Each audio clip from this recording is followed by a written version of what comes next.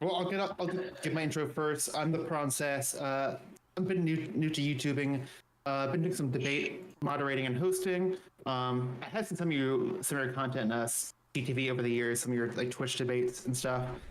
I did some recent debates with Non-Fun as a debater, and gone pretty good so far. So definitely hope continuing having these interesting discussions. I think for some people, the more econ topics can be a little dull, but I think they're really interesting. So happy to happy to help host and moderate these debates. Do you need me to go? Non-fun, you want to go next? Yeah, sure. Non-fun, you can find me on YouTube at non-fun. You can watch me debate a bunch of conservatives about tariffs on January 6th. NONFON, stream on Twitch at non-fun420. I'm 19. I'm from North Carolina because apparently CTV wants to know that. Yeah, basically, what I hope to talk about today is why I don't find tariffs particularly appealing for what they intend to do. So.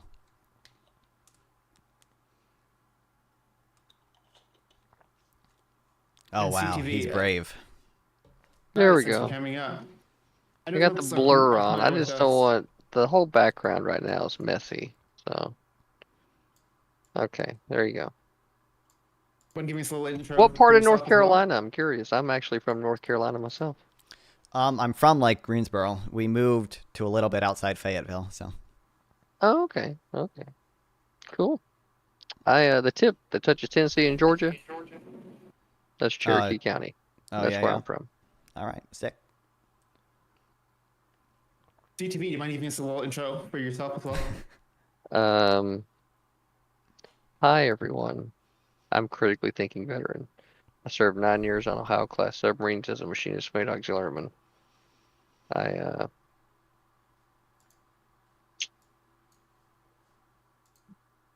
Yeah. Yeah, that's about all you need to know, starting out. The rest of it kind of... Well, yeah. Let's ask this, because I know we're going to discuss some economic topics, some tariffs. What kind of made you interested in econ, if anything, or like what kind of knowledge you bring in on this topic beforehand? You asking me? For both of you. Yeah, your mic, dude, is that's rough. Am I still really quiet? I'm even wondering if you got the right one selected, because it doesn't sound like... it doesn't sound like you have the... It sounds like you have a different mic selected, because you pull it close to your mouth, it doesn't change shit. So I think you have another mic selected in your Windows settings. And it could be that there's one that like there are individual settings for Discord as well. So anyway, non-fun, you don't think tariffs are going to be good? Explain to me. Let's kind of start off from here, right? What is your...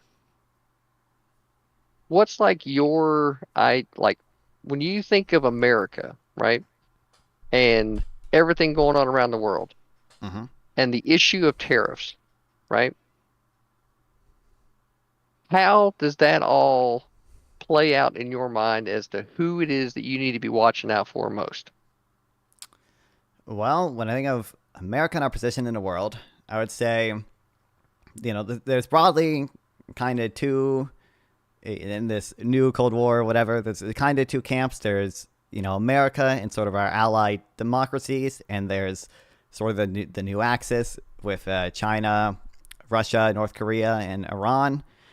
And we have, to varying degrees, the third world countries or whatever are sort of non-aligned or only partly aligned with one of our camps. So I think the people we really have to watch out for, it's primarily China, to some extent Russia, although I think we're already basically watching out for them by funding Ukraine and doing sanctions on them, although I think we could be doing harsher sanctions. Other than that, I think those are really the people we have to watch out for, and I don't think tariffs are particularly are beneficial when placed in our allies, and I don't even really think tariffs are particularly the best thing to do on certain countries like China or North Korea. I think there are other measures that you should do in addition to tariffs that I think you should do. What is the purpose of a tariff? the purpose of a tariff usually is to try to bring, some protected industry, keep it at home, right? So if we want steel jobs to be at home, that's not the purpose okay, of a tariff. sure. The What do you think purpose they are? of the purpose, right, is for the government to put a cost for the manufactured good to cross the national border. Well, That's the whole that's what it purpose, does, correct? reason. Huh? Well, that's what a tariff does. It increases the cost of imports from foreign nations. The purpose Whoa, of that, whoa. That cost is paid by the manufacturer. They can either choose to add that to the product that the consumer will have to pay on the other side or not. I The agree. tariff is paid by the manufacturer to the government for it to be allowed into the market, right? I agree. Yes. Okay, good. We got a good start. So when you're looking at that, and have you listened to everything that Trump has said about how he's going to be implementing these things? A lot of it, yeah. What have you heard? So I've heard he wants tariffs on basically most foreign goods, is what he has said. At least 10%, 60% in China, I think. Essentially, goods that are not being manufactured in the United States by American manufacturers is the goods that will have the goods placed on them. Meaning that if there's a good that's only being made outside of the United States, there will not be a tariff placed on it to come inside. It's only products that are competing. Now, why do you think that he wants to do that? Well, firstly, I don't think that's exactly what he said. Like, we have quotes, the 2024 GOP platform says specifically Republicans will support baseline tariffs on foreign goods. And that's a platform that Trump has claimed of his own. Let me ask this basic question. Do you think he's going to be putting a tariff on video cards? I think he wants to put tariffs on basically most things made in foreign nations. So video cards, I would assume a lot of them, yeah, No, they're only being produced in Taiwan. That's why the whole conversation about Taiwan and microchip processing comes into play, is because they're being produced in Taiwan. So no. Well, I've not seen anything from Trump saying that he only wants to do it for things that are exclusively. I can't pull it up for you right now specifically, and you can either believe me or not. But as I've been watching a lot of the campaign trail, I heard the man say it. So I know there's a recording out there of it somewhere. Well, I also know the 2024 Republican platform, as Trump has claimed as his own platform, says that Republicans will support baseline tariffs on foreign-made products. And I know on Trump's own website, his Agenda 47 says that he would support, quote, universal baseline tariffs on most foreign products. So what do you think the baseline is? The baseline is what I just told you. Are you any better? Is it still shitty? Oh, my God. Oh. No, I mean, you fixed it. Loud. I'm sorry. It's loud. You're good. Okay. Wow, all right, we did it. That was so horrible. I think the baseline down to 100. Yeah. That was horrible in my ears. Sorry, I should be fixed now. Sorry about that. Yeah, But I think the baseline refers to like a minimum amount is my understanding of like a minimum amount of like 10%. All goods or most foreign goods crossing the border will have a minimum baseline tax. Right. And CTV, if you happen to know what like a press conference or where he said that, I can look it up and fact check that as well. The search rallies. You're gonna have to find. He was at one of his rallies. I don't remember if it was Michigan or what. But one of the rallies along the way the last couple of months, when he went into the detail of it, it was manufactured goods that are goods that are being manufactured outside of the United States that have manufacturers in the United States. Essentially, like, why do you think that the manufacturers, like, say, why would an American company move out of the United States to have those goods manufactured in another country?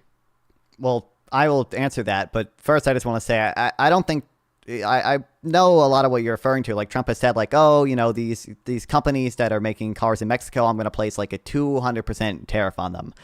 him saying that does not preclude that he also wants to place tariffs on most foreign goods. I think he does want to place tariffs on, his words, most foreign goods. He just wants to place extra tariffs on specific companies that he thinks are offshoring.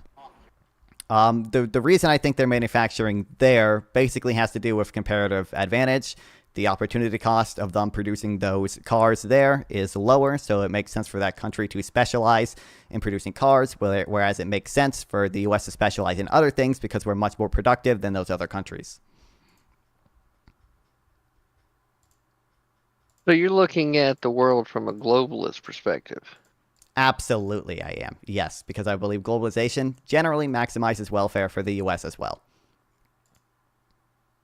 You can have globalization without having the globalist perspective, because globalization just means everybody's working together. The United States Navy has been ensuring, free trade for a long ass time now, and Yeah, I will think that's continue to do incredibly so based. for the foreseeable future, right? So there is America's contribution to globalization. We maintain the seas, period. So whenever I look at trade agreements, right, those countries aren't having to pay X amount of dollars to make sure that the fucking Barbary pirates aren't fucking coming back, or that the Somali pirates aren't fucking, you know what I'm saying? So whenever you're looking at companies that are being able to operate freely and to be able to move their goods because of that, then whenever they're going over to foreign nations and they're exploiting labor, not paying workers as much, they don't have any of the protections. If they died, nobody gives a fuck. That kind of environment. And then they produce the vehicles or whatever it is over there, and then they bring it back over here, and they're able to undercut American manufacturers that have labor law protections and have all these things in place for the workers, minimum wage, you're going to pay them X, Y, and Z, right? Insurance, etc. And that's why the cost is higher, because the workers are more protected actually, and they're not being fucking whipped with a slave whip over here. And that's essentially the difference. So firstly, just on the first point, obviously, I think the U.S. Protects free trade for most of the world. I think that's a good thing. I think that's because we're by far the most powerful nation on earth, and I think that's a good thing for the U.S. This, to an extent, you could say, other countries benefit from this without paying for it, but I think it's still a net benefit from the U.S., and we do tax our own companies to help pay for it as well. We tax our own people, and we tax their companies that benefit from these imports. That's what a tariff is, though, is a tax on the company. Well, sure, but there are better and worse ways to tax people. For example, I don't think a wealth tax is a good tax. It's not taxing the people, the consumer. It's taxing the company. Remember? Well, the burden can be on the consumer, but... And who makes that choice? The company does. So it's not the responsibility of the government. It's the responsibility of the company, because they're the ones passing the cost on. Well, a lot of businesses can't afford to not pass the cost on, and it doesn't really matter if it's their choice if at the end of the day the consumer is still paying the burden of the tax. I was using the word people just to refer to the general tax base. There are better and worse ways to tax a tax base. Obviously, I don't think a wealth tax is a good tax, even though a wealth tax would raise revenue to finance our protection of the rest of the world's trade routes. I also reject the only reason that it's cheaper to manufacture in other countries is because they have slave labor or whatever. One, some countries just have natural advantages. We can only get certain, Saudi Arabia oil is a lot easier to extract than oil in other places, so it's cheaper to get there. Secondly, wages are determined in large part by productivity. This makes sense logically, and we have empirical evidence to support this notion. Low productivity places get paid less money, and their low productivity is compensated by the fact that they get paid low wages. And then we also can make this moral argument that they're using slave labor or child labor or whatever. No one cares if they die. Well, that might be true, but no job is worse than a job, right? Even these sweatshops, people their revealed preference for working in a sweatshop is that it is a net benefit to them to working in that sweatshop. A lot of countries have these sweatshops. It sucks. It's unfortunate that we should do things about it. I think the thing we do about it is free trade, because free trade is generally mutually beneficial and allows these countries to develop and get past that stage sooner. We have studies on this. Logically, we can see why free trade is going to increase productivity and increase growth. Increased productivity increases wages, and increased growth lets them grow out of that era of having sweatshops faster. Okay, so let's five hit this thing for a minute. How do you actually grow the wealth of a nation? You produce and consume Is more. it by Like, well, let's grow the wealth of a nation, give the government a bigger pocketbook per se, right? Is it by taxing the 1% or is it by taxing the middle class? Which one do you think you're going to get more money out of? well, more money out of doesn't necessarily translate into growth. I would say, I mean, it depends on the distribution of income. I would say you can probably get more money from taxing. It depends on how unequal the country is, I should say.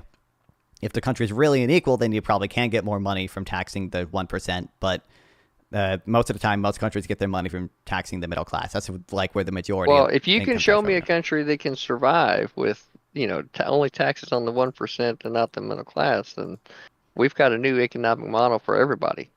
But it Yeah, I doesn't mean, happen that way. to be clear, The like these way are the that you get reasons I oppose right, like a wealth tax. Like, right. So the way that the biggest way for the government's going to be able to get money is by taxing the middle class. Fair enough. Fair enough. Right now, the middle class can't afford what the government's doing. So it's got to get the burden has to come off the middle class, and it's got to go somewhere. Where do you think it's going to go? Do you think that it should continue to be pushed and pushed on the middle class until they can't purchase the basic items that they need to be able to survive? And then the entire network that's keeping those seas free for everybody else? well, this is like I have Do you, my do you see how I like there's a crumbling from the inside that needs to be corrected? Well, I do, but like this is gonna get so far out of the scope of like where I want to go because like I have my own views on like what is optimal But we're policy. still Like, talking about tariffs, which I consider to be a tax on the company before it brings a good into the country. well, do you accept that tariffs are generally regressive taxes? I accept that a tariff is generally a tax on the company. Its effect has everything to do with the company itself, the market that it's competing in, etc. I mean, but Maybe okay, maybe we Oh. talk about specifics. Like I think Trump did some tariffs on steel's first term. If I'm not wrong, I think the price of steel like increased very quickly in the short term, at least. Well, that was because they took off a lot of the cheap Chinese steel that was being flooded into the market. And when they took that completely off the market, obviously prices are going to shoot up in the interim because there's not as much supply. Once that balances out, and especially when the quality's better, then the prices are going to balance back out because now there's a normalization in the market. well, here I have a. So it seems like we do accept that companies can pass on the burden of these taxes to consumers, right? I think you basically opened by stating as such, right? The company can pass on whatever it wants to the consumer. Whether or not the consumer purchases it is the choice that they make.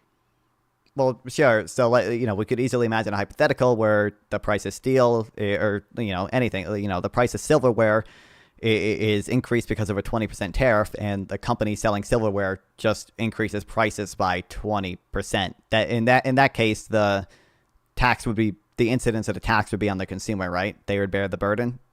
No, it's still on the company.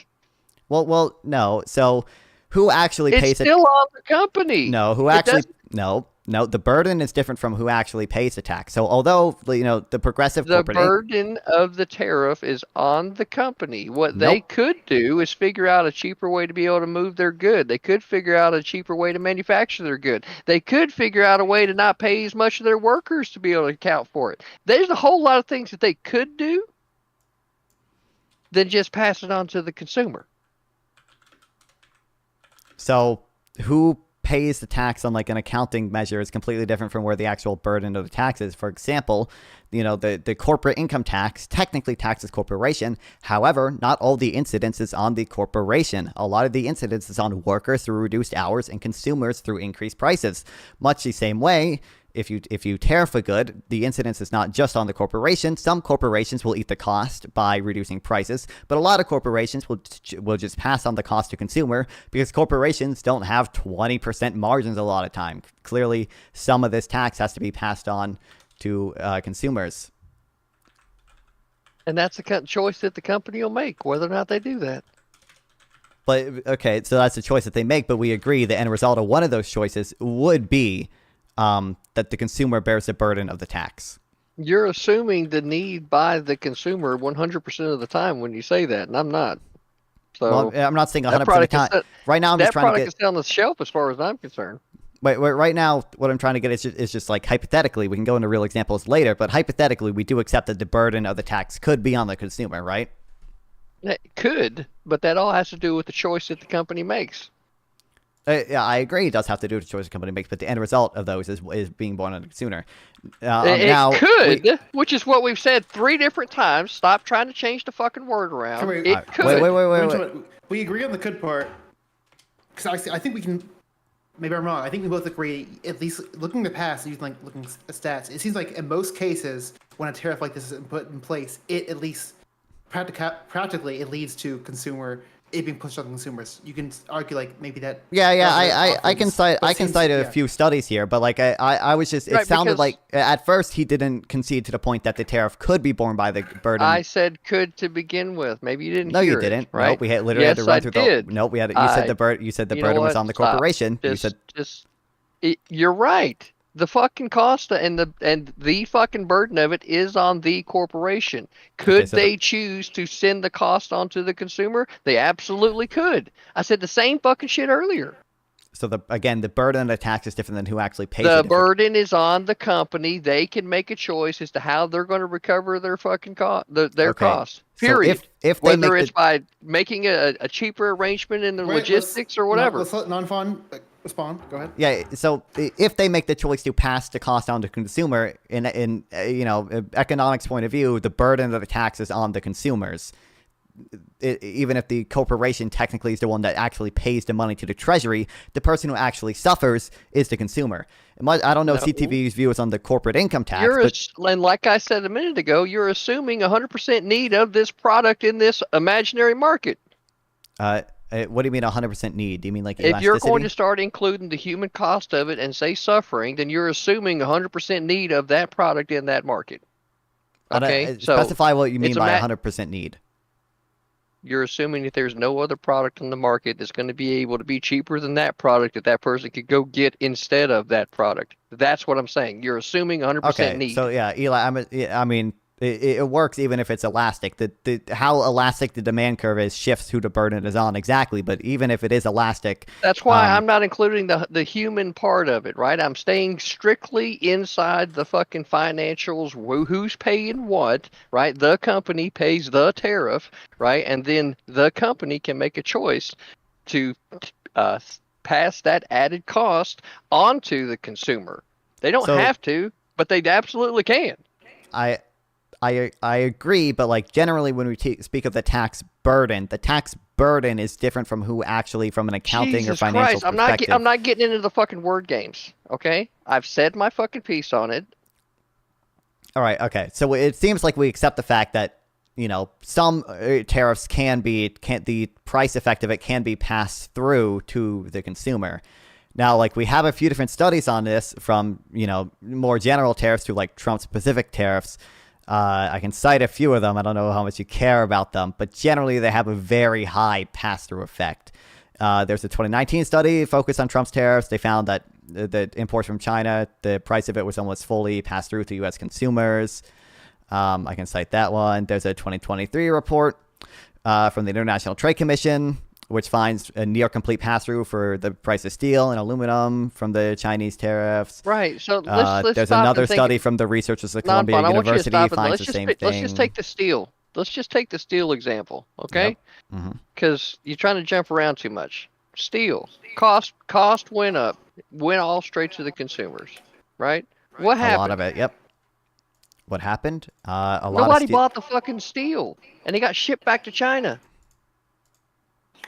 Wait, I'm sorry. Wait, you're saying because the price of steel increased due to the tariffs, nobody bought steel and all the jobs went to China? They weren't able to continue dumping that cheap ass steel here in the United States. It went back to China, and then the market settled out. That's why the prices spiked, like you said a minute ago. Then they settled back out. It's a lot of these Oh, things. wait, you no, I gotta, get what you you're gotta, saying. you gotta, yeah. A lot of these things, man. You gotta. It's one thing to understand, like, well, this, and this, right? But when you look at, you come out a couple of layers up into the clouds, right? Like you're playing Age of Empires, right? Like maybe you're looking at just like one set of men over here and they're building this fucking farm and they're doing this and that and the other. But like when you come out and you see how everything else is playing together, right? That's where like I would encourage you to go back and like say review NAFTA, how that affected Yep. all of the manufacturing here in the United States and how there's not as much manufacturing now as a result. Where those debatable. jobs went. Say again? I said debatable, but just, the way you phrased it initially was confusing. The way you phrased it, to me, it made it sound like you're saying that the steel tariffs led to jobs going to China. I understand now that's not what you mean. Jobs going to no. No, you said, I forget exactly what you said, but the way you phrased it, maybe I just misheard it. It sounded like you were saying the steel tariffs led to jobs going to China. So I don't deny. No, it led to that steel going back to China because nobody bought Yeah, it. no, I understand. Yeah, it led to that steel going back to. The way I interpreted it was like steel jobs in America were going back to China. That was my misunderstanding. But I understand what you're saying. So there's a few things I'm gonna respond to. One, even if some, I'll say on talking about jobs, even if some steel jobs were protected, free trade typically, almost always actually, has net benefits, and imposing tariffs has net cost, and the loss to consumers is greater than the loss to producers. So almost always we see a decrease in jobs. This is in fact what When you say free happened. market, though, what do you mean when you Well, say can I finish? that? Can I finish my? I can get to that. I know. I'm Yeah, really curious about that. Let's let none of them finish, then we can ask any questions. Yeah, I'll finish my point. Like, this is in fact what happened. Trump steel tariffs, as many studies confirmed. Steel is an especially bad thing to tariff as well because it's an intermediate good. So companies use it to make other things. If we tariff steel, then the nail company gets harmed. So they can't compete with Canadian nail companies who don't pay the tariff. Steel is used to build factories in general. Steel, in fact, steel consuming jobs outnumber steel producing jobs 80-1. The second thing I'm going to respond to is, this U.S. manufacturing point. I think there are some national security reasons to bring U.S. manufacturing back. However, you should consider the opportunity cost of bringing these steel jobs back. So we could bring steel jobs back. That is true via tariff. However, there's a large opportunity cost for that. Everyone working a steel job is someone not working for Apple making iPhones. Those jobs making iPhones are way more productive. That's a horrible example considering iPhones are being made in China, right? What'd you say, right? What? I said, aren't iPhones being made in China? The final assembly is usually done in China. However, the design of it is the high productivity aspect of it, which is the research and development into designing and engineering. It is all So done in you think California. that it's better that we allow the manufacturing of the biggest part of it to go happen in China instead of having that happen here in the United States? Is that what I'm hearing? Well, you say the well, there's two things. You say the biggest part of it, but really like the high intensity manufacturing happens in the U.S., which is all this design and engineering, which is very capital intensive. No, it's very you're high just mentioning productivity. computer work right now. You're mentioning computer work. Computer work. None of the physical pieces. Sure. That all happens in China, right? Yes, but that's very. Thank you. Yeah, the final And assembly happens in China. I you're believe like that is. playing up these jobs as if they're so fucking great, right? And if those other jobs isn't as great, why don't we get the fucking phone actually made in the United States rather than it being made in China? Because of the opportunity cost, number one. And two, tariffs aren't even a great way No, to do that. it's because they're exploiting the labor over there so that they can sell the cost of their phone that much cheaper, right? Because if they weren't exploiting the fucking labor over there, they wouldn't be able to get it to you for what, $1,200, $1,300? It costs Well, more. one, I've I mean, kind of, think about the power that's sitting there in your hand, right? Mm-hmm. Like, it's fucking amazing. I got the Samsung Z Flip 6, right? Amazing, Yeah. right? But the power that's in this fucking thing dwarfs what I would have even had my close to ability of having 20 years ago. You know what I mean? But I agree. think about this. In 20 years from now, is this thing going to be able to get any way past where it's at now? I don't think so. Maybe it gets a little bit faster. Maybe, because it's got camera, voice, mics. There are diminishing there's returns. all There are kinds of diminishing returns. I agree. Right. So it's pretty much peak. So, what's the next thing? So that's the thing that I would be curious more about is getting that manufacturing back here in the United States, if for no other reason than a national security one. Well, I don't believe manufacturing iPhones is a national security reason. I do believe there can be cases of national security considerations. You don't consider the privacy of millions of Americans first of all, national security? I mean, I don't think just because the final assembly is done in China, that means the privacy is compromised. But I would also and you're assuming hold on, you're assuming good ethical practices from manufacturers over in China that they're not somehow putting some kind of bug back in the firmware that they could be listening back or be pulling data back from in the network and you not even know it. So I don't think there's any good reason to believe that's happening. I don't think there's any evidence that's happening. I think Apple takes privacy pretty seriously. That's why presidents use iPhones and aren't allowed to use Android. For the last fucking decade or more, and you're going to say that there's not a good reason to not trust China? Give me a fucking break, bro. There's not a good reason to believe that just because the final assembly of everybody's fucking property. You're going to tell me that's not a good reason not to trust them? They may be stealing it. I don't deny that China's stealing intellectual property.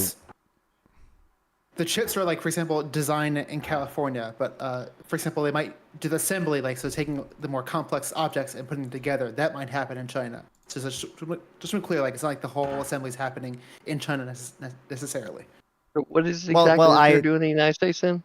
Besides the computer they're work? Designing, engineering the very capital-intensive things. You know, China has a lot of cheap labor. I agree, but U.S. capital markets are designing. They're designing chips. That's why I was called. There's more. The labor. So they're designing it, right? They're doing the computer program work and designing the chips, and that's not the actual physical product, right? No, not the final assembly of the physical product. Okay, just want to make sure we understand what we're talking about. So, what effect on jobs do you think it would have if we tariffed iPhone production and tried to bring that manufacturing back here? Do you think that would have a net positive effect on jobs? Do you think that would have a net negative effect? I think in the long run, that's what we need to be moving towards. Because self-sustainability has to be a priority of the government of any land, or it's not going to continue. Right? If you're not thinking about taking care of yourself and your people first, you're not gonna keep going, right? It's just like you can't if you're sitting there starving and all you got is $5, right? You don't give somebody else the $5 and not get something to eat yourself. You get, maybe you get, $2. You get something, then you can help somebody out, right? But you got to take care of yourself first. That's why they tell you on the airplane, right? Put on your mask first before you go to help anybody else, right? Okay, so do you think if we were to put like tariffs on iPhone manufacturing, what do you think that would have a net positive effect on jobs in the U.S.? I don't think that there's enough of a market for iPhones that we're going to be able to, do anything enough for people as far as that's concerned. But I do think there's a number of jobs that could come back that would be able to help a number of people here, right?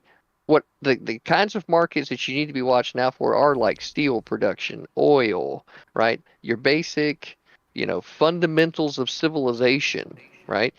Those are the things that you need to be making sure are definitely free and fair and of a certain quality too. You just don't want somebody making shit and dumping it on the market, which is one of the reasons for a long time China wasn't allowed in. And then they finally let them in, right? And everything you go fucking buy at the store now is made in China. And look at what's been happening to the people here. Everything here used to be made in the United States. And dude, it's crazy. You go back and look at like refrigerators back from the 50s versus what we're getting today. Bro, I want a refrigerator from the 50s. Those sons of bitches last forever. And they got way more features. And we're getting these to get anything comparable now, you're paying $2,500 easy. And it's going to be, and you know what? You're going to have to replace it in 4 to 6 years. That's a guarantee because that's how they manufacture them now. That's the other thing that all of this shit has done. The planned obsolescence point is kind of tangential to this. I don't really need to go down that rabbit hole. What I really want let me to cut you off real focus quick. on right The now flip is side of that jobs. you're talking about your iPhone before. Like the flip side is we have the awesome technology like the iPhone that's pretty cheap and available because of globalization also. So there's pros also. Even you admit that. So now it's 2v1 instead of a Yeah, moderator. so Got it. you're Oh, look prepared at for it me to be- calling you on being- your shit. I trust you. I'm being very moderate in the middle, just saying, hey, you mentioned this earlier, just calling it out. Yeah, so I mean, CTV like mentioned, like there are cases where like you want to make sure production is here for national security reasons. Steel maybe could be that case. I just Maybe we only build cities and ships out of it. I mean, I don't fucking know. I mean, steel. I also don't. I don't want steel to production to be here. Really, I think the opportunity cost is too high. If we try to friendshore it to Why would Japan or you one of our not? allies, I would prefer that. Where do you think a lot of the raw materials come to be able Well, to make that stuff? Minerals in the earth, but here they're Really? I believe You think it's minerals in the earth? You think that make Nucor steel, Steel you in need Memphis, iron, you Tennessee, they're only using minerals from the earth in order to produce their special bar quality steel? Is that what you think? well, I mean, nature and labor, but the thing I want to focus, the reason I No, don't it's a necessarily lot want of the that to be here is because recycled of the large. materials that they gather up in large mass, and then they put them into an electric arc furnace, and they melt them motherfuckers down, and then they cast the steel, right? Like it all gets put together. Recycling is one of those things that has been getting shipped right over to Well, China, I and then don't. they would. I mean, that comes So, from the but here that comes from Earth recently, originally, but like. Maybe some of it's recycled. That's fine, but there's a good reason I don't want this to be here. It's because of the opportunity cost of it being here. Again, every steel worker here reflects someone who isn't working in Apple, doing much higher productivity things. Furthermore, there are further harms tariffs have. not Like, if we everybody do a needs an tariff to protect, iPhone. Not everybody needs an iPhone. I guess I don't dispute that, but like generally, if we're trying to Okay. measure You quality think everybody of needs life, what things do you think people do need though? Let's talk about that. I don't see how that's particularly Because we're going to get relevant. closer to I a guess, market to where it actually becomes relevant because everybody doesn't need an iPhone, and we're talking about steel kind of innuendo. So I'm trying to like, what market, right? What do you think everybody needs? I don't see how that's particularly relevant to this right now. I'm not interested in discussing what people's You're talking about a very material niche needs are. market whenever you say you want to have steel workers, which there's a whole lot of functions and uses Well, for we can steel. talk about and any you want to market, move like millions of jobs, right, of people that could be doing steel I work deny tariffs help overseas jobs. instead of them being here in the United States, simply because you would rather have them producing iPhones, which is something that not everybody fucking needs. So I need you to give me a fucking market in which we're going to actually be operating. That's going to make sense. If you're going to be sending millions of steel workers over fucking seas. Well, not iPhones. Well, we can apply this logic to any market. I don't care about let's talk about any market. Let's talk about car manufacturing. Let's talk about farming. Like the same comparative advantage applies in any market. We're talking about specific tariffs, which I don't think we're against. We're against universal tariffs. So just want to clarify. I like talking about the individual ones also, but just want to clarify. What's the definition of a universal tariff? Well, to be clear, the point I'm trying to get at here is I don't think. I'm listening now. Okay, well, sure. Universal tariffs, I would say, are. He's got wireless mic. Okay, great. Yeah, universal tariffs, I would say, are tariffs on literally everything, or maybe 99% of things imported into the U.S. But the point I was really trying to drill down here on was that tariffs really don't, in aggregate, protect jobs because of specialization and comparative advantage. That's the point I really want to drill down on. I want to make sure CTV knows that anytime we tariff something, we're protecting some jobs at the expense of others, and that should inform how we and when we tariff things. I would say that what we're doing is recovering the expected gains that they thought they were going to have by going overseas and exploiting labor. But you can call it whatever you want. I mean, I've already responded to the exploiting thing, but I disagree that we're recovering gains, because I believe free trade is a net benefit to us, essentially, because of comparative advantage. Ensuring you know what that is? Who's ensuring the free trade?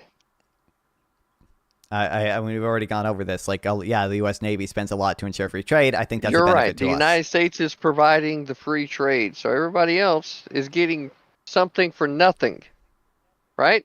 Well, I want to say for nothing, trade tends to be mutually beneficial. So, like, the U.S. benefits from trade that it does with China, that it does with India, that it does with Europe, that it does with all these countries. No, those are individual trade deals that get to be made between companies and yada yada yada yada, right? The companies, the free trade, right, is what the the military U.S. Navy ensures ensures so those that trade deals companies can can be happen. able to trade with each other, right? And then at some point, right, through the national border, that's when the government gets a say, right? My understanding is that your claim is that the U.S. spent a lot of money allowing free trade to happen, and all these other countries are getting something for nothing in that sense, right? They absolutely are getting something for nothing. They're getting So access to the American market and they're not having to pay a dime for it. So yeah, my claim is they're getting something for that nothing. they're not getting something for nothing because the U.S. also benefits from trade with these countries. Do you dispute that the U.S. benefits from trade with these countries? There's no reason to dispute that. What you're not acknowledging is what the fuck I said. Well, I just acknowledge that by saying they're not getting something from nothing because we also benefit They from are trade with them. getting That's my something position. for nothing. Whether or not the trade is Well, how beneficial is irrelevant to the fucking numbers game. There's millions of dollars spent ensuring the free trade. They're not paying a fucking dime for it. So guess what? It's something for nothing. The companies, right? The He's companies that are disputing the owned by nothing part. He's saying there the is something. Jesus Christ. The Yeah, I'm saying we companies, benefit right? from this as well because we benefit from being able to trade with these countries. You're not the companies that operate inside these nations, right, are the ones making their deals, and they're the ones and the people that work for them, right? And then the where those people spends their money, right? That is where it's beneficial. In a part in there, whenever it comes to competition, right? This other person over here is able to pay their workers an obscene amount of, little ass money, basically fucking slaves, to produce a product that might and more than likely be inferior, but at a cheaper cost, that is more of a throwaway item, which is what exactly like Christmas lights. That's a great example. We send millions of pounds of trash over to China for years. They turn it into Christmas lights. They turn around and ship it back to us and sell it to us, and we throw them back away again. And they fucking same shit. Fucking crazy. And you want to continue this same cycle without understanding that it's the American people being fucking hurt, so that foreign nations that are, as soon as they get to a point to where that they can kind of have any kind of a say on the world stage, want to start acting out. That's the problem. I don't think they deserve to be having access to the American market and the free trade that they're providing if they don't know how to act right on the world stage. Well, I agree. If like countries are doing bad things, we should sanction them and maybe even tariff them. That's why, I believe we should sanction Russia and, maybe tariff Russian imports as well because they're not exactly behaving. But I don't think it's fair to say that they're getting something for nothing if the U.S. is benefiting from our trade relationship with them. Just because there's a benefit doesn't mean that anybody else is paying the cost. Well, if we're spending the money and we benefit from it, and they also benefit from it, that seems fine to me. Where you're everyone throwing is it all into one pot, and it's not in one pot.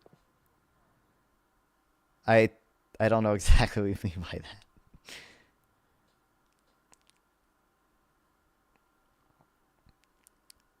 As someone in the middle here, yeah, because I think I see what both people are saying, but I don't see it as a trade for nothing because I think it's all contributing us to be like a global hegemonic economic power. Whereas like one of the reasons, like for example, Amazon is so successful is because they're not just an American company; they're able to exist in other countries also. So there's a benefit, although maybe not quite as clear, by like enabling free trade across the globe. Without the U.S. Navy, there is anybody doing the job? What do you think happens if the U.S. Navy isn't there? I think trade would be a lot less unsafe. I don't dispute that. a lot more pirates and shit like that, right? So then the Probably, whole yeah. idea of that company being able to have, to ship their goods to another country across the sea without having to provide their own escort for their goods to make sure that nobody stole it. I mean, I don't disagree. My So point is that simply right that the there, U.S. so understand, I the right. just listen. So understanding that the baseline is piracy, right? And so if that's the baseline for normal, and then there's something that changes that. So the United States changed that and set a new default. The cost is all being paid here for it.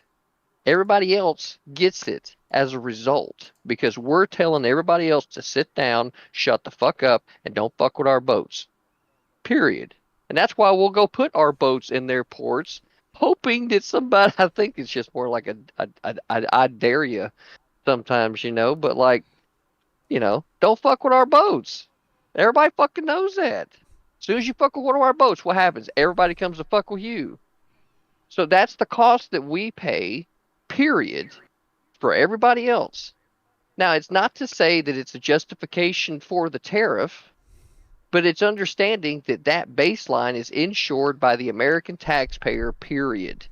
So when it comes to any tariff that is being considered for a product, my understanding from what Trump has said is that products that have manufacturers here in the United States, because he's not trying to not have a supply of a product be to the people. If there's competition from foreign markets before they come here, there's a tariff. If not, then there's not.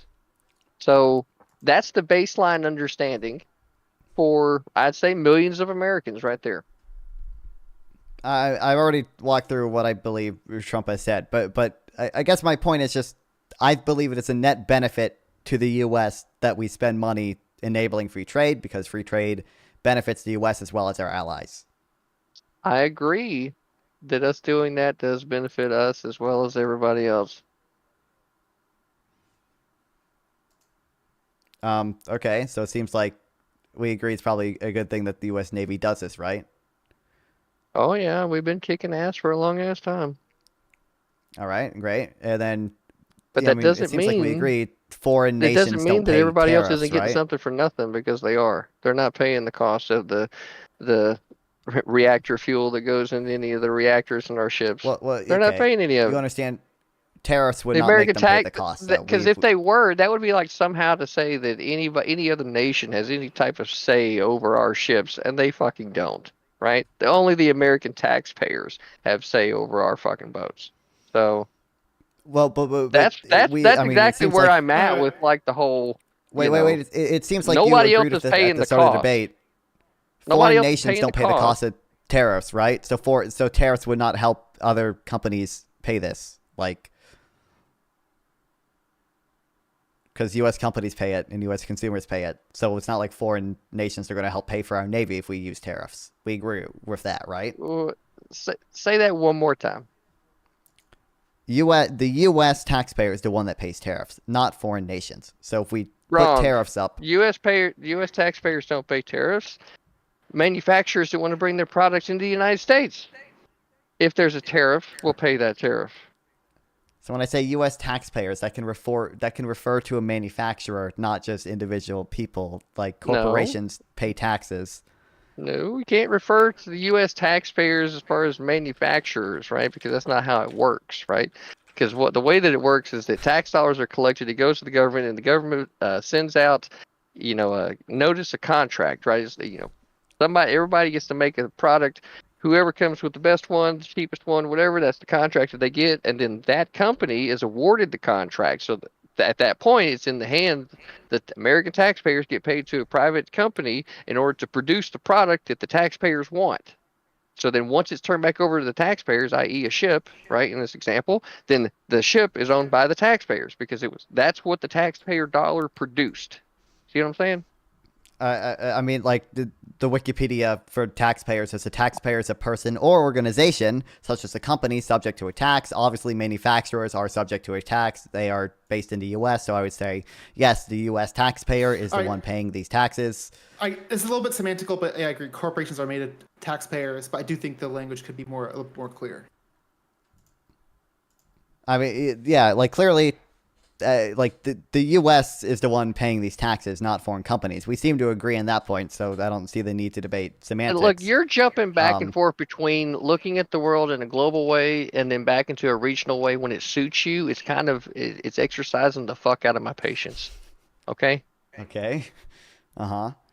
Can you explain how am I looking at the world in a global way versus a regional way? Because whenever I'm sitting here talking about it in the world stage, and I'm talking about taxpayers, right? I'm obviously talking about taxpayer dollars that were collected, paid to the U.S. government, and then the U.S. government took that to a private manufacturer to produce product. Did the workers that were working at that company have to pay taxes? Yes, they did. Does that somehow mean that those workers now have, because of their association to that company, any say over the product they're fucking making? No, they have zero connection because they manufactured it there. They have every connection because they're a fucking taxpayer that voted. It's like that's the inconsistency, right, that you're presenting right now in the language, and it's one of those like devilish tricks that I've seen so many times for people on the left when they do it just to subvert language. Now, I want to have a good conversation about this, but you need to be able to follow whenever I'm saying taxpayer up here, and then you want to flip it down here, and then I don't want to do that. I don't want to play mental fucking gymnastics. Either you know what the fuck you're talking about, or you're trying to figure out what the fuck you're talking about. And if you're trying to figure out what the fuck you're talking about, then we can have a conversation where you can impart knowledge and let me know what you know, and then I can let you know what I know, and we can move forward smartly. But trying to have a debate where you are definitely not prepared to be having one is only exercising my patience. I mean, I think I'm being way more precise with my language than you, but it's semantics, so I don't really care about the meta conversation. So, I mean, I think we should be okay with semantics coming up because this is a really complicated topic. So I don't think it's crazy like that. Miscommunications do arise. I think we should be okay with that and just address them as they come up. I guess, when I say the burden's on the U.S. taxpayer, I simply mean that people holding U.S. dollars that are U.S. citizens are the ones paying the tax, or an organization based in the U.S., holding U.S. dollars are the one paying the tax. That's an imprecise way to refer to it. It's so imprecise. I don't think that definition of taxpayer if you're an is American particularly citizen imprecise. that has American dollars, but what if you're a fucking foreign national that has American dollars? Well, those people typically aren't taxpayers. It depends. I mean, they can pay excise taxes, I guess, if they buy something. But that's what I mean when I say the U.S. taxpayer. All I tried to get across by saying that was that, China is not the one paying these tariffs. Germany isn't the one paying these tariffs. The burden at the end of the day is on the United States, at least primarily on the United States for these tariffs. That was the idea I was trying to get across. The tariff, it seems like we agree on this. But that's not... We'd agreed on this earlier. Yeah, we are... He's not saying, because he's not saying the consumer part. He's just saying... No, he's flipping it back around. Earlier we said that the company is responsible for paying the tariff and that it could. And now he's definitely saying that it is. And this is the bullshit with the fucking language now. No. He's all I'm saying is someone based in the U.S. does not pay that. Yeah. He's just saying... Well, no shit. And look, countries don't... CTV, look. we've had a lot of debates on YouTube. People do not understand that, so it's not that crazy to clarify that. And people don't. I don't even know that. Why would you even bring a country like China doesn't pay this? Of course, China doesn't pay it, but maybe what's that? Huawei? What's that big Chinese company over there? Huawei. CTV. Do you at least starts with an H? Huawei. Maybe Huawei. Anyway, but that company pays the tariff, right? Whatever the company is individual and separate from the nation, the government, right? To me, these are very simple things to understand, right? And it keeps getting convoluted. There's the government, and then there's the company, right? And then the company gets to make choices, right? So the government's right here says, nope, you got to pay a tariff. And then the company goes, well, fuck, I don't want to pay the tariff. Well, you don't get access to our market. Oh, well, fuck, I want to pay the tariff. Well, shit, now we have to pay this tariff to get our product over here. We're going to pass costs on to consumers. Okay, well, they made a choice to fucking do that. The government didn't force them to, did they? Right. The only problem that I really think that you're having here is that you don't trust Trump, right? You don't trust the people that are around him. You don't trust the policies. You don't trust that part, right? And I think that's where your problem is. That's I don't absolutely think he trusts not. his economic policy. Well, yeah, I don't think that's the issue here. I think the issue here really is we're coming at it from like different frameworks. So like when I say burden, we mean a different thing by burden because I'm using burden in a more like strict economics textbook, econ bro sense and not a very colloquial sense. So I think that creates miscommunications. No, it's not a miscommunication, right? The burden period, right, is who had to pay it? Who was required to pay it? The company was required to pay it. They weren't required to pass it on to the consumer. That's what you're convoluting in there. The company was required. The consumer, if they purchased it, the price was raised because the company chose to.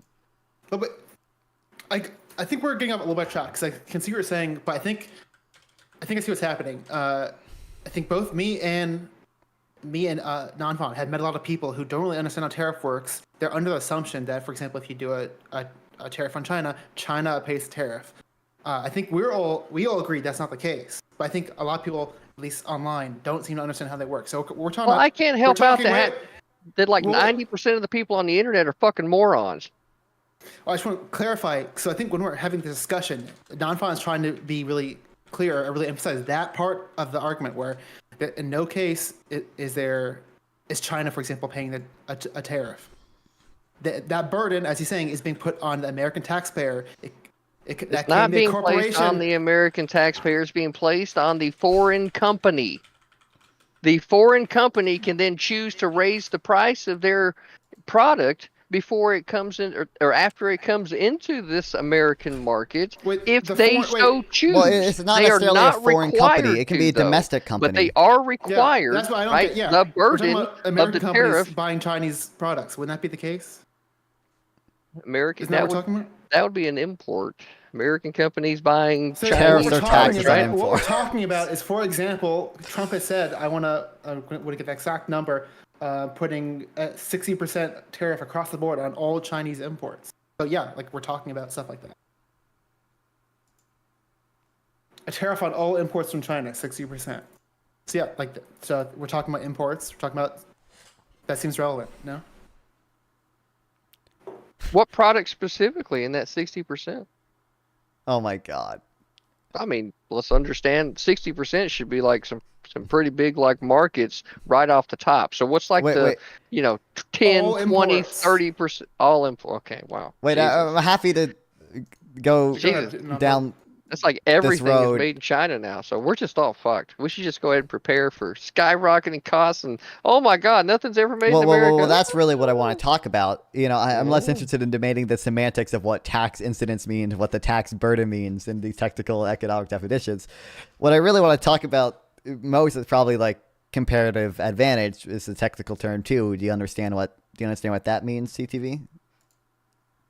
Nope. Why don't you go ahead and tell me? I'm just an old fart that don't understand a fucking thing. Yep. So comparative advantage, really, it's just the ability to produce something at a lower opportunity cost. Opportunity cost is just what you have to give up in order to make something. Something really great about free trade is that it allows countries to specialize what they have a comparative advantage in. So I think we can all agree. If Vietnam and the U.S. were both only making shoes, the U.S. could almost certainly make more shoes than Vietnam. That gives us an absolute advantage in shoes. However, Vietnam specializes in making shoes, and we don't, because Vietnam has the comparative advantage in making shoes. What that means is that when Vietnam makes shoes, it has to give up less than the U.S. does if it makes shoes. And I mean, intuitively seems obvious. Like the U.S. is pretty high productivity. Everyone making in a shoe factory in America is someone not making iPhones, and iPhones make a lot more money than shoes. Software, Microsoft, that makes a lot more money Really? than shoes. You think iPhones make more money than shoes? What's the market cap of Apple versus the market cap of Nike? Like, yeah, generally. Yeah, that's just one brand of shoe, bro. You said shoes. Wait, I think. If, are you look, saying if you well, somebody hold well, on, else's then hold on, argument? hold on. If you just opened then your let's fucking compare the- mouth and inserted your foot and didn't consider the whole fucking market of shoes before you said that shoes broadly, right, which would include boots and fucking everything else, right? Then you're the one that fucking did it. Be more precise with your language. Well, Sorry, I should have been more I'm- precise. I I'm in think the the middle here, tech and sector makes more than the shoe sector, the Well, advanced I'll tech clarify, no. sector. What you said is not wrong, because I think you're missing one big difference between a shoe and an iPhone. An iPhone has a marketplace on it where literally Apple makes money on apps that are made on it, where you can't do that in a shoe. Yeah, So but check this you out. make a, Not you every, make a shoe. hold on, Wait, hold make a on. shoe. Wait, Not wait, I'm almost everybody done. needs. No, not, no, I'm just not almost done. everybody I'm needs a just let me fucking talk. iPhone, but everybody needs a pair of shoes. Well, I'd argue in That doesn't as mean we shoes become make more money, but become more as we And become more that's technically exactly dependent what. as a And you know what? society. You might Shoe- need a computer to Well, I don't know. I be mean, an it's average person. But yeah. the way they do the codes with apples anymore. You got to get the new one every year, otherwise they start fucking with you. So yeah, I mean, Doesn't really matter. We're talking about value. well, the thing is, yeah, you can't. Well, You here's can't have a CTV. marketplace on a shoe, but yeah. I think we should generally be able to accept two things. One, do we accept that the U.S. Our labor productivity is higher than other countries, generally speaking? I don't see a reason why we can't be, producing those shoes here in the United States. Matter of fact, Well, there's a lot. There's a whole market. I'm pretty sure of boots that are well, being made in the yeah. United States. Well, one, that does not answer my question. I was asking whether, You don't want to buy boots? Well, I'm asking, do we generally have higher productivity than other countries? Do we think that's true? Yeah, I would. And then Well- do we think our capital Well, I don't markets are know. stronger Wait, than he's other thinking countries about too? I don't know. Yeah, generally. Yeah, so it seems like we agree on that. Do we think that capital markets are also better in the U.S. in terms of how much money people have to spend on stocks and bonds and invest in all these things? It sounds like you're only giving me reasons to make sure I protect that market. Well, I mean, a trade deficit actually helps with that, but Does it? I disagree. Yeah, the trade deficit is a financial account surplus. Yeah. Well, there's only a point to where you can push out so much manufacturing before you're left with a complete service-based, service. What's the Service-based economy, like yeah, service service-based industry. economy, right? There's only so much manufacturing that you can push out and then have all the employment relied on that before you actually cap where the middle class is going to be able to grow to. And that's exactly the problem that we have right now. They keep throwing on the taxes and the people can't grow past this point because the manufacturing jobs aren't there. And you want to go into like education from earlier, right? Getting rid of the Federal Department of Education is a great way to fucking go because schools now are not preparing people for actual jobs out in the fucking real world. So there's a whole lot of reasons why we need to get these manufacturing jobs back so that we can give people something to do because not everybody is going to be on par intellectually with producing a fucking iPhone. So you have to have jobs that normal everyday people are going to be able to do because guess what? You could have somebody that has the ability to be able to make an iPhone but doesn't have the fucking want to, and it doesn't matter how much money you want to fucking throw at them. If they don't want to fucking do it, they're not gonna fucking do it.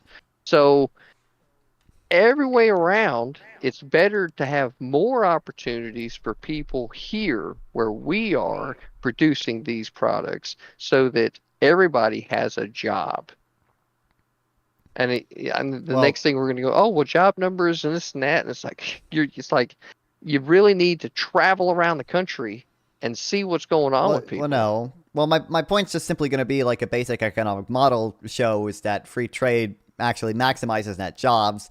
You may say those jobs are in the service sector over the manufacturing sector, but I don't see why that's necessarily a bad thing. We have a comparative advantage in service sector jobs because we're high productivity, and service sector jobs generally require higher productivity workers than, low skill manufacturing jobs.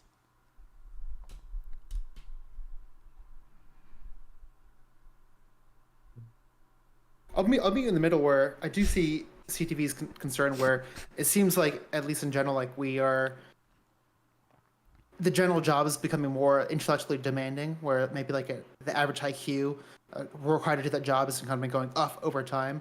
Where definitely, if you look at maybe 20, 40 years ago, there's probably more easy to attain, easier to do jobs. Where now definitely, partially because of specialization, we've been going in a direction where maybe not everyone can maybe go over some of the hurdles put in place or can achieve what we're looking for. Because like here's the point, right? So well, here let me just. There's two things. I was backing you up, so I want to see non-final response, please. I just want to say there's two things with this whole like manufacturing, job skill thing or whatever. I don't deny that there are winners and losers from trade, right? Certainly low skill workers are hurt by some free trade agreements, whereas high skill workers benefit.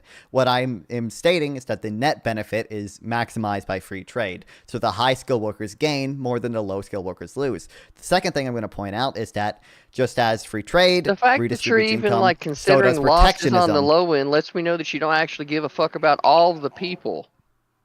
Right? Well, I do care. I care what maximizes benefit for older people. But the second thing I'm going to say is protectionism has redistribution effects the same way that free trade has redistribution effects. If we tariff people who consume more of the tariff good are going to be hurt more, and the money that goes to the government is going to benefit some people more than others. So this has the same type of redistribution effects that free trade does. It's just a matter of which redistribution effects do we prefer and which one maximizes total surplus. Free trade maximizes total surplus. I believe there's good reasons to also think that we should that the redistribution effects caused by free trade are beneficial as well. But CTV continue about me not liking low income people. Well, genuine question, because I think I want to get into this topic at some point. But when you say that CTV that doesn't care about certain groups, are you kind of referencing maybe like the low skilled or low paying jobs we're doing in other countries? Is that kind of what you're talking about when he doesn't care about someone? You just said, look, when you're sitting there talking about high paying Apple jobs, right? How well has that actually worked out for California? It hasn't. They have a really high GDP, right? And a dwindling population, right? Great. Yeah, I think that's mainly the thing that you're missing is like that. It doesn't take that many fucking people to do that, but everybody needs shoes. Everybody needs electricity. Everybody needs fucking plumbing, air conditioning. Everybody needs these fucking things. They don't need a fucking iPhone. So it's like this cognitive disconnect that you've got between like economics and the policies and what happens in everyday fucking life. And I'm sitting there looking at you like, when the fuck are you going to wake up? Mm-hmm. Okay, well, just exercising my patience, man. That's what this is. And it's like and I don't know if it's like just the general education. I'm a big capitalist. I love free markets, okay? I think free markets do a great job at aggregating information. So do you think that foreign nations are protecting their workers the way that we're protecting ours for labor laws, minimum wage, et cetera, across the board, standard of living, et cetera? A lot of them aren't. A lot of them aren't. They are not, right? Yep, correct. But my point. Into this topic, maybe we can do it now. Is like whether offshoring or like low paying labor, whether that's inherently exploitative or what are the issues there? I'd like to tackle that as a topic if we can. Do you mean in the U.S. or do you mean like in the developing countries? Wait. I want to. What was the point I was making before? I was talking about. I want to get to that. Yeah. Sure. So the government suffers from a lack of information. The government does not have the information of which jobs are more efficient to have here versus which jobs are more efficient to offshore. It doesn't know what. Government doesn't need to be trying to control that. They need to open up the fucking market and let the people decide. The market will fix its fucking self. So that's exactly why if you have foreign companies that are trying to squeeble in a fucking product that they were able to make by exploiting labor instead of paying them their workers a fair fucking wage and actually giving a fuck about them before it comes into my fucking country where we insure those types of things, then place a tariff on that fucking product every day of the fucking week. I want the standards of the rest of the world to be raised to what the United States standard is, not for the United States standard to fucking lower. But isn't that anti-free market? Like, are Me, you wait, kind of wait. saying like, Me and CTV We agree the are free the market does a free market. We are great the job ones at this. ensuring the free market by the one at a United time, States one at a Navy. time, non-fun? Me and CTV agree the free market does a great job at aggregating information and choosing the most productive, allocation of resources. I don't know why CTV is assuming that as soon as we draw lines on a map, this system stops working. The government doesn't know whether it's more efficient to have Because the iPhones labor manufactured in here or foreign shoes nations manufactured one here. at a time, the same. one That's at a time, why. please. The Don't government ask doesn't a know whether question it's right in the more. middle of that and not expect me not to answer. The Moderator. government doesn't know. The government doesn't know if it's more efficient to manufacture shoes here or more efficient to manufacture iPhones here. The free market aggregates the information of everyone's preferences and determines what the optimal number of shoes and iPhones manufactured here versus in China are. This is what's great about the free market. Well, the free CTV market is doesn't arguing for do it by itself, imposing on though, these right? free markets. The free market doesn't do that by itself, though, at the same time, right? Because you also have to include I in like don't. charity organizations that will donate large amounts of a thing and completely disrupt any type of manufacturing that could happen in an area because they literally just dropped off millions of fucking shoes. It happened in Africa. They were trying to set up manufacturing there for shoes. They had a nice little thing going. Nike gets a whole bunch of shoes collected together. They dropped them off. Next thing you know, manufacturing's gone, right? So there's a lot of things that you have I've to read about account that for in there. happening before, And sure. right. But So that's where I, sitting here in the United States, decided that Donald Trump was the man to go fix this shit. well, how is he fixing it? With what type of tax? By what I said, he's going to take a look at all the companies that are producing products that are being produced in the United States versus products that are not being produced in the United States, and create a more fair market because of the differences in how nations allow companies to operate within their borders. And he's gonna do this by imposing tariffs. That's what I was getting at. Yeah, absolutely. Yeah. So my issue This ain't the first time in history tariffs that are we've distortionary. done that, though, right? Or what? No, absolutely not. No, we've done tariffs. We've done tariffs before. They were bad when we did them before. They're bad now. But No, they weren't bad before. What are you talking about? I think they were bad before, for the same reason I think they're bad now. They were But not bad. more Where importantly, were they bad? tariffs Where were they bad? are distortionary. We're talking They about like impose 100 on years ago, bro. Tariffs are great. Tariffs are distortionary. They lead to a misallocation of resources. They are imposing on free markets the same way any tax does, and can have It's not a free distortionary market, effects. though. Like we already discussed that, right? Can we agree that it's actually in practice not a free market? Where do you mean by that? I don't. Whole fucking world. It's not in reality. It's not actually a free market. Free markets are the spectrum. Most of the world exists closer to the free market side. Some countries exist closer to the not free market command economy side. Right. So without the depends. United States Navy, is there a free market? Well, there would be. I think it would just be more dangerous to trade. Oh, that doesn't sound like a free market to me, buddy. Well, Sounds just like because- everybody would get very protectionist in their policies. That's what it sounds like. Well, I don't think they'd get protections in their policies. I think it would just be more. I think there'd just be less trade because it'd be more expensive to trade. Oh, counterfeiting would be a lot more too. I mean, kind of like what China's been doing to us already, right? I'm not aware CTV of China counterfeiting. I'm aware of North Korea counterfeiting, but I don't think China engages in significant counterfeiting activities. Really? Do you mean counterfeiting, or do you mean stealing intellectual property? I agree they steal IP. Both. I'm not aware of Absolutely any both. big Chinese operations for counterfeiting currency, but maybe they do it. I didn't say currency anywhere in there. I just said counterfeiting. Oh, Counterfeiting doesn't have to be just currency. I heard counterfeiting, and I guessed currency, but I'm counterfeiting. That when So you say you learned a counterfeiting, new not referring to association that currency, you I'm have in saying- your mind that you need to disassociate. Outstanding. Yeah, exactly. Those two neurons disconnected. Exactly. But when you say counterfeiting, I usually think currency, because the other thing I said was stealing intellectual property. I was using that to refer to the other types of counterfeiting they do. But you're right. That is counterfeiting. Sure, I agree. They do that. So that's essentially why it's not a free market, because not everybody's actually playing by the same rules, and we're sitting over here paying the actual cost of ensuring that people can move their goods around the seas without having shit get fucked with. Well, I think we've already agreed that that is a benefit for the U.S. though. That's my position. And like I said, you'd be assuming 100% demand for foreign products by saying that. I I'm not don't think disputing you.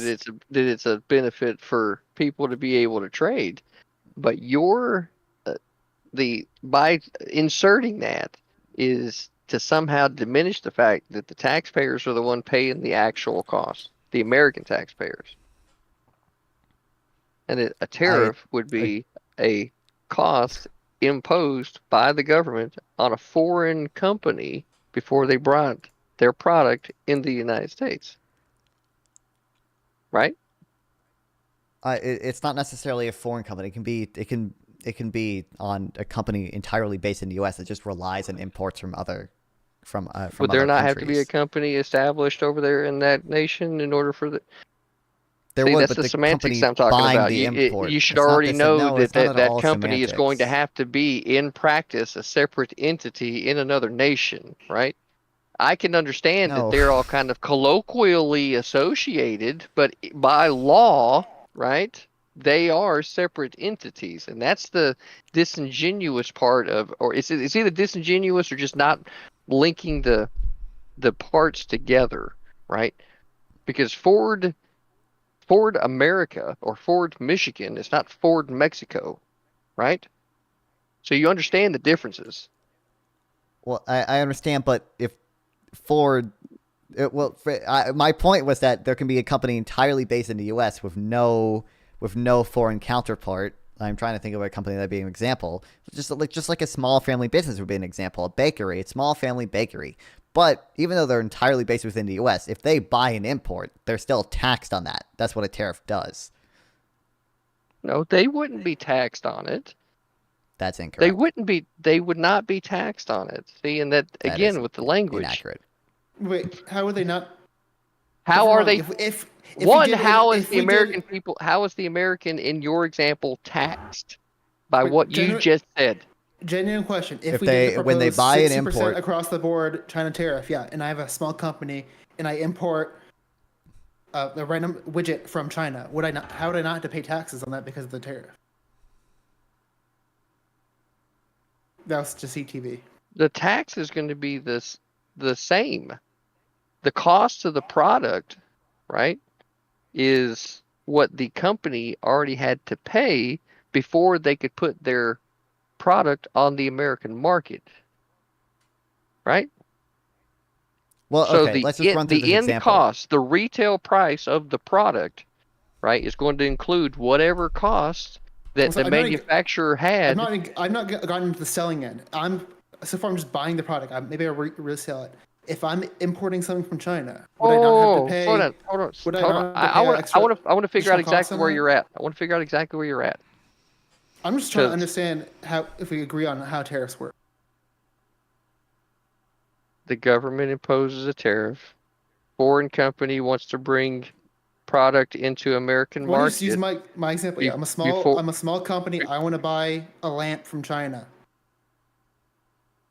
Do I not have to pay taxes on that because I'm buying it from China? Isn't that how it works? What are you talking about? You see, No, come on, can you What do you help? This mean? is my question. there's Not, I feel Yeah, like the wait, question's very wait. simple. Let's just run there's through. there's going to be your there's a basic nice. sales tax, your federal tax, your state And tax, whatever. it, Stop. The tariff, the That additional tax tariff. is going to be included with the end retail price. Whatever your normal taxes that you would have in before I get any other product, that's the only tax that you'll pay. The tariff is a cost that is paid by the foreign company to the government. Period. Okay, wait. So let's say we have a bakery or let's say in my neighborhood, there's this nice Mexican restaurant, okay, and then some nice people own it, okay. It's a small family restaurant. Let's say they buy a tortilla from Mexico, okay. Who pays that tariff? The company before they were able to bring their product into the American market. Which company? Whoever manufactured the tortilla. No. The company that imports it pays the price. So this Mexican restaurant pays that tariff. When they buy the tortilla, previously it was $10, but now because of a 20% tariff, it's now $20. They pay $2 extra to the U.S. Treasury. That is how tariffs work. That's my understanding too. This is true. It's not my understanding. This is factual. I'm glad I brought this up because I thought we were all on the same page here, but I guess not. What are you trying to look it up, CTV? It's going to side with me. I'm correct. No, a tariff is a cost that's paid by the company before they bring their product into the market. It's not like when you sit there and you're sitting there, you're going to the checkout, right? It's not like they got it fucking broke down to where X percentage goes to this, and then like, oh, here's your tariff, right, on your receipt. It's not like you got tax, tariff. It doesn't work that way. I agree with that. What I'm saying is that the so Mexican since you agree with that, then you know that the cost is paid by the foreign company to the government. The cost is already paid there, and then the company has to figure out a way, if they choose, to put that cost back onto the consumer of the product by increasing their price. Wait. We already went over the Mexican. The Mexican restaurant. Okay. The Mexican restaurant example. We're still defining the beginning of the chain. Tortilla company in Mexico, Mexican restaurant in my neighborhood. Mexican restaurant needs to buy tortillas from the tortilla company. When they buy the tortilla, who pays the tariff? Is it this or is it this? Which product came over the national border? The tortilla went over the border. The tortilla from the tortilla company. So before the tortilla came over the national border, that tariff was paid. Period. So these people pay the tariff. The tortilla company pays the tariff. The tortilla company in the foreign nation paid the tariff before that product was allowed to come onto the American market. So how do these people pay that if they don't have dollars? They're in Mexico. They have pesos. The U.S. Treasury doesn't accept pesos. They only accept dollars. They don't have dollars. They're going to be doing a currency exchange, and then they're going to be holding U.S. dollars, which is exactly how it ended up happening anywhere else. Oh, my God. These are the ones who pay the tariff. These people can't pay the tariff. They don't have dollars. And also, what if the U.S. government tells Mexico to pay a tariff? Why the fuck would Mexico listen? The U.S. government doesn't have any authority over Mexico. It is when these people buy the good with dollars that they pay the tariff. The Mexican restaurant pays the tariff. The tortilla sellers do not pay the tariff. They don't have dollars, and the U.S. Treasury has no authority over them. They can't pay the tariff. These are the people who can pay the tariff, and they are the people who do pay the tariff. They'll be paying the tariff before their product's allowed to be brought onto the American market. The Mexican restaurant pays the tariff. Do you accept or deny that? Deny. The manufacturer of the tortilla pays the tariff before it's brought into the country. If that company chooses to pass that cost on to the consumer, then that's a choice that company made. This is just plainly wrong. The person who imports it pays a tariff. So if a Mexican restaurant buys a tortilla from a tortilla company, the tortilla company doesn't pay the tariff. The U.S. company pays the tariff. They're the only one with dollars who can pay the tariff. And You're right. Dollars don't exist outside of the American market. I don't even know how we're having any type of global trade at all. At this point, it's been an hour and a half. Oh my God. My patience is completely tested here, right? Like, I don't feel like we're making any headway, right? At all. So there's a fundamental. I think we're almost there. I think we're almost on the same page of what a tariff is.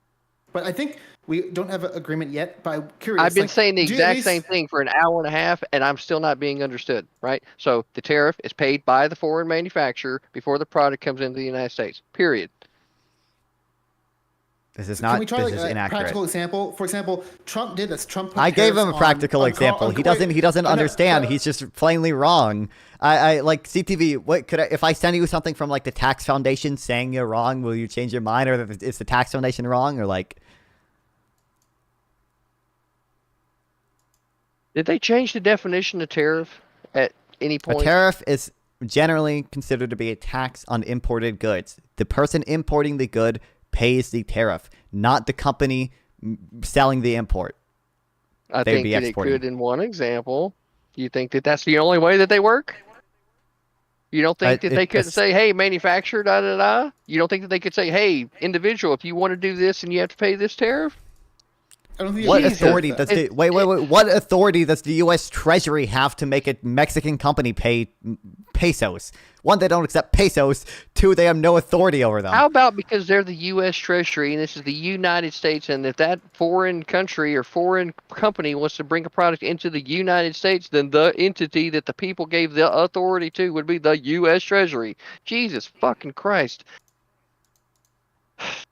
You're just plainly wrong. Tariffs are taxes paid Sure, by the I'm person wrong. importing. So since that's it, Well, man. we can just look at Any- examples. I anyone wasn't can wanting to look do this all up. tonight.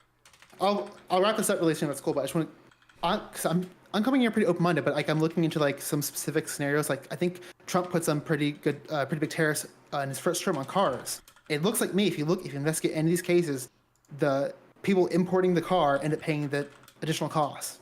So maybe there's some unique scenarios where that's not the case, but I'm saying at least practicality in most scenarios, it seems like the cost is put on the people importing. It's not even practically. Practically, usually the cost is the burden's on the consumer. But from an accounting perspective, the importing firm pays the price, not the firm in Mexico that only has pesos and don't have and the U.S. Treasury has no authority over. Also, wouldn't that make sense? Like if we're trying to incentivize making stuff in America, like wouldn't that make more sense also? Yes. Exactly. Yeah. The whole point of the tariff is to increase the cost of imports. You want to do that by taxing U.S. firms when they import stuff. You don't do that by taxing foreign nations. Any final thoughts, CTV? You want to wrap this up? No, not really. Do you want to keep going for a little bit, or are you? This is just a reminder as to why I just haven't enjoyed having these kinds of conversations for a long ass time. That's great. Wait. There's one thing I want to go over just because we didn't get to finish this last time we were on the Hippy Dippy panel. CTV, do you acknowledge that a current account deficit? I'm not acknowledging shit. Let's start that. If you got a question to ask me a question, but I ain't acknowledging shit. Okay, my question is a trade deficit equal to the current account surplus? I don't know. You tell me. You're the language expert tonight. The answer is yes. So okay, good. The trade deficit is equal to the capital account surplus. So do you think that U.S. firms, other countries? Look, let me ask you this. You're looking at me right now. Do you think that this continuing is somehow going to be improving the relationship moving forward, or do you think that you're just doing things to try to piss me off right now? Well, I'm not doing anything to piss you off. I'm doing things to understand what you think and also see if you have a misunderstanding. I don't think so. You've been You haven't been trying to understand a fucking thing I've been saying tonight. You've been trying to tell me how you think tonight. You have turned this into a debate rather than a conversation. It's been very frustrating for me because this is not what I wanted to do tonight. And what'd you do? This is not what the fuck I wanted. When I was sitting there talking to you in fucking DMs, I wasn't expecting you to come with a fucking moderator and all this other shit. And what did you do? So no, dude. I mean, from here moving forward, I don't really have anything else for you, or you, Prawn. It says I don't. Either one of you. Have a good one. I mean, to be clear, he's gone. But to be clear, the reason we had this debate is because I added him on Twitter and said I'm happy to debate him, and also in DMs, I'm pretty sure we refer to it as a debate. But okay, he kind of also just said he didn't want a moderator. But okay.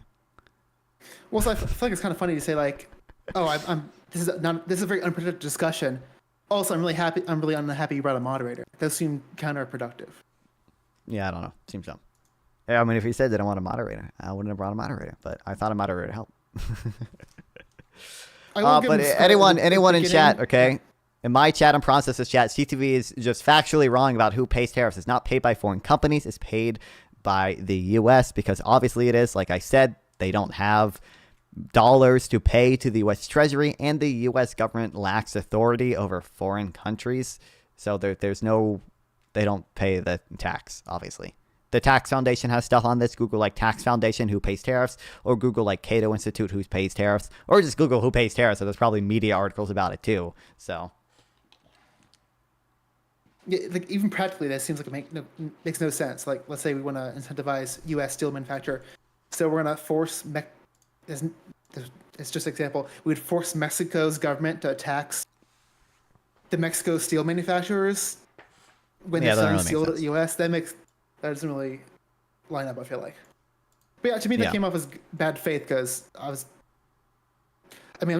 not a fucking tariff expert or economist. I'm just reading like stuff on the internet. But it seems like, definitely everyone agrees with us that, the U.S. companies importing pay for it. So I mean, there's two kind of arguments we were having. One was like, from an accounting perspective, pays a tax. From an accounting perspective, it's paid by the person who imports the good, which is usually a U.S. company, right? But there's a difference between who, from an accounting perspective, pays a tax and who actually bears the final burden of the tax. So it could be that from an accounting perspective, the money leaves the corporation's account and goes to the U.S. Treasury, but the burden is actually on consumers because they increase prices to account for the fact that there's lost fucking money.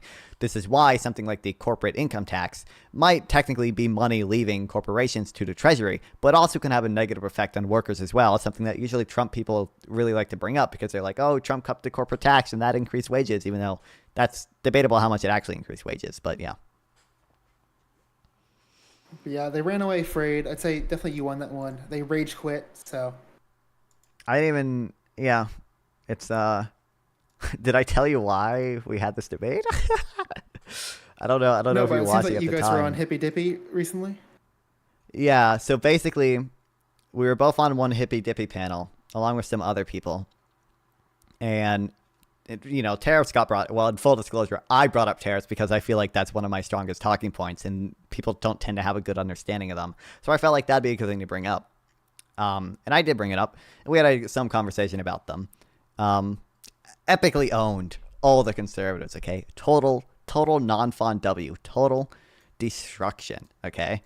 And then, like, afterwards, I DM'd two people, CTV and another streamer called Pintuple, and I was like, hey, if you want to continue the conversation on tariffs, I'm happy to, like, set up a time to do that. Neither of them replied. Later, Pintuple tweeted out, Democrats don't understand tariffs.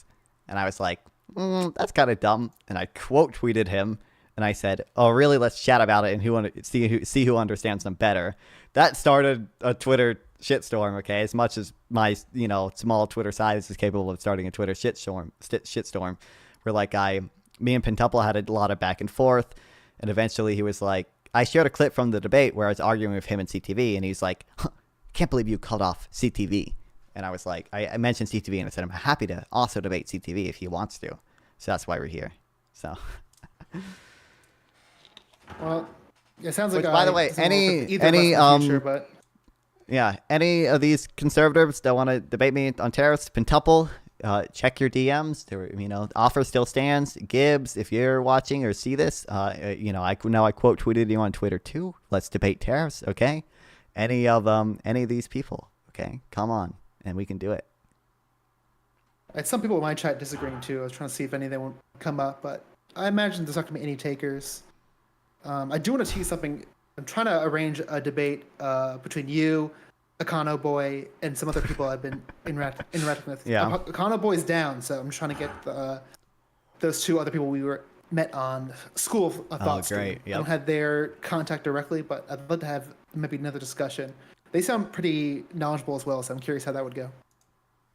Yeah. At least more knowledgeable than some people I've interacted with.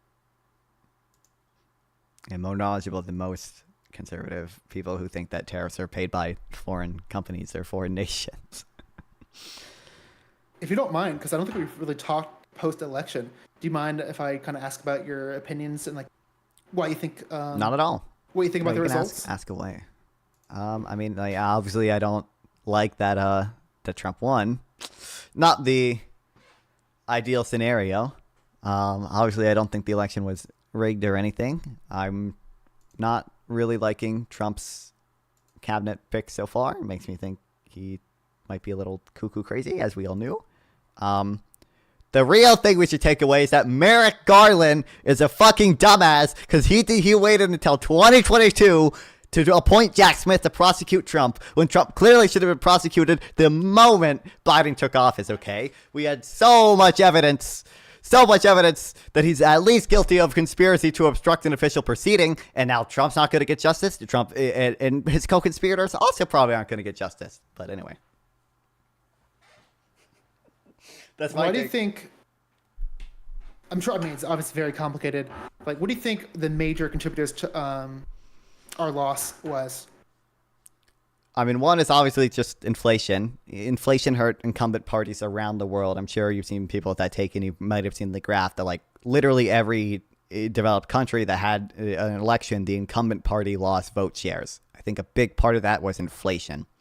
Another part of it was probably that I feel like Democrats are bad with some alternative media stuff. Like the right has the whole media infrastructure of like Daily Wire built up, and like all these, like Joe Rogan kind of leads conservative, you know, has all the conservatives on.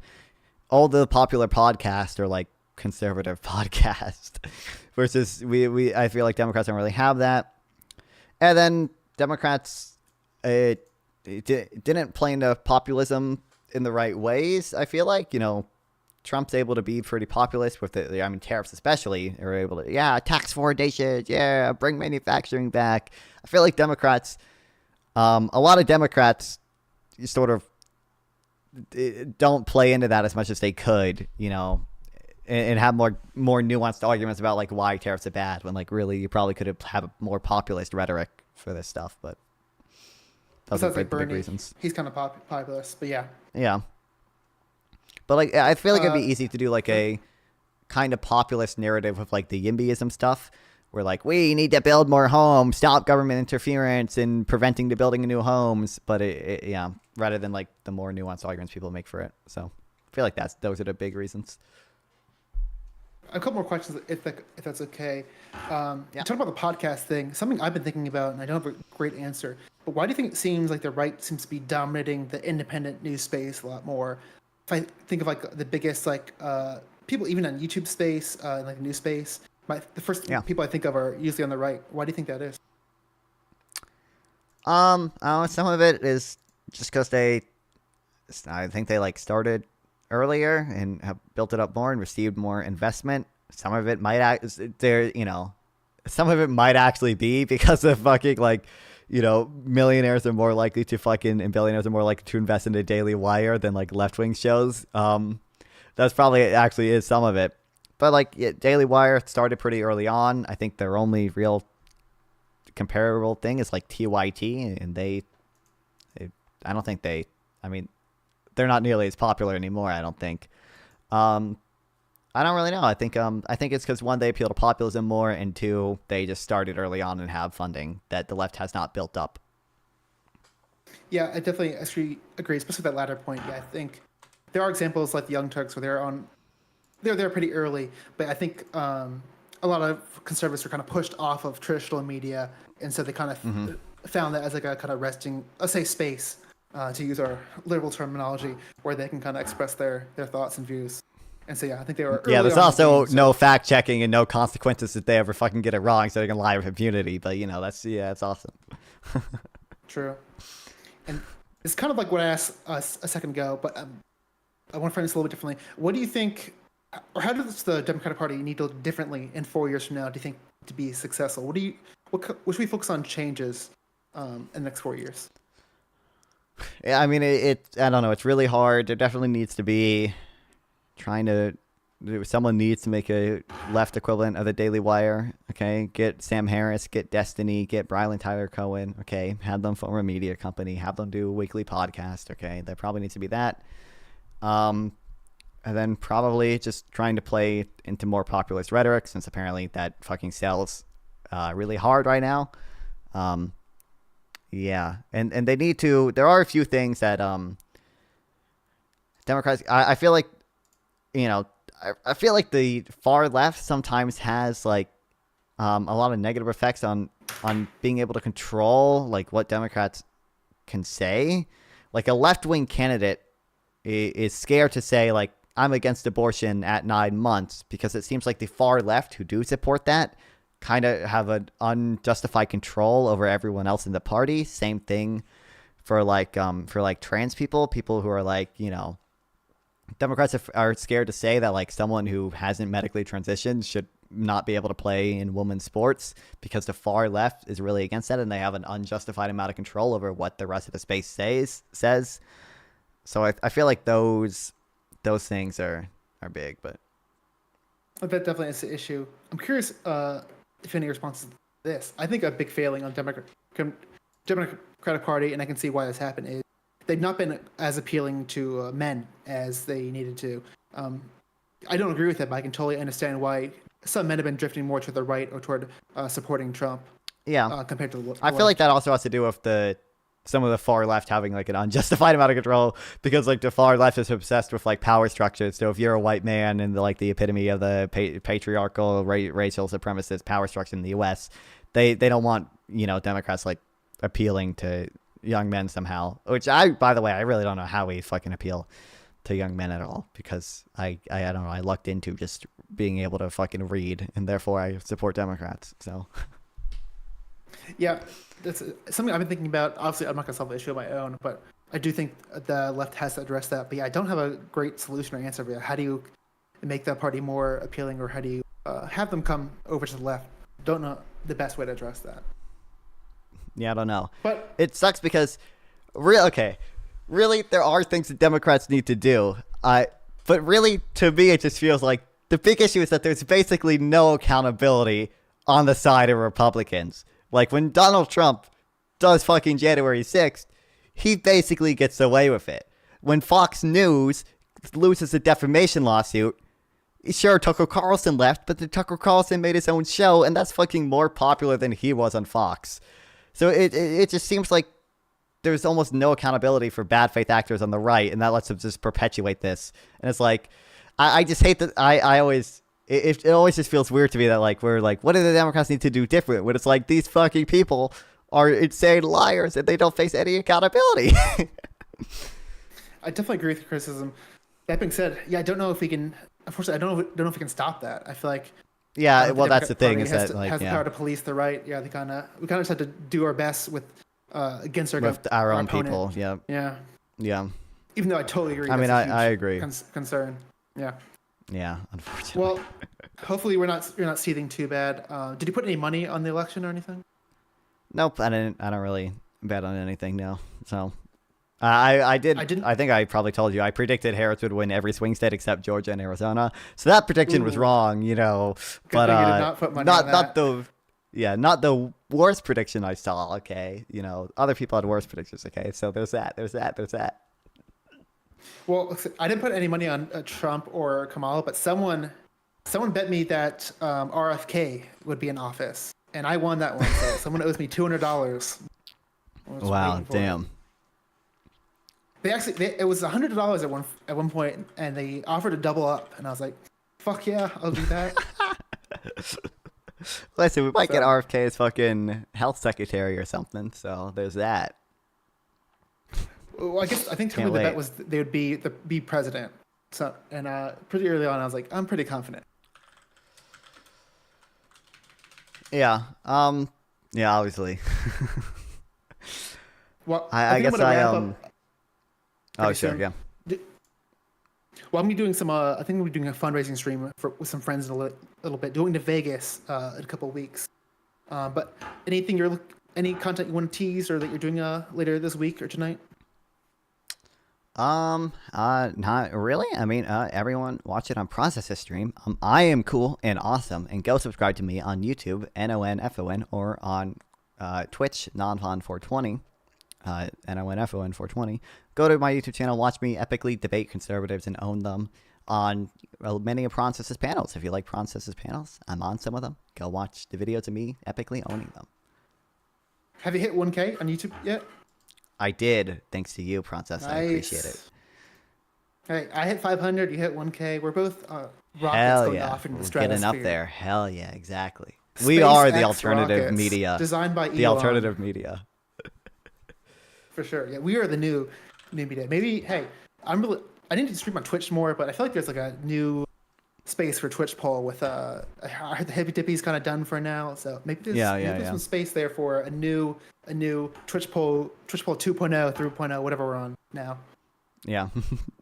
So I feel like it's kind of. I'm actually surprised YouTube poll is doing like quite good. Like there's only like you hold panels, like Sarah the Raging Tomato holds panels, School of Thought has her panels. I think Grid Motorsports has his own panels. I wasn't aware of this space before, but I'm happy you alerted me to it. Actually, it was you, so thank you for that. Yeah. Have you heard of Speakeasy? That might be another one to check out. It's called Verbal Combat. I'll send you the No. info as off stream too. But Sure. if you like doing blood sports panels, that might be good for you. Yeah. Yeah, definitely. To tease my own shit, yeah, definitely gonna be more debates, both participating, moderating, and hosting. So yeah, sub to my channel if you're a non-fawn stream as well, because yeah, you can watch, like you said, watch non-fawn own dumbass people on the left. I said, oh, it's the left, on the right, on the right. I mean, I don't think I've debated any leftists there yet, but I do debate some far left people. So. Would you say you're center left? Would you kind of say you fall somewhere there?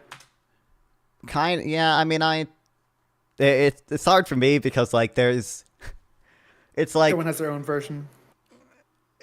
there's that, and like there were some ideas that I have that are like kind of progressive and also kind of like center left. For example, like I do want to increase taxes on a lot of the middle class in a way, but I want that in an entirely different way than like a lot of progressives want to do that. So like it's hard. I would say I'm very much basically in the what people call new liberals, the new liberal camp, somewhere between like new liberal and social democrat. Yeah, so center left, but yeah. Do you mind explaining what the differences in like your system of distribution versus Yeah, more so like traditional, I there are. guess? Yeah, so like, one thing would be like a lot of like progressive people are big fans of like raising, for example, like the corporate tax or whatever. It's like, well, I wouldn't necessarily have an issue with, increasing the tax burden on corporations. However, I think the way we should do that is not increasing the corporate tax right now. In fact, I think we should repeal the corporate tax that we have right now. What we should do is something called a destination-based cash flow tax, which is a lot more efficient, allows companies to immediately expense any capital or any investments they make, so none of the burden falls on investment. You get really good investment. It allows, if you have a year of negative cash flow, then you get tax credits, so you don't have a tax burden next year, even if you have positive cash flow. So it's a lot less distortionary. And the things like I'm a big fan of some type of progressive consumption tax. So I don't really think savings should be taxed. If you save money, you shouldn't be taxed on it. You should only be taxed if you consume. So like, in a way, I would be happy if we had a consumption tax that taxed middle class people who consume a lot more than rich people who don't really consume a lot. But I'm taxing them in a different way than like I want progressives to tax them, and I want like a UBI, which is going to decrease the tax burden for a lot of people. So yeah, there are things like that where like it's kind of hard because they're progressive in a way, but also like very econ brain, new liberal. So Interesting, yeah. Yeah, I never heard that exact term before, so that's interesting. I have heard like people like saying, "Hey, you could like you can use the income tax to tax the rich," because not income tax, a spending tax. Yeah. Yeah. Because they spend a lot more. Well, awesome. I'm gonna wrap up here. I assume we're gonna keep streaming for a bit. For a little bit, yeah. Cool. I'm just gonna hop off. I think I'm gonna be joining another stream in a minute. But it was great talking to you. We'll do it again soon. Yeah, absolutely. Try to get this econ debate set up in the future. But if not, we'll do something. Absolutely. Sure, soon. I'm sure of it. Well, bye now, non-fun stream. I'm gonna head out later, non-fun. All right, bye-bye. All right, everyone. Send in a link in chat. You can go sub to him. Oh, thank you. I'll do the same. Do you? Go sub to non-fun. Hell yeah. But I'm gonna leave the Discord now. Call. So, deuce. All right, thanks. Appreciate it.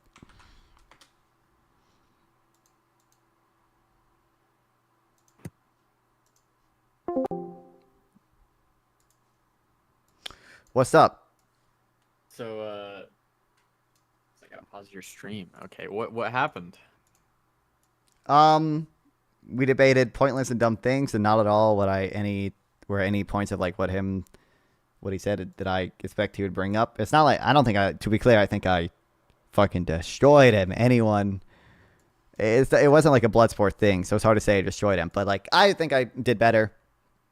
It's just that like for a long time, we probably spent like 10 or 20 minutes debating like the semantics of like a tax burden versus like who pays the tax, like because his point was like, no, the U.S. consumer doesn't pay it, the company pays it, and in some sense that's true because the company is the one that pays the tax. Like Pays, they're the one that sends the physical money. tax, yeah.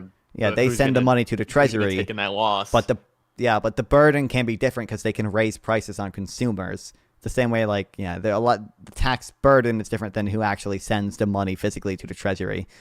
So there were like a few dumb things like that where like I have a better understanding of this than he does, and I can, fucking epically own him on it. But it's just like a dumb conversation. It's pointless. I didn't get to nail down on like some of the things I like really wanted to, because some of the things are like he's kind of neutral on. It's like a lot of people are like, oh, tariffs to protect these jobs or whatever, and I can drill down on that and why it's not really true.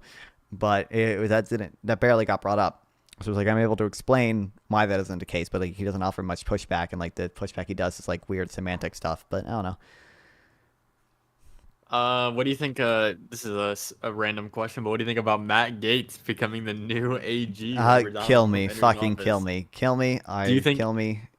Do you think, even though it's Republican majority, do you think they're going to allow that? I Oh, no. I don't know. I don't know is the issue. I don't know. I don't know. I could see like the Republicans, thinking like, oh, Trump only has one term left, and then he's gone. So like it might not hurt me too much if I like oppose him, and then because he's gonna be gone from the party anyway in like 4 years, so maybe they can get Until away with Don it. But Jr. runs. well, yeah, that's the thing. I think there's a good chance fucking JD Vance or Don Jr. Vivek runs, and they very much maintained a MAGA movement, and they say these people wouldn't vote for Donald Trump's appointments, and you shouldn't vote for them. So I really don't know. I could also see that happening. So the Republicans just all confirm it. I imagine they'll probably. I would think they're gonna confirm it. Unfortunately, I would think so. I had Minar on. I talked to Minar, a long lost, brethren, for the first Yep. time. And I took some notes at the end, and I was talking to him about like how do you think Trump's term is gonna go? And he actually thought this is I took notes because I was like 6 months into Donald Trump's term. We'll revisit this. Minar thinks that Donald Trump will sit down Israel and Hamas and put an end to the war. What do you think about that? What do you think? What do you think? I mean, one, who the fuck they sitting down with? Like, come on, like Sinwar's dead, the other guy's dead. Most of Hamas's leadership is dead. I don't know who he's sitting down with. Yeah. Two, I think clearly this is just not what his rhetoric has been. His rhetoric has always been let Israel do anything they want. Don't do any ceasefire. Fast. Yeah. Like, there's no reason to believe he'll do that. There was. I don't even know if they have the capacity to do that, because literally, who the fuck are they going to sit down with? Like, I did get him to concede on that after, though. I spent like 40 minutes, and I was like, let's just hyper focus. Like, let's autistically focus on Donald Trump and Israel. Because I was like, I know this is something Minar, like, cannot be, be behind. And then, I did catch him. Okay, I did a little bit of research. Okay, I had my ADHD medication, and I was concerted all the way up. Okay, and I was doing some tariff research. Not fun. You got me researching econ. Okay, for my first time now. So I've learned that like debating conservatives, I need to look at like unironically, I need to spend more time researching like what headlines I'm gonna get hit with, and not like the actual like substance of arguments. Sadly. Yeah. So. At one point, I was talking to him, and he tried, and somehow, okay, I had this in my notes prepared, but he tried to pass off like I don't know if you know about the John Deere situation where Donald Trump threatened John Deere with like 100% tariffs if they left to Mexico. Yeah. Yep, he tried to pass that story, like he stopped them, and I was like, "Hey, Minar, buddy," I was like, "I have a quote from the actual manufacturing head of the company, and the quote is, and it's like, we will not be suspending our operations to move production to Mexico." And I was like, so we just blatantly lied about that. I don't know though. I was very like handholdy the entire debate. Sorry, not the debate, like the whole conversation. And the next time I'm gonna have them in 2 weeks. I'm just gonna be uber confrontational, autistically confrontational, and then that's gonna like decide how I handle conservatives for the next 4 years, whichever one I like more. Yeah, makes sense. How are you in with that? Do you think do you think we should make some common ground on fun, or do you think we should ride to war? if Trump gets rid of Jerome Powell, I'm declaring war. Okay. Oh, the FEC. If, the head of what's the his Fed. name? Okay. Powell Yeah. cannot fall. Okay. I can accept rule of law being dead and Eastman getting away with his fucking coup that he tried. But I can't accept Jerome Powell. By the way, I started reading some of the J6 report. Just I have the because. entire report. Yeah.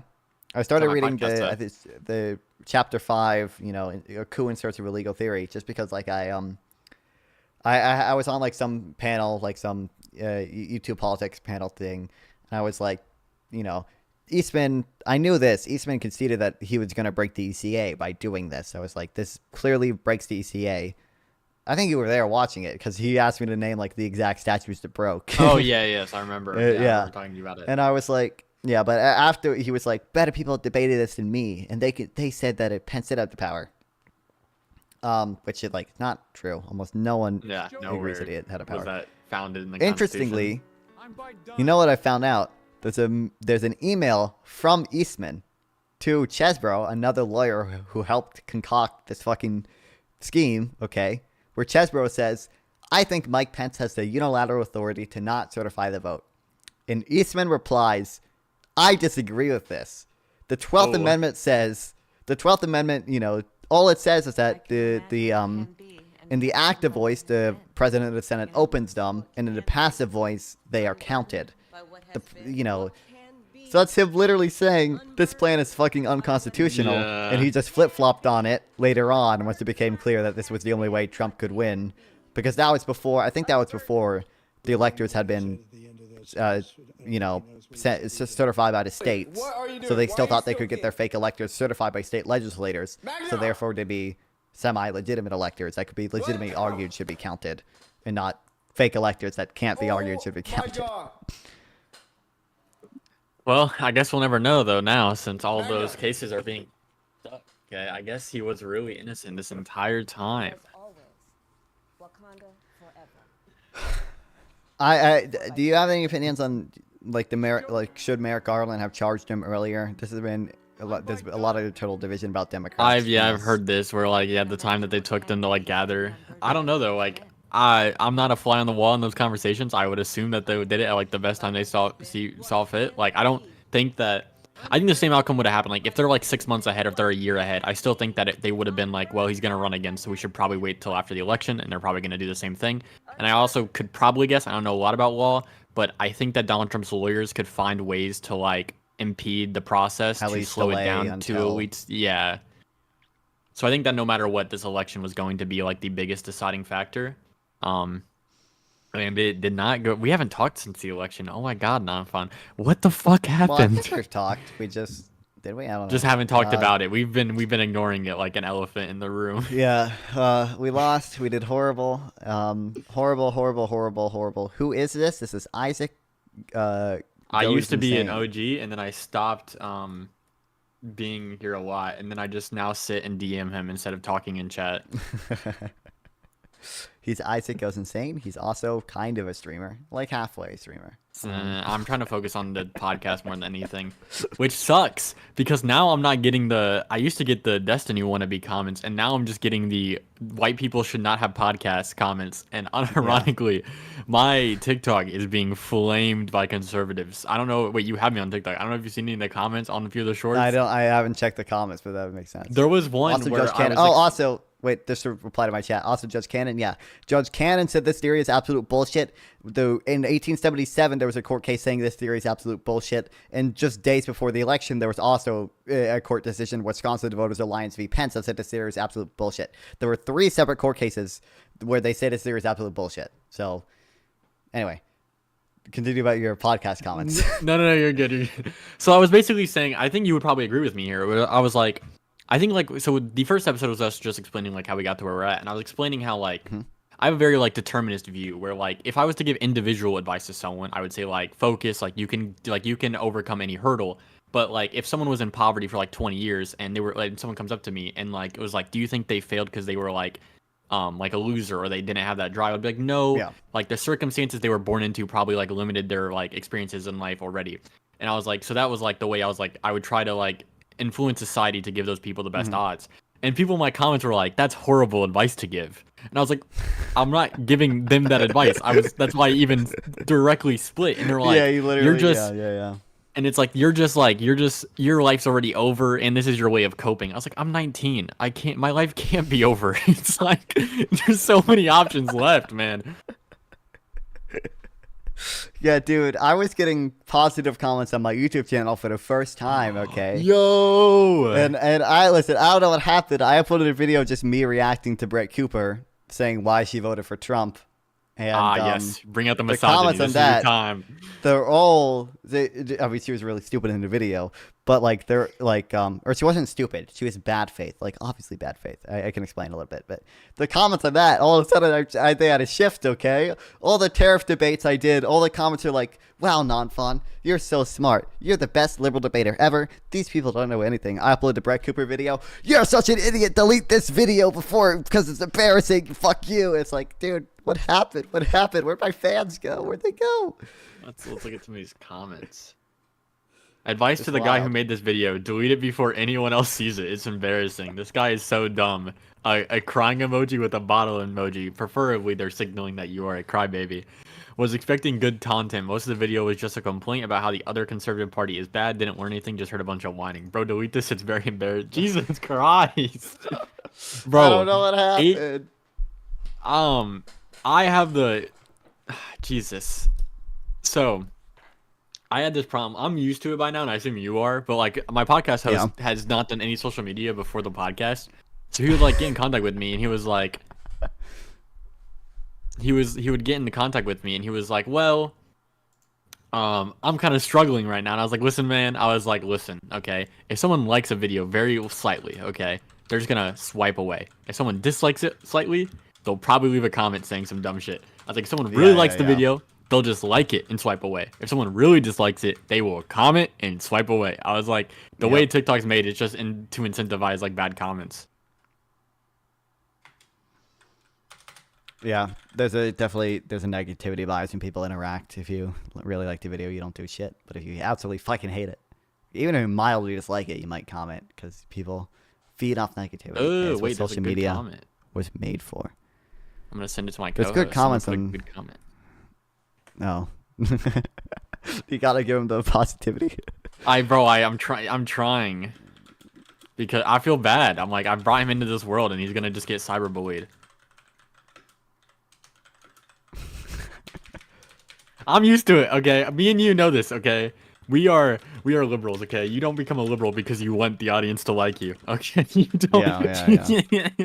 You don't go into debate panels with a lot of conservatives who are a lot bigger than you, and then fight with them on Twitter a few days after. Like that would be never something you'd do, right? Like No, I would never do that. Yeah. That wouldn't be the reason that I debated CTV today. You know, I would never do that. Hey, by the way, Pentuple, do you still think Democrats don't understand tariffs? Come on to stream. Let's chat about it. Gibbs, you think Democrats are too hyper-focused on tariffs? Let's debate what optimal tax policy is. What do you think it is? Do you think it's tariffs? It's not tariffs.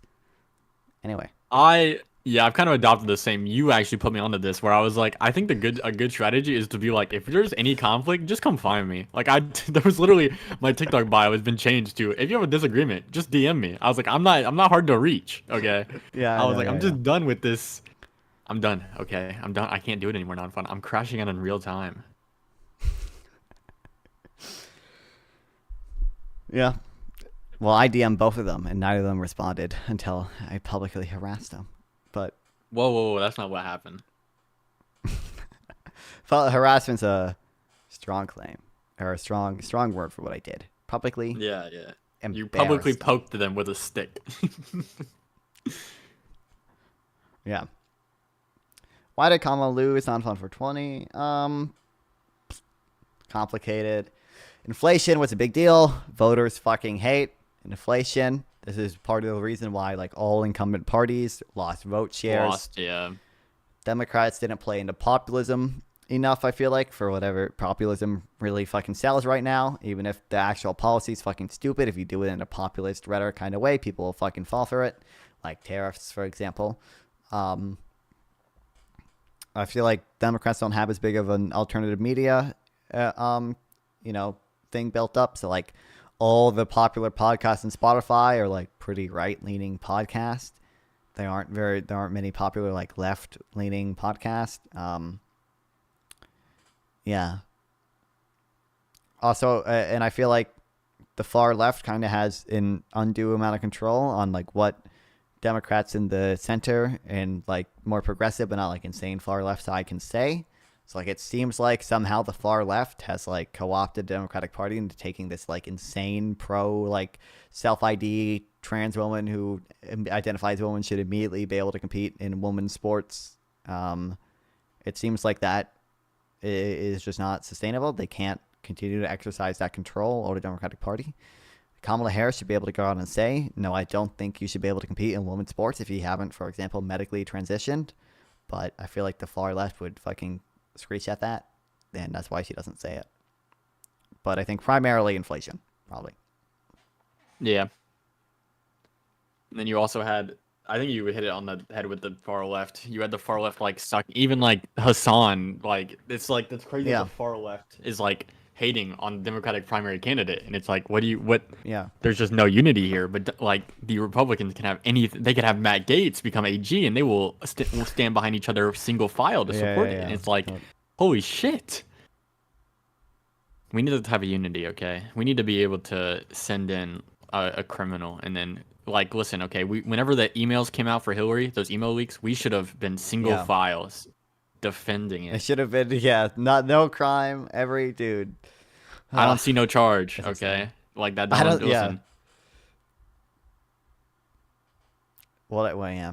Dude, that was insane. The Brett Cooper fucking video. Oh my god, she made me so pissed off. One, she talked briefly about Trump's criminal history, and she's like, Donald Trump was convicted for just how he paid people, and like, that's an unbelievable way to frame that. Like, falsifying business records in order to cover up another crime. That's not you getting charged for how you paid people. That's a felony. Falsifying records in the commission of another crime. Maybe you should become a far leftist one day. We'll get there. I had an argument with one recently, actually. Oh damn! But real quick, on the documents thing, she was like, Trump was charged with mishandling documents. But guess what? It's not just Trump. Every administration since Reagan has mishandled classified documents. Like, motherfucker, it's such a dishonest framing. The crime isn't mishandling. The crime is like willful retention. And we have so much evidence that Trump willfully retained these classified documents. We have basically no evidence that any other candidate did, except arguably the strongest case you can make is against Biden when the Her report came out, which, by the way, fucking insane that Biden's own fucking DOJ investigated Biden and did their entire fucking report before Trump was charged with anything. Or not charged, but convicted of anything. But anyway, but even they concluded that they couldn't prove Biden's guilt beyond a reasonable doubt. So it's insane to stream. But anyway, tell me about the leftist. Okay. So I was invited to a cookout, okay, and I was warned that there was like an extreme he said it was a democratic socialist, and I was like I'm prepared. And it's actually my co-host. He invited me to a cookout. And okay, well, I found out, this is a fun fact, okay. I ended up finding out that this democratic socialist actually debated Charlie Kirk like a week ago before I met him. Not from like any social media thing. He just happens to be, I don't believe him until he showed me the video. It was one of those like Charlie Kirk going to like a college in like a pop-up tent, and just happened to debate him on one of those. And I was like, okay, that's pretty. I told him, well, I can't make the joke I made on here. I said he should have done something to Charlie Kirk, but that cannot be said on Twitch. So it could be anything, positive, like maybe give him a hug. Maybe, give him exactly. a quick pick in the cheek. Yeah, exactly. Yeah. Exactly. But I remember it, and I was like, I didn't know who it was the entire time. And like near the end of the night, I just hear like, that's when I knew Kamala was gonna lose, and I was like, lock on. And I was like, why do you think that? And it was like, cause she wasn't helping Palestine at all. I was like, you think that would have like changed her chances? Oh my god. And he was like, yeah, I think she would have won, or at least like lost like better. And I was like, well, losing better would probably like, that doesn't really matter if you still lose, right? I was like, yeah. But what do you mean? Like, do you think she really would have won? And he's like, yeah. I was like, I mean, like when the general population is still like leaning pro-Israel, do you want to like sacrifice most of that like to like push pro-Palestinian rhetoric, or when you could just try to be both sides, like she is pushing these 6 weeks ceasefire. And he was like, yeah, but what does a 6-week ceasefire solve? And I was like, listen, I was like, that is the most, and like that was the.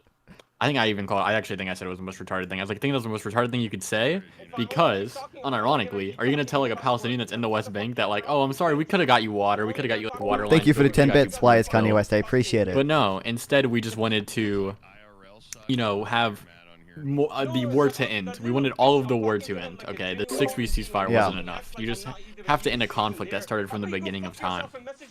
Also, the ceasefire released hostages too, right? Like that's probably a big That's deal. what I think it said. I also- was like, Did it also release Palestinian prisoners? Wasn't there an exchange it for was Palestinian? an Yeah, exchange. so That's what I was like. I was like, do you think like these people that are like missing their children don't like, especially just on either side? It's just I was crashing out in real time. But I told him if he ever wants to yell for 90 minutes to come on the podcast, so maybe I'll have him one day and I'll just yell at him. Oh hell yeah. That's how people vote. She wasn't pushing both sides. She was just pro-genocide. Stop capping. Oh God, I hear a far leftist locking. I mean, if you, Well, if I you mean, want to she pro-genocide, clearly don't worry, you supports- got it. yeah, she's less pro-genocide than Trump. Can we admit that at least? Like, clearly, Kamala Harris is less pro-Israel than fucking Biden was even. So, Oh yeah, easily. yeah. But people don't. Biden could have won. Biden could have won. Biden could have won. I don't think that's true. Don't fall into it. I actually talked. I was talking about that on the podcast. I was like, there's 4 groups I thought right now in the Democratic Party. There's like 1, okay, like we just accept Kamala as and we lose. Okay. 2, we should have ran Bideners. 3, we should have had RFKers, and then we've had 4, the Berniers. Okay, the Bernies are bust. We're still around. Okay, I still hear some inklings in the shadows about how he could solve it all. He's not too old. Okay. Yeah, I think Bernie's too old, and also I think Bernie was literally one of like 3 senators that actually underperformed Kamala Harris. We had a lot of split ticket voting, where like the senators got more votes than Kamala Harris, like in Arizona. Yeah, I saw that a lot. And in Michigan was one, wasn't it? yeah, I think Bernie Sanders was one of the few senators who got less votes than Kamala Harris. So that's not really a good sign for Bernie. I do think the populist rhetoric apparently sells really fucking well right now, so we should probably try to lean into that more. Bernie maybe Pete could Buttigieg, do baby. that. Nah, Pete Buttigieg. I think he's getting a following. I think Buttigieg probably could. I think Pete Buttigieg is like Pete Buttigieg is by far the best like Democratic candidate that I've seen like do interviews Not a fan of and Newsom? stuff. Well, I don't know. I haven't seen Newsom do like any interviews. I think Pete You should Buttigieg is react really to good at his, interviews.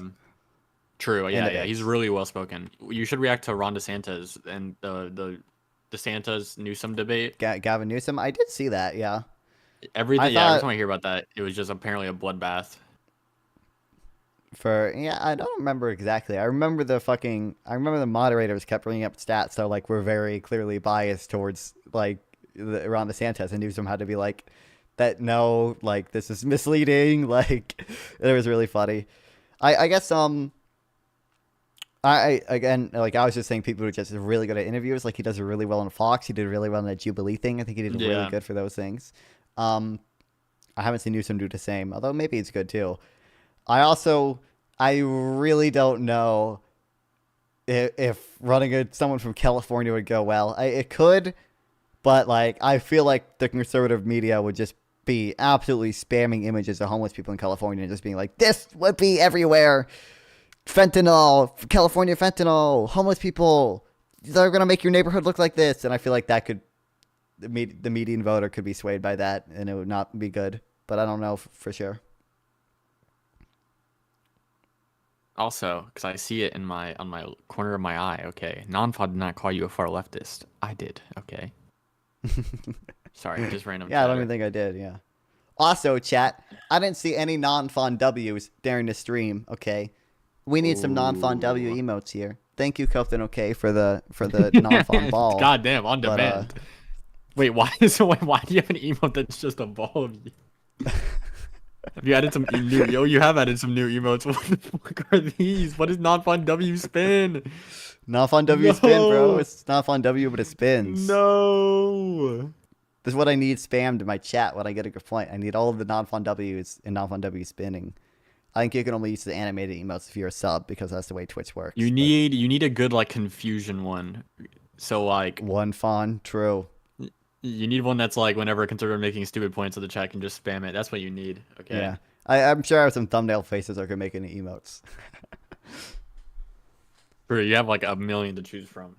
Do you ever just sit on like your camera while you're just off and just be like, Yeah, I have like 5 different videos. Dude, I would not care if my news got leaked. If the thumbnail face videos got leaked, it would be over for me, man. Those can't be out there.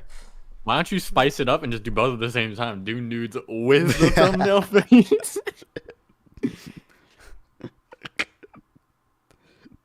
Dude, it'd Non-fun, be over. It'd okay. be over. To clear up the elephant in your chat, okay, non-fun. Are you not anti-genocide? Well, I'm anti-genocide. It's obviously just a factual disagreement about what's happening. Is it genocide or is it not genocide? And then secondly, it's clearly some genocides can be worse than other genocides. And if you believe that someone's going to make a genocide less bad, then even that, you should probably be like, well, clearly the only thing I have the power to do here is make the genocide less bad. What's up, Chris? Chris has a hammer. Welcome back. Shit, he got a hammer. My bad. That was. Wow, nice one, bro. I don't mean Nice to. one, I bro. don't mean to harass your chat sexually. That is my apology. Nice one. That's my. It's just a good name, okay? Just a good name. What percent of people think that Israel is doing a genocide as of recently? Because the most recent polling I have is from January of this year. In my notes. I haven't seen any polls that ask that question specifically. I don't know. It's a hard question to pull because like you can pull like do you support Israel or Hamas more, and it's like, well, clearly there's a lot of pro-Palestine people that are gonna still choose Israel over Hamas, but then Jesus Christ! I just read your chat. My bad, Chris. I'm sorry, Chris. I'm sorry. No, it's sorry, fine. I'm Chris. Jesus.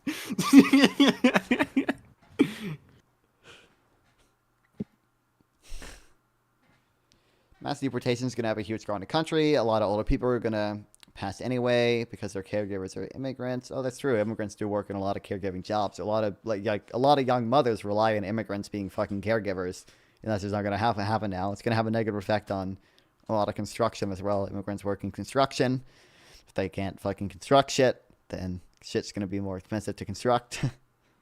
Okay, yeah. Here's the most Also, recent people polling making I can food prices find. cheaper. True.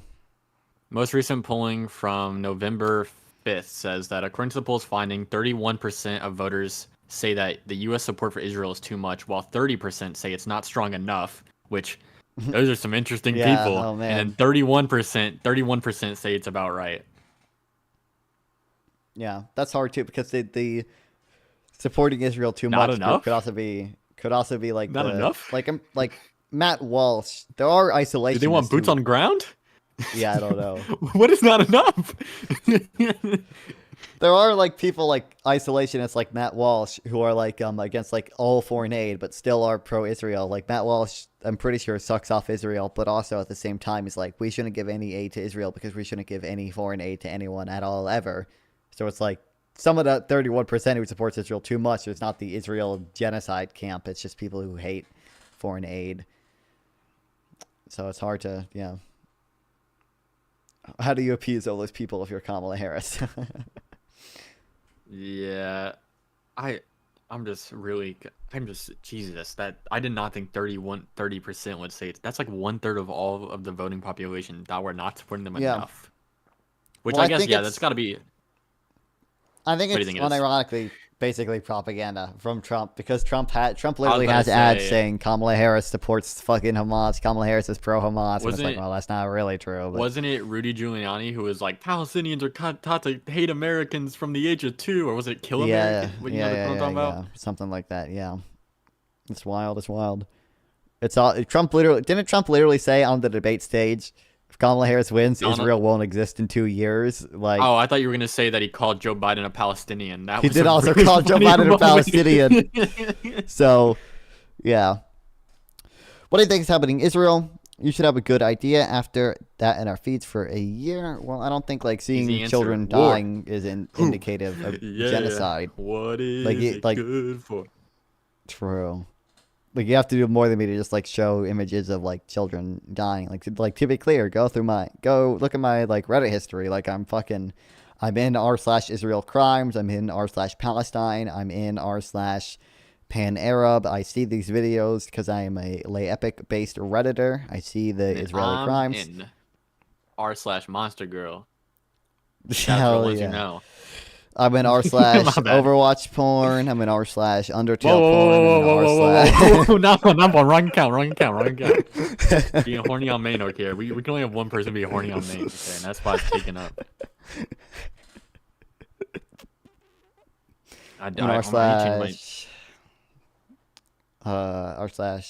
Every celebrity that has a not safe for work page. Even the underage ones. Oh, what the fuck? Why did we just switch places? With that trap. Wait, how the fuck did we do that? What the? Oh, it's because I changed my name. So when I think my name alphabetically is now earlier than yours or later than. That was really weird though, right? Shit, yeah. I'm the big dog now. Hey. Damn. Well, actually, you're the one being covered by chat now, so you're fucked. Fuck, I'm gonna change my name back to non-fun. Do you think Israel is doing? My audio cut out. What do you think Israel's doing? So just repeat the same thing you just said. Yeah, I don't think Israel's doing a genocide. I dispute that. Like, even something like indiscriminate attacks doesn't constitute a genocide, right? I don't see significant evidence that Israel's doing a genocide. Do you think that they have... Wait, let's give you a chance to be more moderate. Do you think that they've done war crimes, though? Well, like, obviously. Wait, let me act surprised. Yeah, obviously. What? The U.S. Also has done war crimes. Doesn't mean that we committed genocide. Like, we tortured prisoners in Iraq, just as Israel has been found torturing prisoners in Palestine. You just gotta hedge a little. Make sure you talk into that, because a lot of people who will say that they're listen. You can't be confused for a far rightist non-fun. Not yet. Not until the until the kick soon drops. Like, they raped that Palestinian or whatever. There's probably other cases of rape too. There's probably cases of torture from Palestinian prisoners that I've seen. Hamas also tortures Palestinians, by the way. The IDF just released all that footage. I don't know if you saw it of Hamas torturing Palestinians as well. But why do you think there's no genocide, and what America did in Iraq is a genocide? You think that America did a genocide in Iraq? What's your definition of genocide? I think there's a much stronger case Israel, about Gaza than there is about Iraq. There's a much stronger case about Gaza than there is about fucking Iraq.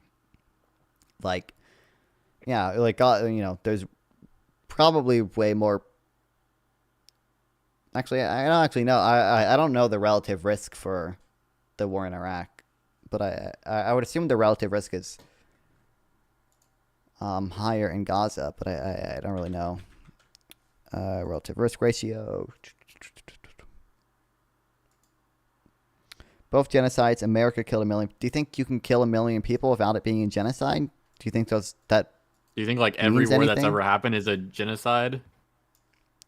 Yeah.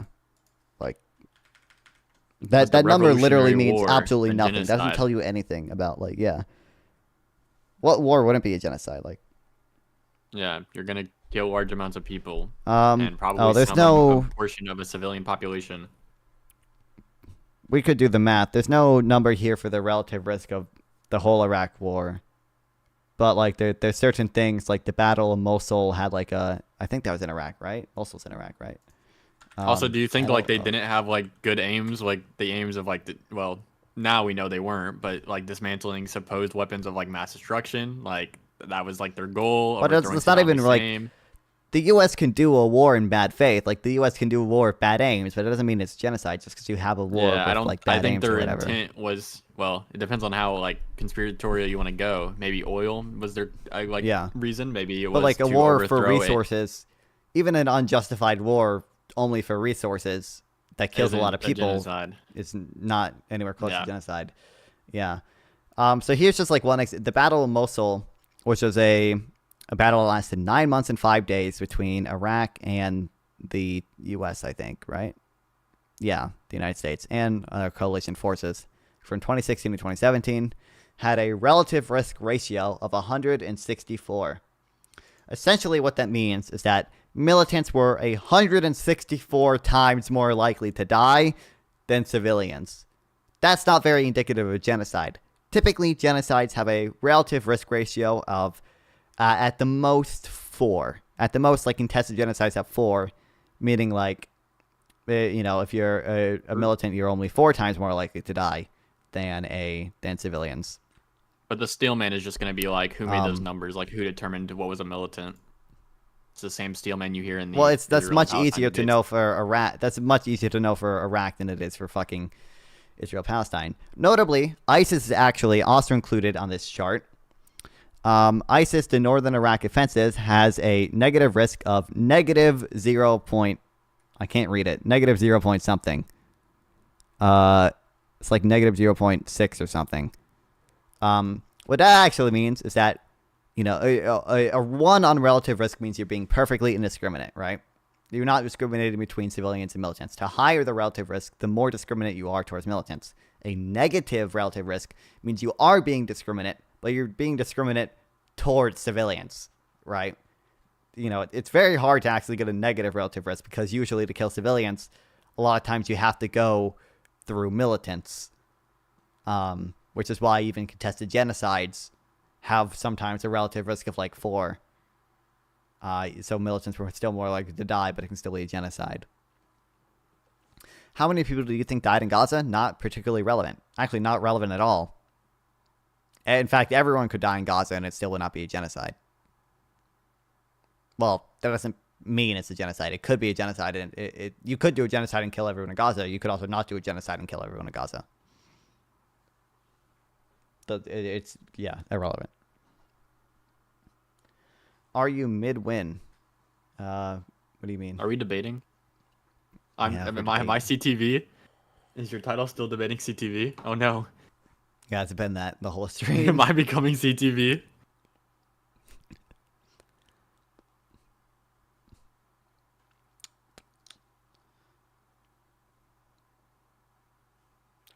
Apparently. CTV.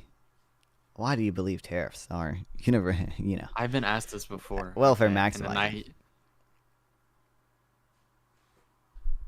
You've been asked what before? Is this guy notification friendly? And then you had to explain to me what that meant for 20 minutes, Oh. and then I was like, I don't know, man. Yeah. So that's your answer. Okay, let's speedrun it. I don't know, man. It's irrelevant if America killed everyone in Gaza. 2, if it's genocide, it's not particularly relevant. Yeah. You could kill everyone in Gaza, have it not be a genocide. You could only kill 1,000 people in Gaza, still have it be a genocide. That's not how these things are defined. What do you think about the wave of FAFO based?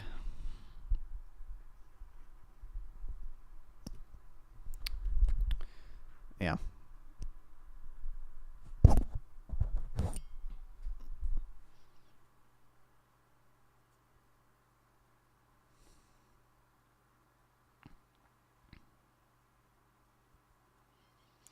How exactly does one kill everyone in Gaza unintentionally? You do it indiscriminately. You carpet bomb the entire place. Nuke. Or nuke. Hiroshima. Sure. Indiscriminate does not mean genocide. They actually kind of preclude each other because indiscriminate just means you're not discriminating, where genocide means you Yeah, are I mean, there would discriminating, be- but you're discriminating towards civilians.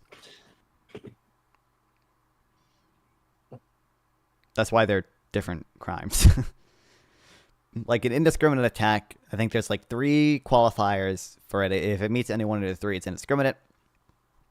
It's like 1, any attack that treats as a single military objective several distinct military objectives. So this would be like carpet bombing. Even if there are lawful military objectives within a city, if you treat the entire city as one military objective, when in fact there are several distinct military objectives in that city, that's indiscriminate. 2, any attack which would be expected to have damage to civilians or civilian objects in excess to its concrete and direct military gain. That's just a disproportionate attack, which is also indiscriminate. It means you're killing too many civilians relative to the military gain you get. That counts as indiscriminate. And 3, any attack that is using means and method of warfare that cannot be targeted effectively. So, using cluster bombs, for example, would fall into this category because cluster bombs, you don't have a control where they land. They damage civilian objects too easily. You can't aim them effectively. Hamas's rockets also fall into this category, by the way, just so you know. That's an indiscriminate attack when they launch them into civilian areas, and they're imprecise rockets. They don't have exact control over where they go. They're also indiscriminate. But yeah, these are different things. Genocide is killing, a group of people in part or in whole with the special intent of doing so. These are indiscriminate, does not equal genocide. In fact, they arguably preclude each other. My understanding from the stuff I've read, which I need to finish an international law textbook. You did join the Discord. If you disagree, why not just go into the club waiting room and I can bring you in. Y'all can have a conversation while I eat my donuts. Nice to see people be ignorant of modern day Holocaust. Very cool to say. What did I just say that was ignorant or wrong? Also, the comparison to the Holocaust is crazy. You can, but you can disagree on the factual, is Israel, targeting civilians with specific intent? You can disagree there, but nothing I just said was wrong about indiscriminate attacks not constituting genocide. The Holocaust wasn't indiscriminate. The Holocaust was discriminate towards Jewish people and the other people too. But yeah, that's why the Holocaust was a genocide and not just an indiscriminate attack. Germany actually didn't do that many indiscriminate attacks because Germany, when Germany did carpet bombing, they just did. What Germany would do is bomb areas with Jewish majority neighborhoods. They were actually being discriminate towards fucking Jewish people when they did air raids. They also did do indiscriminate attacks as well, but there were cases where they. Never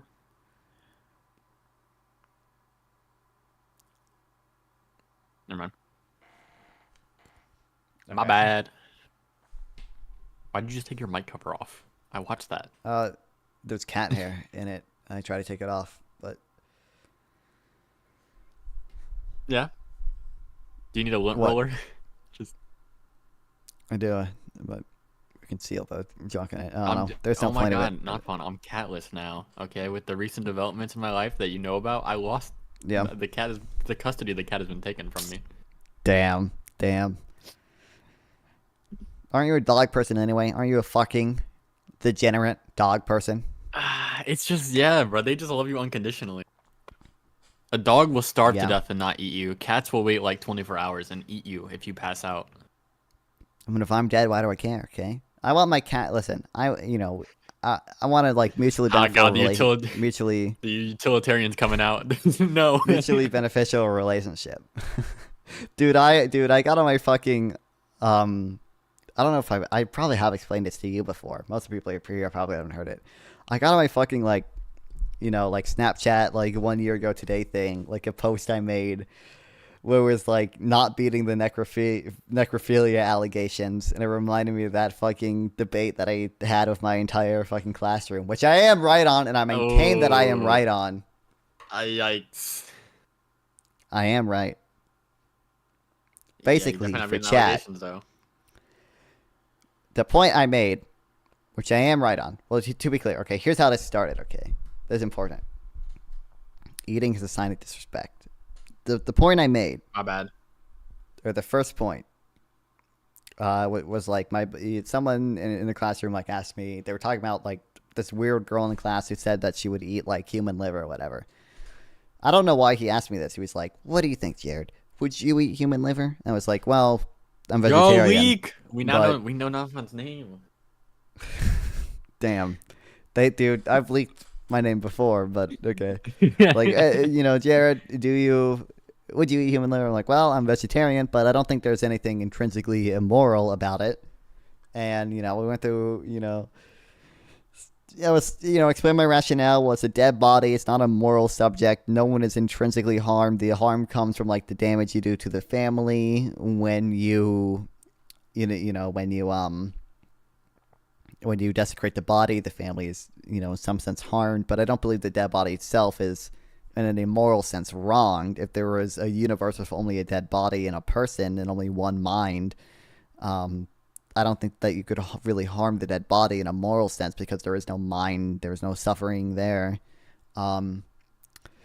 Eventually, he keeps pushing me. He's trying to do a reductio ad absurdum, which I guess fucking worked, So we get to the reductio, So your position, Mr. Nonfon, would be that if there was a 5-year-old girl, but she was dead, then you think it'd be immoral.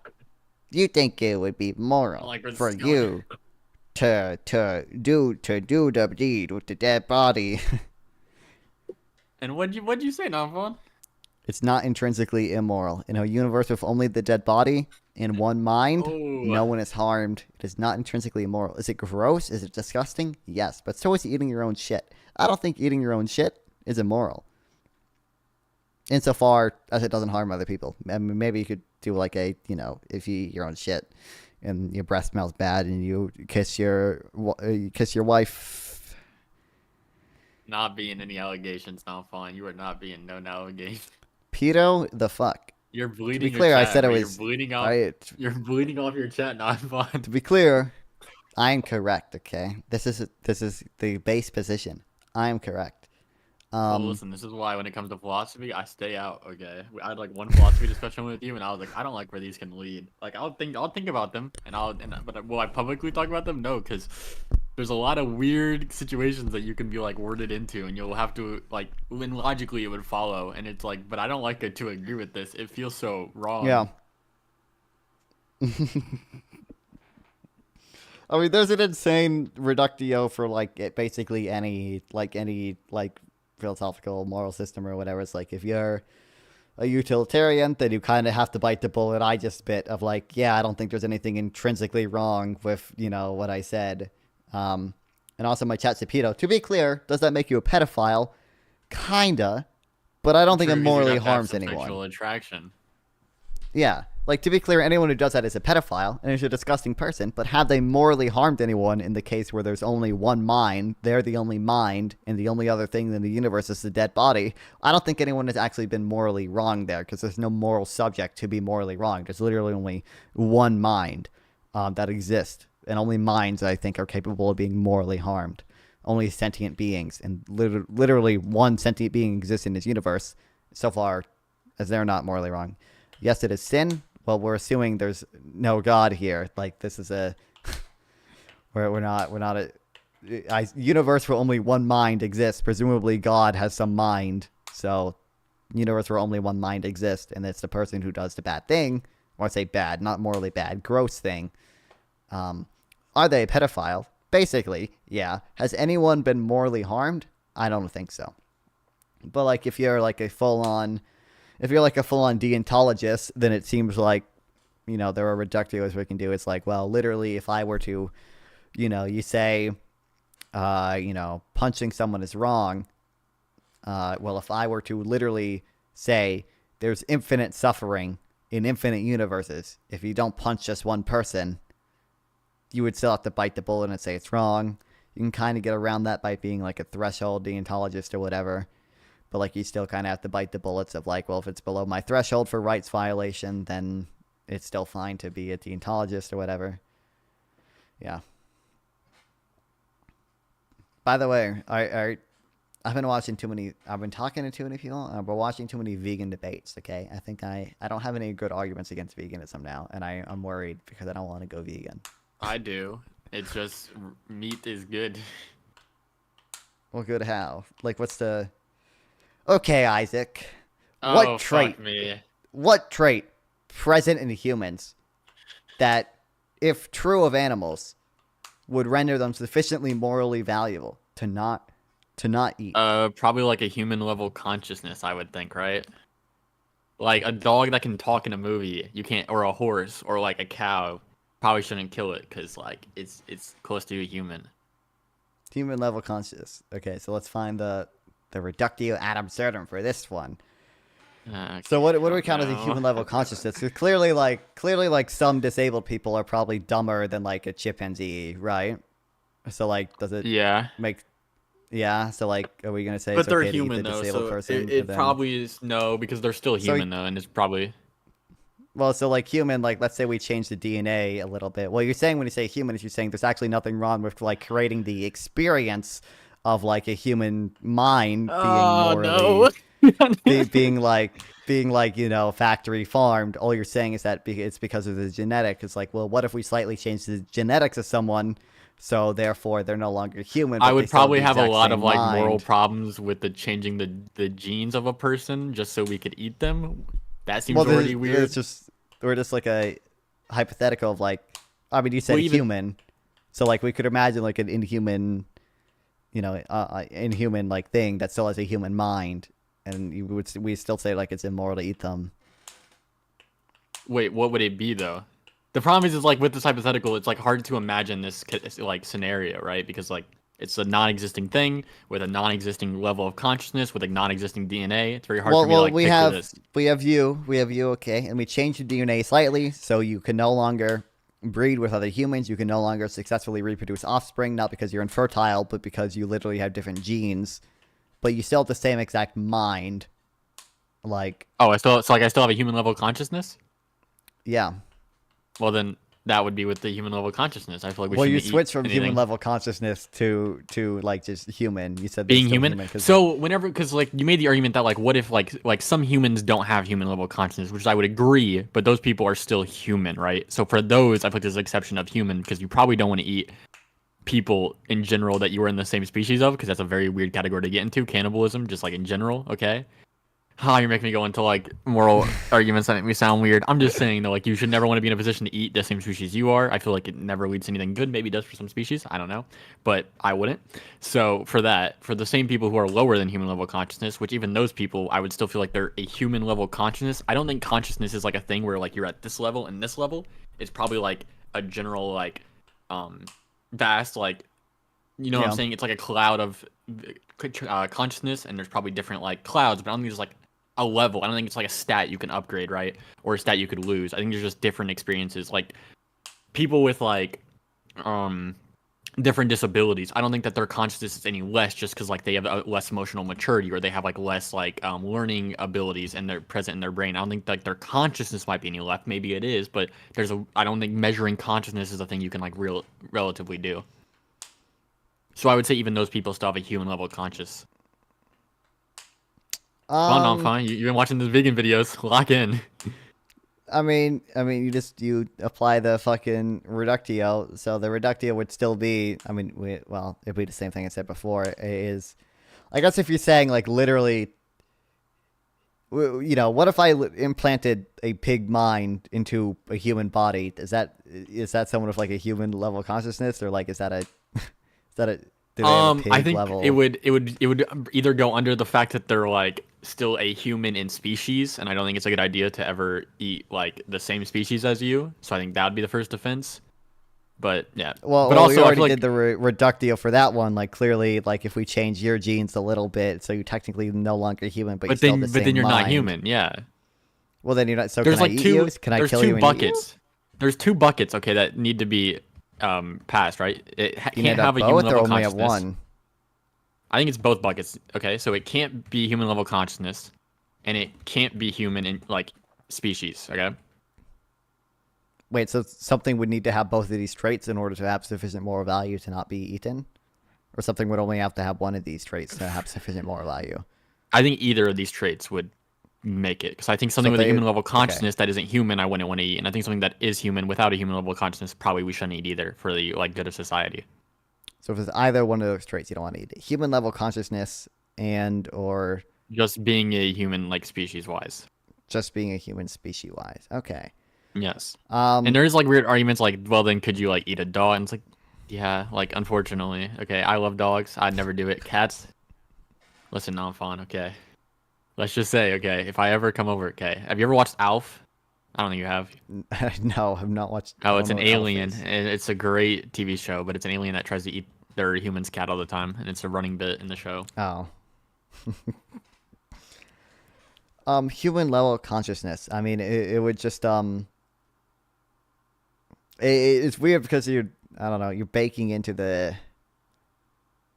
baking into the like thing like only humans can have human level consciousness. It's like, okay, well, if we have a disabled person who's clearly like less intelligent than like a The monkey problem or is whatever, while they're less or a intelligent, dog. do you think they have less of a consciousness? Like consciousness That's is a very hard- hard thing to measure. Yeah, exactly. Exactly. Right? I was about to say it's very hard to Yeah. know, but if we don't know what the fuck consciousness is, it's hard for me to know like what the different experiences are it's- like. Like I have no Do you know clue, really. Is it called the bucket of sand fallacy, where it's like you can't like correctly determine when when grains of sand become a bucket of sand. Yeah, but you when can it always comes to look heat, sure. at Yeah. but you can always look at it and tell, right? Like you can always, I feel like that's what it would be, right? I don't think you can like determine when something loses and gains human level consciousness, but you can probably interact with something and see if it's at a human level consciousness.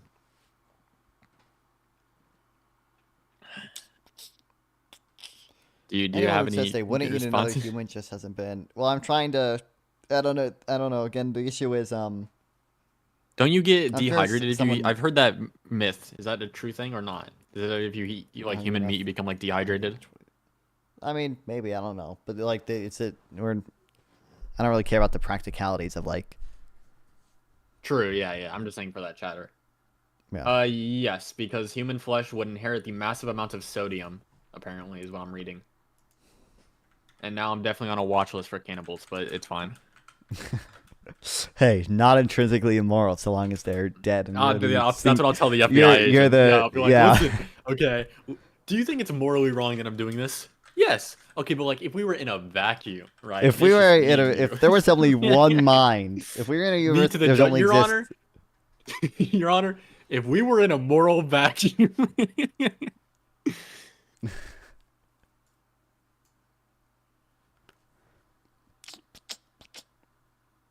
Anyone who says they wouldn't eat human meat just has another human just hasn't been hungry enough. I mean, like the point though is like morally, would you like do it? Like obviously, there's going to be situations where your morals go out the window in like certain dire situations.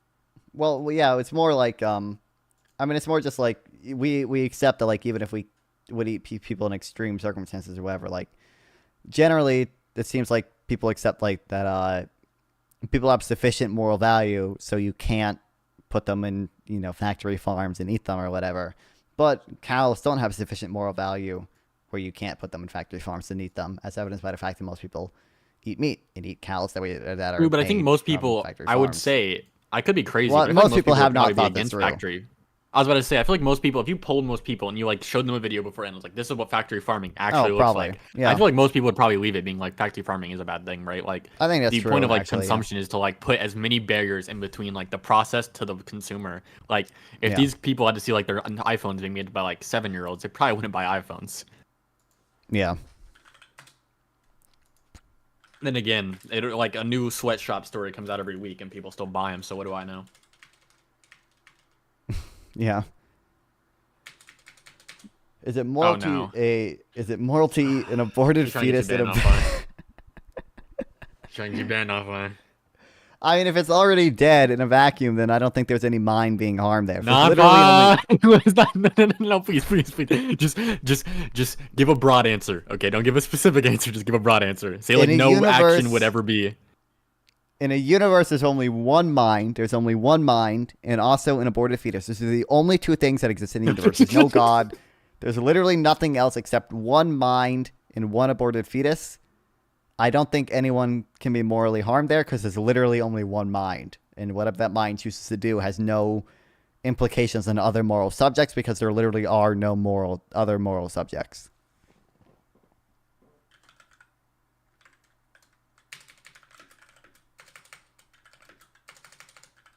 That would be my position, but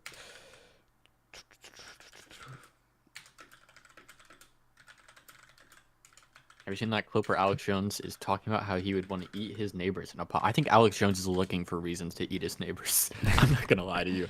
That Dude, man, can we he's get- like the type. He's like can the we type that get owns Alex guns, Jones? Alex Jones, press secretary. It'd be so funny. It'd be hoping- so No, funny. I will not fun. I can't say that on Twitch. I will not be happy.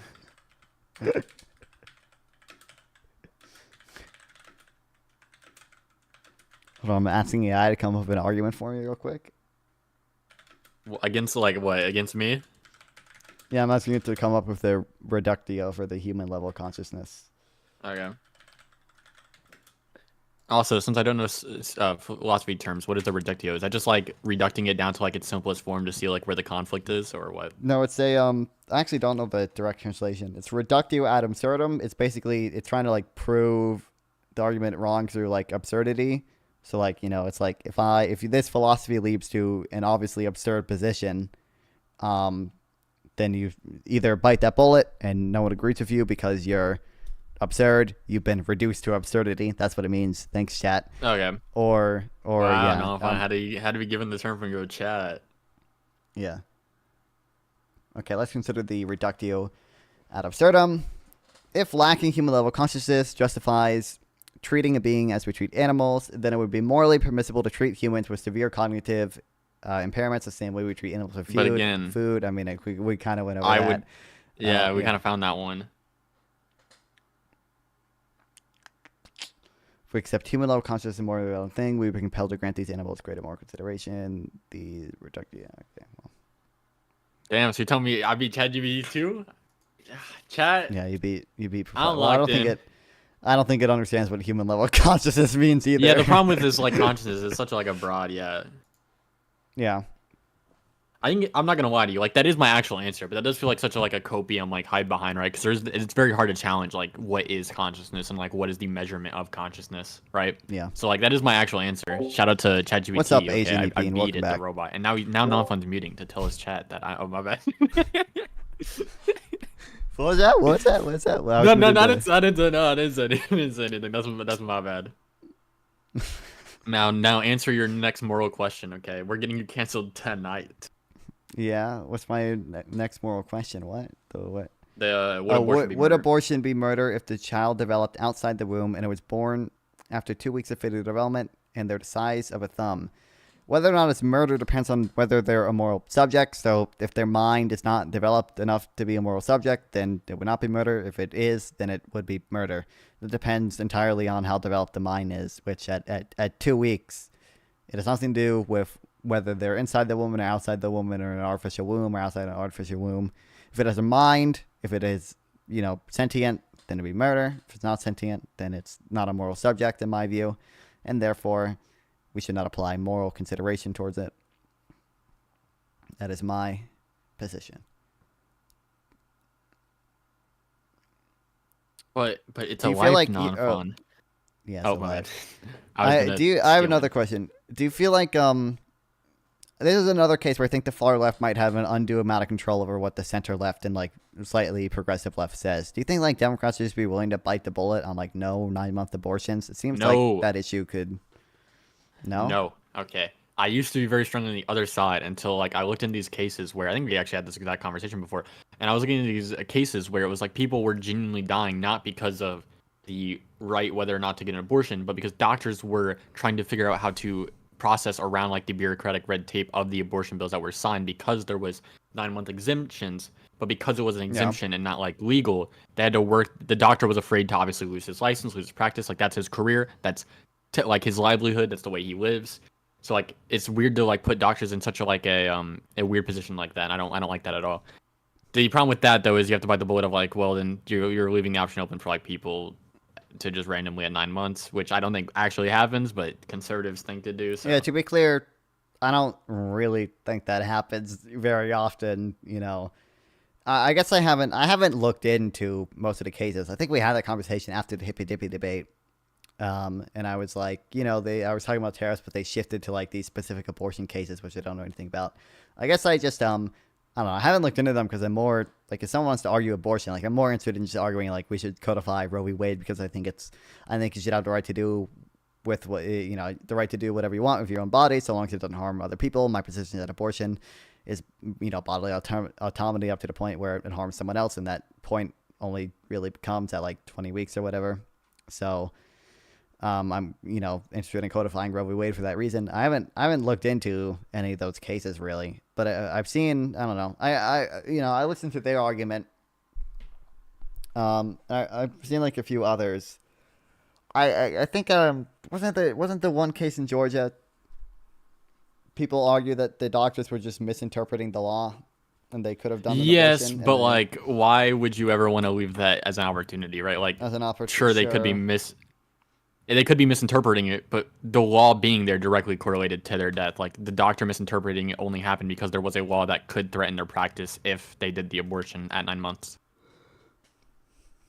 But I understand what you mean. I think that like if it went the other way, I'd be perfectly fine with it. Like, yeah, if they bit the bullet and were like, yeah, maybe we shouldn't. I mean, I get it, right? Could you tell us more about the constitutionality codifying Roe v. Wade? But dude, how many times have we gone on it? First, like, look, there's a difference between me and you. One of the differences, okay? I try generally to match my knowledge or to match my conviction with my level of knowledge. So I don't know a ton about the implied powers in the Constitution. So I don't know a ton about whether Congress could pass a law codifying Roe v. Wade, if that fits into, what schools of constitutional thought would think that's okay, what schools of constitutional thought would think they're not okay, and which ones would think that, which one is correct in that view. So I don't have a strong position on it. You, on the other hand, can't describe to me what a tariff is or what the balance of payments are. So, but despite that position, you still have strong opinions on tariffs, which doesn't make sense to me. So, like, I'll admit to you. My bad. It come from it's what? Discord. You know how it is. Didn't it just come from the right to privacy? Isn't that like where it got the right from? Well, so he's asking a slightly different thing, but yeah, the ruling for Roe v. Wade was like, the 14th Amendment applies the right to privacy, and therefore women have a right to an abortion without federal government interference, or state government too, have a constitutional right to an abortion without government interference or whatever. What he's asking is basically what article gives Congress the power to pass a law codifying Roe v. Wade, because like technically Congress can't just pass any law at once. It has to have a constitutional basis for passing that law. Can't just pass a law saying everyone has to step on one foot. It has to do something that falls into one of the categories of like commerce, regulating interstate commerce, necessary and proper clause, that this law is required to carry out some constitutional duty there, or to establish an army and navy. Obviously, there are like implied powers of Congress. Like, for example, I mean, the Constitution only says army and navy. It does not say Air Force, but like, it's pretty reasonable to say Air Force is an implied power because like clearly, what they meant by this was just to maintain a military. Like, it doesn't really matter if it says armies and navies. And then like there's debates over exactly what Commerce Clause means and, what counts as regulating interstate commerce. Localist takes a very strict view of what counts as regulating interstate commerce. There's a case about this, for example, like I think the federal government tried to ban the ability to carry guns on any school grounds. And there was a Supreme Court case about this. I forget the name. And they had some pretty loose argument well, this is interstate commerce because clearly, guns go across state lines and we're making a law for all the states and guns are interstate commerce. The Supreme Court said, no, that's clearly not regulating interstate commerce. But there are certain things the federal government can do, even if it for example, the federal government can't just ban all states from allowing guns on school property or whatever. But what it can do is say, if you accept money from the Department of Education, then you have to follow these requirements. So, for a while, I don't even know if there is now, there is no federal minimum drinking age law. Congress just said, if you want highway funding. If you break it, no funding, yeah. Yeah. Therefore, you could argue you could do something similar with abortion and protect it at a federal level like that, Make it a de facto law, basically. Yeah. But there's other arguments that you could protect it on a federal level, even without, just make it de facto by making all the states do it. I forget exactly what they are, but yeah. I mean, you could just make it any state that accepts Medicare funding has to provide abortion. Since every state relies on Medicare funding, they all have to, they would all pass a law protecting it immediately. Yeah, there are things like that you can do, but Localist takes a view that is not the most constitutional lawyers probably would not agree with. It's a very strict originalist view.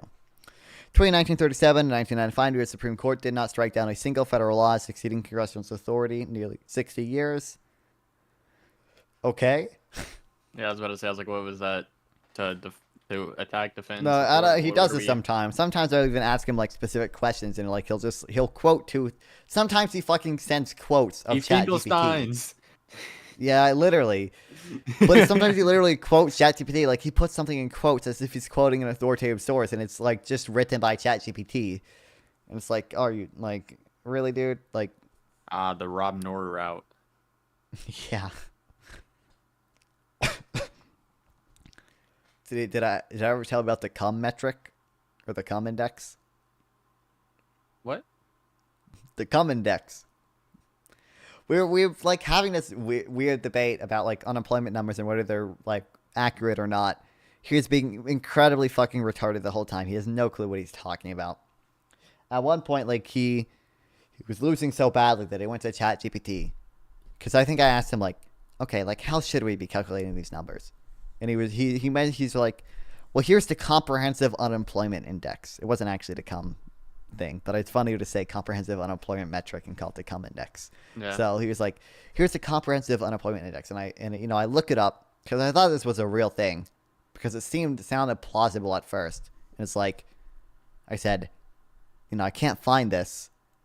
I don't think that ChatGPT just came up with this for you, right? And he was like, yes.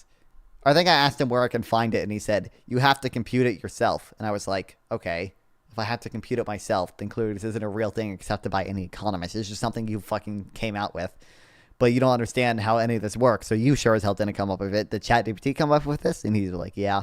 And in the equation for it, the first thing it does is add U3 unemployment to U6 unemployment. U6 unemployment includes everyone in U3 unemployment. So literally the first thing it does is double count unemployment. So ChatGPT clearly does not know what the fuck it's talking about. But he cites it as like an authoritative source. Yeah, exactly. But like, yeah, it's wild. He also trolls, so I don't know how much of his position is real and how much of it is trolling, but I don't know.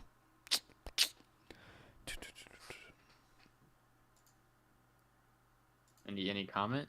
I'm waiting. I'm waiting for the defense. I can be swayed, okay? I could be team localist. This is your chance. I don't think he understands opportunity cost or anything. He's so dumb. He's so dumb, unironically. Did you see? I don't know how, if you saw any of this. I don't know if this is a real position he still holds. I think this was a real position he held. And then he realized it was so incredibly stupid that he started like joking around to like pretend like he was trolling the entire time when he wasn't trolling the entire time. He did at least at some point hold his position unironically. Yeah. He believed you should adjust real wages to inflation, aka dividing inflation-adjusted wages by inflation, aka adjusting for inflation twice, aka doing something no textbook, reason. no economist does. He can't cite a single economist who does this because it's fucking retarded. Okay, and you don't get an accurate view of purchasing power from this because you're adjusting for inflation twice. Yeah. So probably just genuinely didn't not know that real did already account for inflation, and then just got caught in a corner, and then just like it's incredibly dumb. Yep, it's dumb, but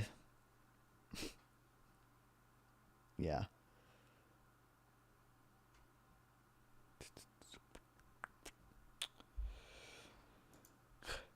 You know what we could get though with the Trump presidency? We can get Twitch. We can get Dan Clancy in front of Congress now. Okay, with the Republican majority who all love Israel and hate anti-Semitism.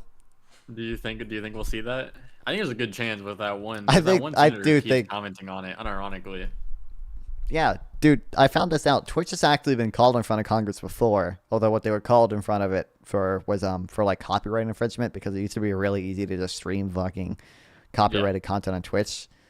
So like it's not out of the realm of possibility. But yeah, we get this. We get fucking Dan Clancy in front of Congress. That would be fucking hilarious. So when Hassan was on stream showing Houthi terrorist propaganda videos, did we think that was like I know, in yeah. Twitch's best interest to have advertisements on that?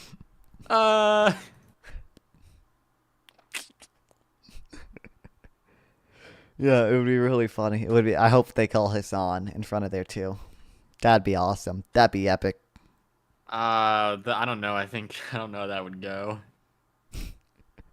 I don't think it would go on my well just TikTok, because I think congressmen are fucking stupid and don't understand the internet. So Hassan could probably mog just them get on a lot of W's, things. yeah, and then I have to go Yeah. on TikTok and I have to see Hassan mogging our like Yeah, congressman, a and I think I would sitting die. congressman. Yeah, I know. Yeah, like if you look at like the Facebook trials or whatever, Actually, like no, they I got like it. you know, I got it. They call out Hassan, okay, and then they appoint Destiny as chief prosecutor, and then is locked in. hell yeah, hell yeah. I don't know, but there are like legitimate reasons to be like worried about Facebook or whatever. But like you call Facebook in front of Congress and it's a bunch of old people If I who don't walk understand over the there, internet. will my phone know I Yeah, walked over there? And it's like, oh, exactly. we're so cooked. So it's like there are legitimate reasons to do this, but like you are so fucking dumb that you just make Mark Zuckerberg look good, and it's like, okay, dude. Now that Democrats lost control of the federal government, they will now be either friendly to the states resisting federal encroachments or cut themselves. So true.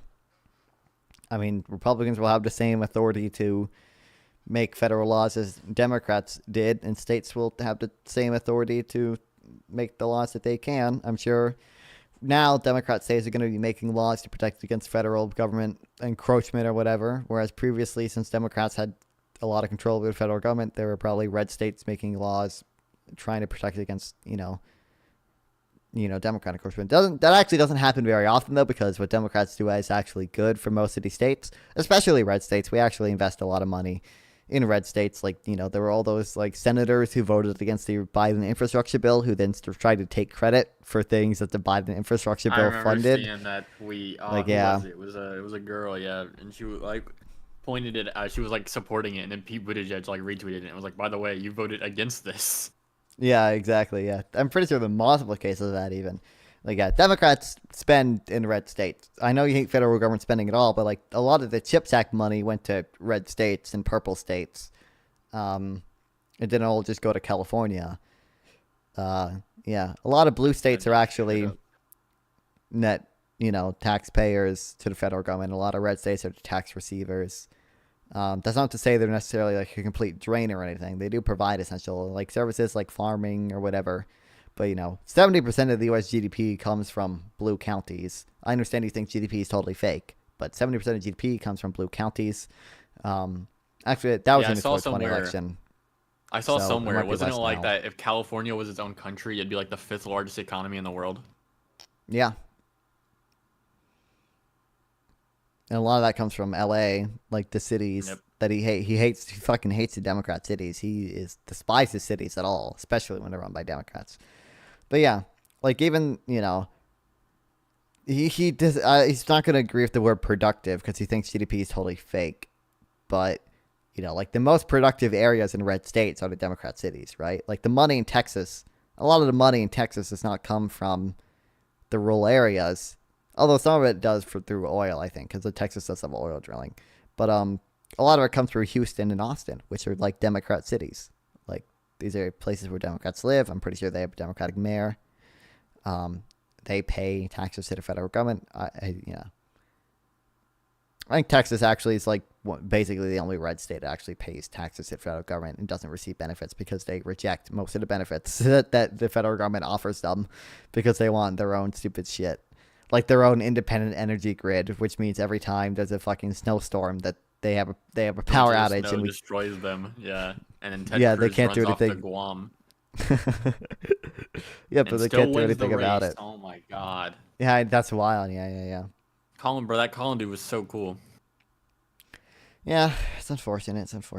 But And then Nafak, do you support? I feel like I'm chat half the time. Do you support California California's independence? No, I don't support secession for any state, Doesn't really. Texas still have it built into their like constitution that they can succeed? Nope. And it was No. they didn't. I thought they had Inaccurate. that. Nope. I'm pretty sure in their constitution they say that they can split into 5 different states for whatever fucking reason if they want to split into different states. But it's my understanding is that they don't have that built in the constitution. What about kicking California out of the union? No. Let's start seceding from the union. Unilateral secession has never been upheld by the Supreme Court. Localist hates the Supreme Court, so he disagrees with that. Localist is fundamentally un-American. He does not think America should exist. Don't let him tell you otherwise. Don't let him tell you the Democrats are un-American or anything, because he is un-American. He literally does not believe the United States is a country. Just ask him, is the U.S. a country? He says no. Ask him, was there a civil war? He doesn't believe there was a civil war. He believes it was only a, quote, war for independence. Like that somehow precludes it being a civil war, even though a lot of civil wars are fought for independence, but he has a really dumb fucking definition of civil war. He is fundamentally un-American. Treasonous. He supports the treason. Oh fuck! I think it was the 10th of November. Remember the 10th of November. I see no reason why the. Jason. What's the quote? There's a Sherman's March to the Sea. It's like remember the 10th of November. I see no reason why did flag or traitors should fly over the land of the free. Localist. Remember. I'm the real American. You are the treasonous usurpation regime supporter. Nope, I'm infinitely more American than you. I have infinitely more respect for the Constitution than you do, because you believe the Constitution should be torn up and states should just secede. It depends who wins according to Donphan. What? Was the American Revolution a civil war? No, not really, because they weren't citizens of the same country. It's my understanding. It was a colony versus the mother country. I would say that fits more squarely into the definition of a war of independence, colony versus a country. The colony is not part of the country. The Confederates were part of the country. They were part of the United States. Britain did have a civil war in like 1516 or whatever, right? Like, war. You can fight a war of quote unquote independence and have it be a civil war. Like, it's just dumb. Or definite like. You can have a definition of civil war that says a war for independence isn't a civil war. I think it's a dumb definition of civil war. It's not what most people mean when they say civil war. Usually they just mean two citizens of the same country like fighting each other. I can also have a definition of insurrection that says anything Donald Trump does is an insurrection, but you would say that's a really bad definition of insurrection. Yeah. Why is a colony not part of the country? By definition, they're not part of the country, right? Otherwise, it wouldn't be a colony. It would just be part of the country. Part of the country, yeah. Are you saying the concept of civil war necessarily predicated on the idea of being citizenship? You have to be part of the same country. Usually, that's what that means. I think some definitions of civil war do say just two citizens of the same country, like fighting each other. I don't know if that necessarily has to be citizenship, but it has to be like two parts or two factions within the same country fighting each other. I wouldn't say that a colony versus the mother country is a civil war. You don't support the Constitution. You support judicial construction of the Constitution and Lincolnian nationalism. Sure. I don't know what Lincolnian nationalism means, but all right. Probably. I mean, I guess I don't know how country is being defined. I don't know. Episode 2, Revenge of the Graph Nerd. There are no graphs on screen right now. Okay. What'd you say? Sorry. You're gonna. Well, no, you're good. I was gonna make a comment about Lincoln, and I was gonna make a joke about him getting shot in the head, but we can move on. Okay. Not yet. They're bidding their time. I looked at a few graphs today. They're not relevant because CTV, his mind would explode if he saw a graph. But yeah, I think most people defense terrorists' mind would explode if they saw a graph. But there's no constitutional power. There's no constitution of the power of constitutional review rests solely in federal judiciary, and the president is, if binding. What? I don't do those. Maybe I'm just tagging and read that wrong. That did not make sense to me. Or if you got your R-worded baby hanging around too. True.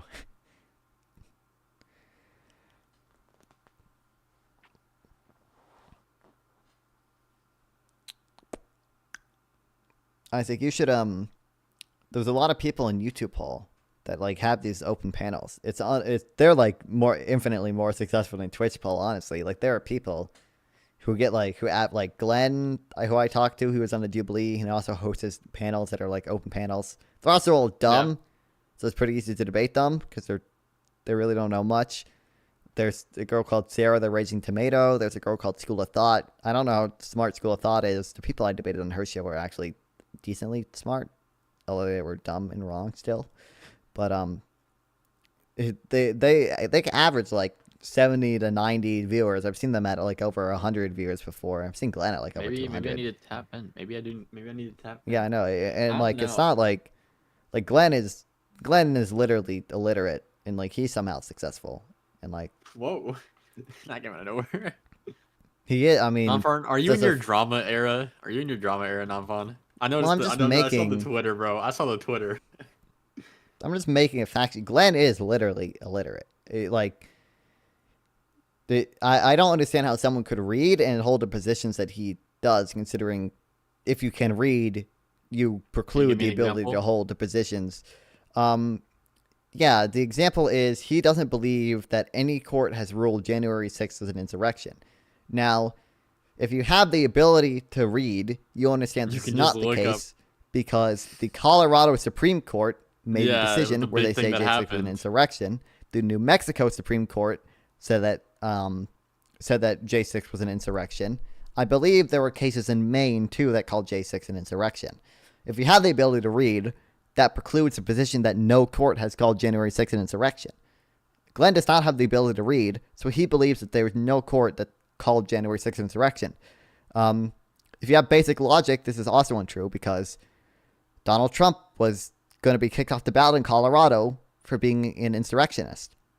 There would be no need to overturn that decision, which they didn't overturn it calling it an insurrection. They just said Colorado doesn't Overturn have the ability of authority. the state to determine. Yeah, they just said Colorado doesn't have the authority. They didn't even overturn. But his point, his position that was that no court ruled it was an insurrection. So even if the Supreme Court overturned that, his position would be negated by the fact that the Colorado Supreme Court had a decision to overturn it in the first place. Yeah, if you can read, you don't have the position he has. The same thing is true of John Eastman conceding that his plan would violate the Electoral Count Act. My understanding is Glenn's position is still that Eastman did not say he was going to violate the Electoral Count Act, or he wanted Pence to violate the Electoral Count Act. If you have the ability to read, this is a position you cannot hold, because we have an email from John Eastman where he says, now that it's been determined that the Electoral Count Act is not so sacrosanct as previously determined, I implore you to consider one more relatively minor violation and adjourn for 10 days. That is him saying that he wants to break the Electoral Count Act. Now, the reason he wanted to break it is because he believed it wasn't constitutional. He probably believed it was constitutional, and he just lied to Trump saying he didn't believe it was constitutional, considering he didn't believe it was constitutional to do this at first, and then changed his position later, after all other options had failed. He did write down this is an incorrect interpretation of the 12th Amendment, and then later just lied about it. But yeah, these are positions that are precluded if you have the ability to read. Glenn does not have the ability to read, therefore he can hold these positions.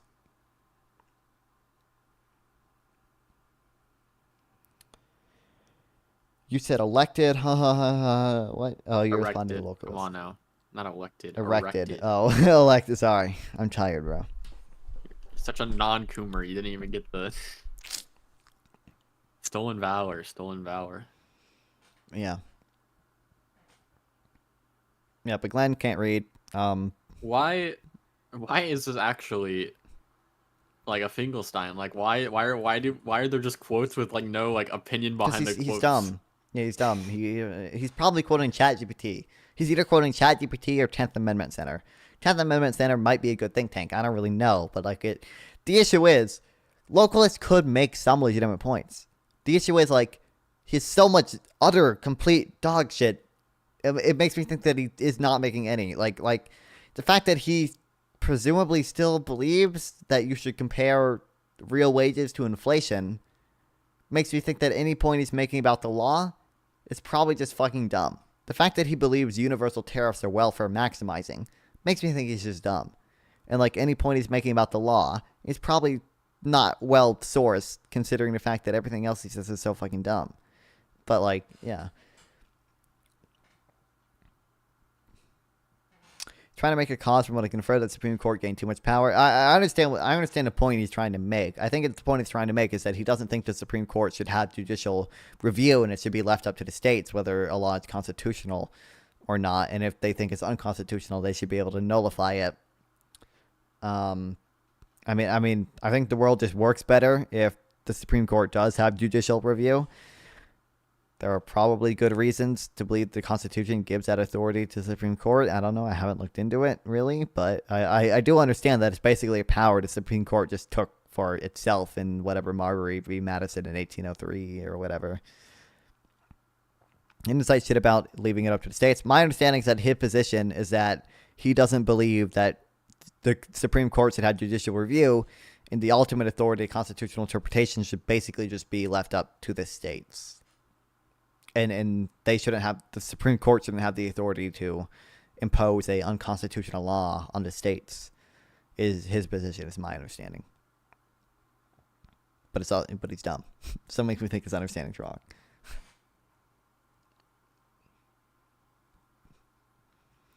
State courts have no power over the Constitution or federal laws. Constitutional review is a power the Supreme Court has. They can nullify down a law that's unconstitutional. It's just not a power that's concentrated solely in the judiciary. So it's in direct conflict. Well, he doesn't agree with the way the Constitution is currently interpreted and acted upon. But I don't know. He's dumb, mega stupid, mega retarded. I don't think he'll unironically answer. Does he believe that you should not just compare, but divide inflation-adjusted wages by inflation? Because he knows he's fucking wrong on that, but he knows if he stops trolling and admits that he's wrong, he looks bad. He looks like an unbelievably retarded dumbass. So he's not going to say, I was wrong to believe that you should divide inflation-adjusted wages by inflation.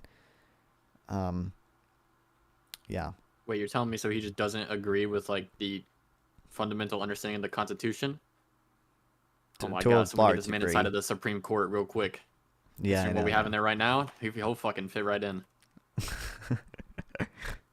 Get that man. Oh, he does. He does completely reject this. By the way, when it comes to any, so I would say like the amendment that the Supreme Court made about the 14th Amendment in like Colorado or whatever, I don't think was a good decision based on the historical understanding of the 14th Amendment and based on the like original intent. One, this was taking power away from the states. It took away states' power to define what an insurrection is and decide who's on a ballot based on that. States basically control every other element of how they run their elections. Localist believes that states should be able to control basically every element of how they run their elections. Right now they control how many signatures you need to get on a ballot, things like that. They control if you need voter ID.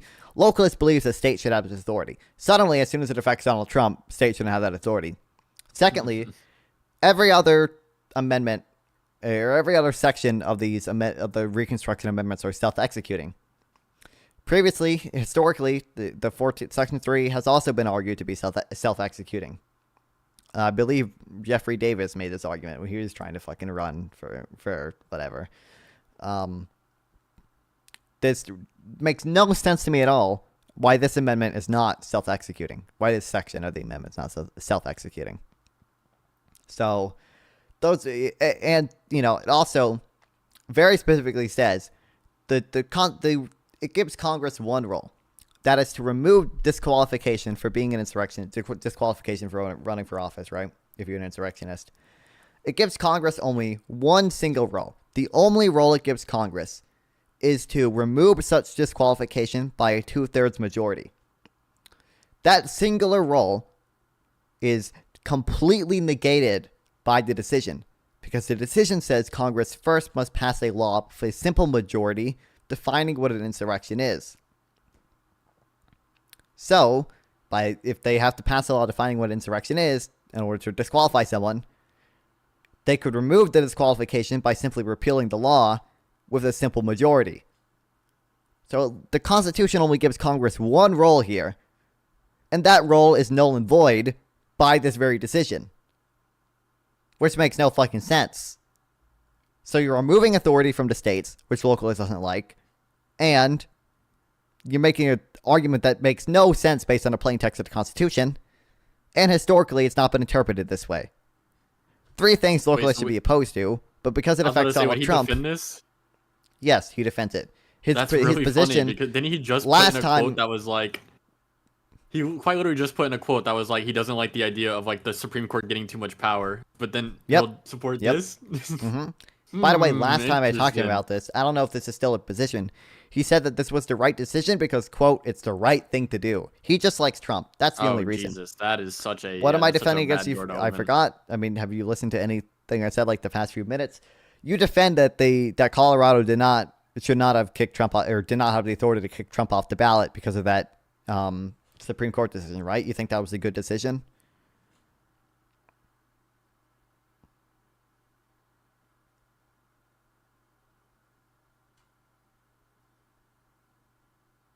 Or do you think that was a bad decision because it removed state authorities and also doesn't make sense with the plain text of the Constitution? State reserved the rights to see. Okay, why do you agree with it if it A, takes away, you recognize, first can you concede that it does take away from states' authorities to control their own elections, right? This is the federal government interfering with how a state conducts its elections. Concede to that first.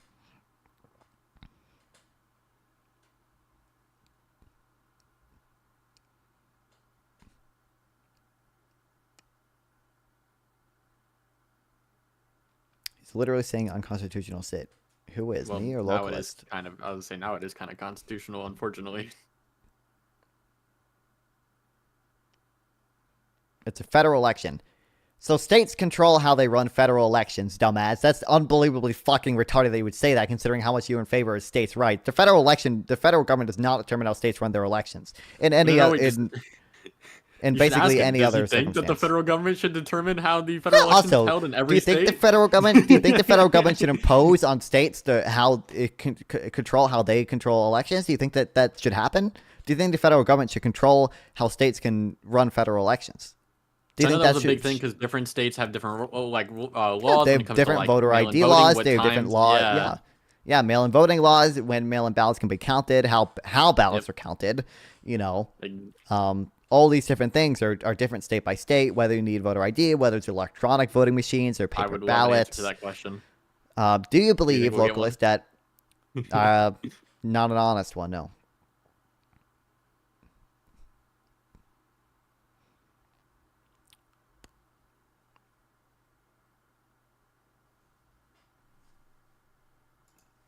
What is this? States in election clause. What about this?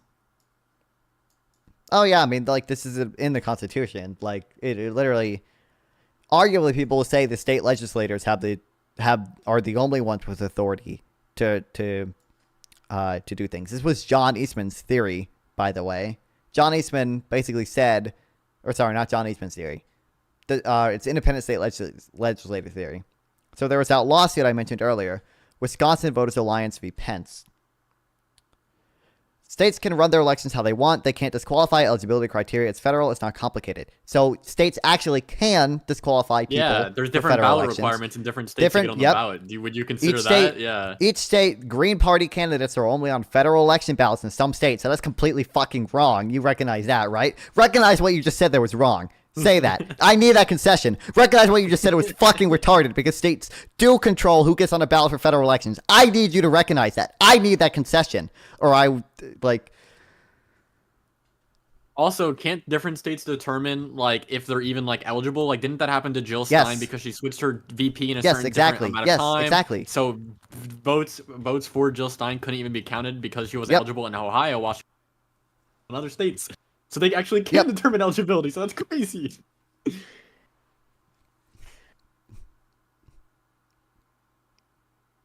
All right, guys, we gotta wait. ChatGPT is currently down. Give it 3 minutes, and we'll Yeah, get. ChatGPT. By the way, yeah, every state counts ballots differently. Yep, hence we have such disparities in time of results. Yeah, exactly. California takes forever to count results. Now, luckily, California's a safe blue state. Nevada takes fucking forever to count results. Unfortunately, Nevada's a swing state, so we don't know the results of Nevada until a week after the election every fucking time. But yeah. Yeah, he's ChatGPT, baby, yeah. Yeah, Article 1, Section 4, Clause 1 of the Constitution. The times, place, and manner of holding elections for senators and representatives, which are federal offices, by the way, shall be prescribed in each state.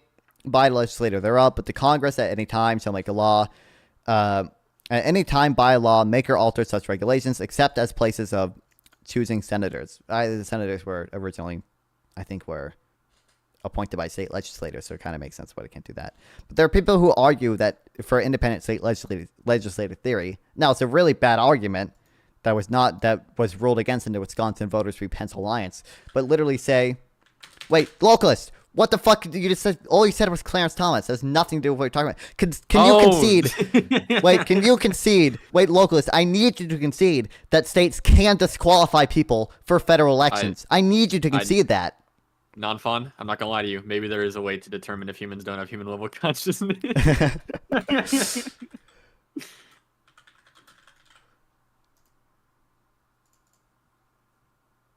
You got this, non-fun. You can get a concession or at least an answer. He's not going to. He's almost certainly not going to.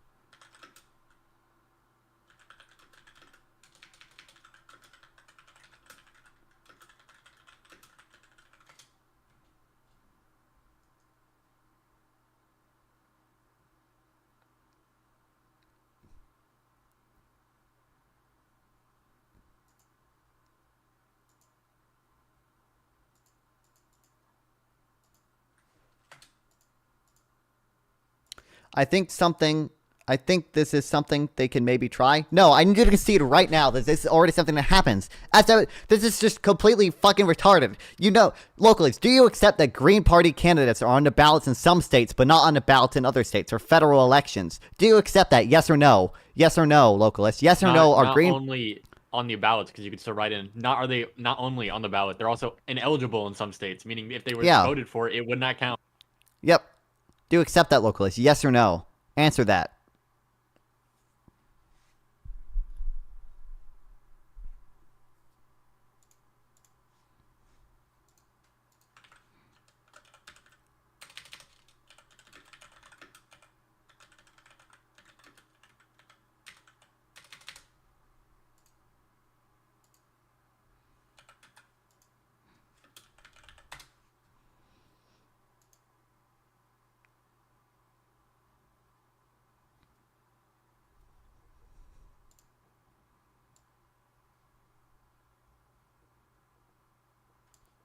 I mean, this is like yeah, Isaac mentioned Ohio. Like, literally, just look it up. Yeah, they got LGBT. Okay, so to be clear, you accept that states can disqualify candidates for federal elections. You accept that, right? That is literally what you just said by saying they have eligibility requirements and shit. Candidates can be ruled ineligible for federal elections. So you were just fucking wrong on that. You recognize that, right? States can disqualify people for federal elections. Say that. Say that. Say states can disqualify people for federal elections.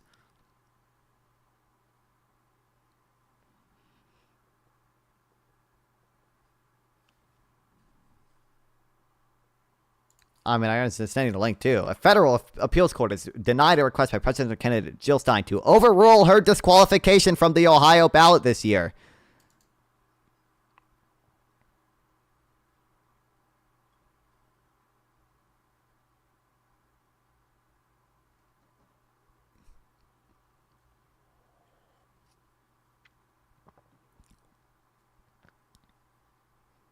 Eligibility requirements and unilateral disqualification is not the same thing.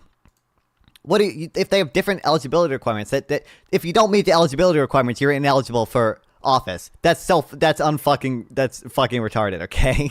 Also, like, we have this case from Ohio. Jill Stein was ruled ineligible by an Ohio court, and then a federal court upheld that decision.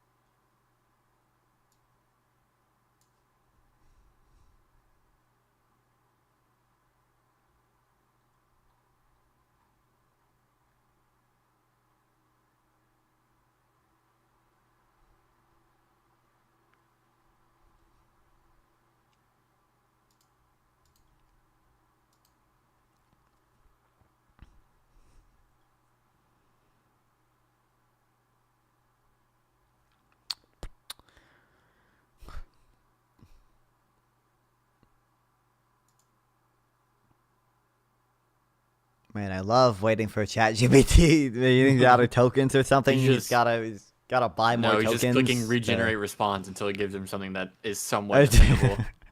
It's sending like, well, this would be inaccurate because, or this is incorrect because he's like, no, Yeah, no, no. yeah, It's he's like, I gotta- guess one way you could defend it is, it's like, there we go. He's probably in a free version, probably. So it takes a while. Yeah, he's gotta There's a really gotta cool. scroll through the 10 different I saw- variants to find one that agrees with him. I saw this podcast on TikTok, and it's like The Last Man on Earth, and it's a man just doing a podcast with ChatGPT, and it like has a really cool setup, and I thought that was the coolest thing ever.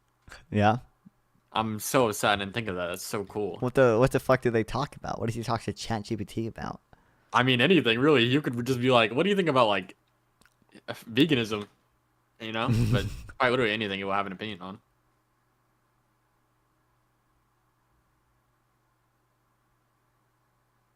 Listen, okay, if I didn't find anyone in this state that was a liberal in the time I did, it would have been me. It was a hard battle to What? fight. I would have been doing that podcast No. if I didn't find Robbie, my co-host. Can we make Democrat GPT the perfect Democrat You- Party oh, God. parroting?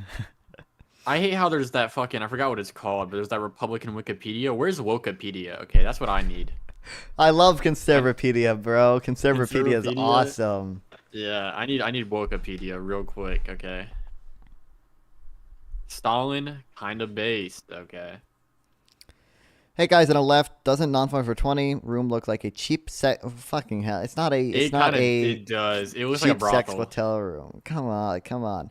Ballot looks like a access brothel laws are room. different from and don't conflict with constitutional eligibility requirements, and it's no, so you recognize if you can be ruled Yeah. ineligible based on a state's requirements for being on a ballot, right? As Jill Stein was, by the way. Like, again, I'm quoting. A federal appeals court panel has denied a request by presidential candidate Jill Stein to overrule her disqualification from the Ohio ballot this year. So you recognize Jill Stein was disqualified in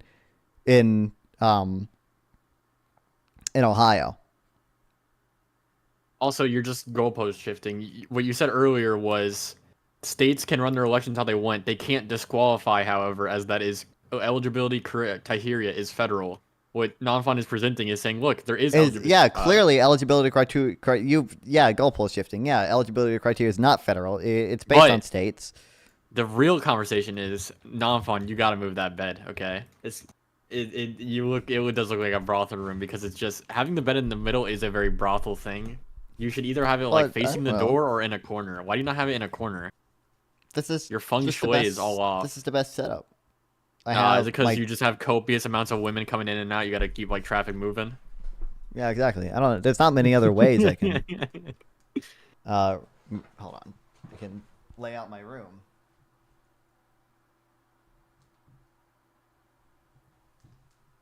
Uh-oh. We're getting a room reveal from non-fun. MTV Cribs. Yeah, it's like I got my desk face on this wall. Got my bed, the other bed, and the couch. I have TVs in front of these beds. You know, my desk in front of this. Dresser's back there. There's not many other ways I can lay it out. I don't really know. Forgive me, it's a bit room insecure. If my room is awesome, fuck you. What's going on? Fuck What's going on with you. that? Can we organize those pile of books over there? I don't have like a bookshelf or anything. No, I can't really. They can't disqualify it over age or citizenship. That what they ruled with the insurrection of Trump. Well, they can't disqualify based on age or citizenship. I don't think that's not what they ruled when dealing with Trump, right? They ruled that states don't have the authority to enforce Section 3, Amendment 14, because it's not self-executing, and they lack the authority to implement it. My understanding.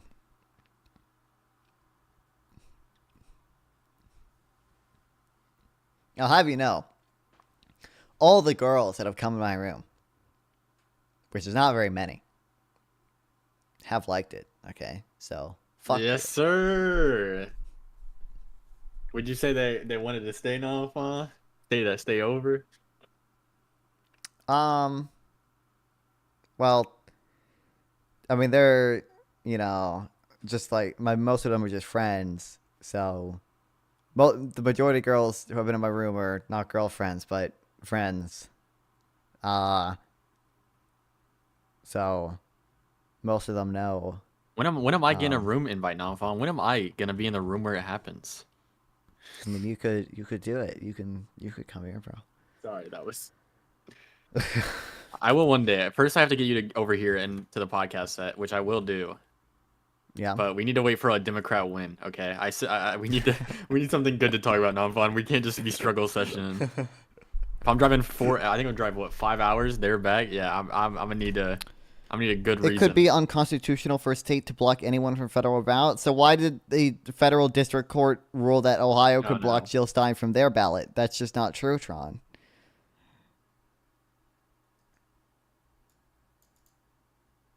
No, I think you're just okay. A localist person. Okay, you didn't throw this constitutional word in the beginning until like after we shown this out. I'm going through all of your DMs right now or your messages. And the words you used was that the states can't rule on the eligibility, right? But now you're saying the constitutional eligibility. You're kind of just like, see how you're kind of throwing that constitutional word in there and hoping it does a lot of lifting for you? They didn't unilaterally disqualify Jill Stein on the 14th. That was never a claim that we made. Do you think that we made that claim? That's never a claim that we made. It's totally irrelevant and unbelievably fucking retarded that you said that.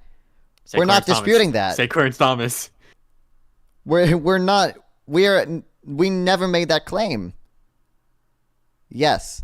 You think we made the claim that Jill Stein was disqualified based on Section 3, Amendment 14? I guarantee you we never made that claim. Because obviously she wasn't, because she's not an insurrectionist, as far as I know. Debatable. She's a Russian operative, and I stand by that. How did the debate go? Was it a master? It was fun. We didn't talk about some of the things I wanted to talk about, but... Here's the question I always ask myself, and I want to ask you this, okay? I always feel like going into, like, research with... When you know that... No offense. I don't know CTV personally, coming off of a complete speculation, but there's some conservatives, and I'll just call them out directly. I'm talking about Menard. I'm talking about Menard when I say this. Where whenever I'm going into like a debate with them, I spend less time actually researching the substance because I know they're just gonna hide behind the substance, and I just really look up like examples of things I know we're gonna argue. And do you feel like a lot of the like research you did into the substance was actually utilized, or like do you feel like it was just lost? Well, this debate was weird because we debated a lot of like weird semantic things, and not really like the substance, but like. Yeah, like a lot of. I mean, I'm doing this research not just to debate him or whatever, but to debate more people on tariffs and and just for my own knowledge because I like reading about it. I'd be reading about it even if I wasn't streaming. At least some of these things, I'd be reading even if I wasn't streaming. But like like a lot, like one of the books I'm like reading is called "What's Wrong with Protectionism," and it just goes through like here's an objection to free trade. Here's why it's fucking stupid. Here's another objection. Here's why it's fucking stupid. Here's another objection. Here's why it does a really good job going through that. It's 2024. Who even reads for real? But like like a big like so many, especially with other conservatives, it's like I can't debate policy. I have to debate whether job numbers are real, and it's like, what the fuck? like we're debating over whether the Bureau of Labor Statistics is falsifying job numbers. Like, there's no substance there. It's just like me having to learn like useless like statistical things to like argue. Yeah, you gotta learn examples. I know exactly. Yeah, that's exactly what I was talking about. I was like, you gotta learn like these niche things that happened at one point in time. Because I swear to God, they'll be like, well, what do you know about like this time in 1876 that they did this? And then you look it up, and it's like they didn't even do this at all. Actually, what they actually did was this. Yeah. It's like they throw so much shit on the wall. It's like shit up the wall, and like somehow the burden is on you to like have everything memorized so you can like try to scrape the shit off the wall before they move on to the next pile of shit they throw. But it's wild. Free trade is some mythical voodoo witchcraft nonsense. So true, Localist. It actually has nothing to do with what we're pressing you about. Localist, I do have to go to bed soon. I just want to be clear. You do accept that the 14th Amendment gave Congress one role, a single role, and that role is negated by the ruling itself. Do you accept that? Or do you disagree with that?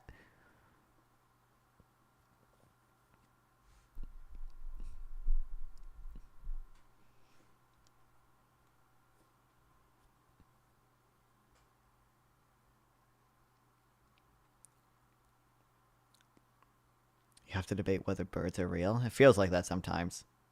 I disagree with your face. God fucking damn it. God damn it. Owned.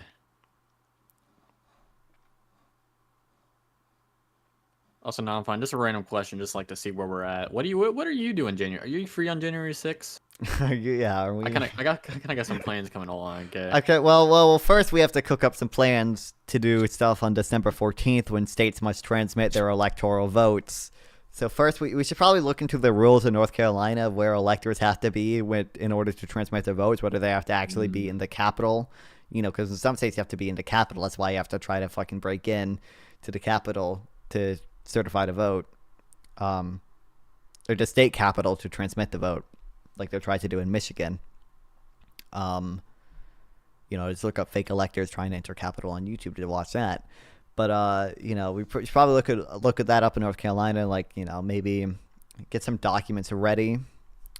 I hereby attest that I'm a sworn elector for the true winner of 2024 election, Bernie Sanders. Bernie can still win. Let's go. Let's go. I don't think he's. Something tells me one elector isn't gonna switch a lot.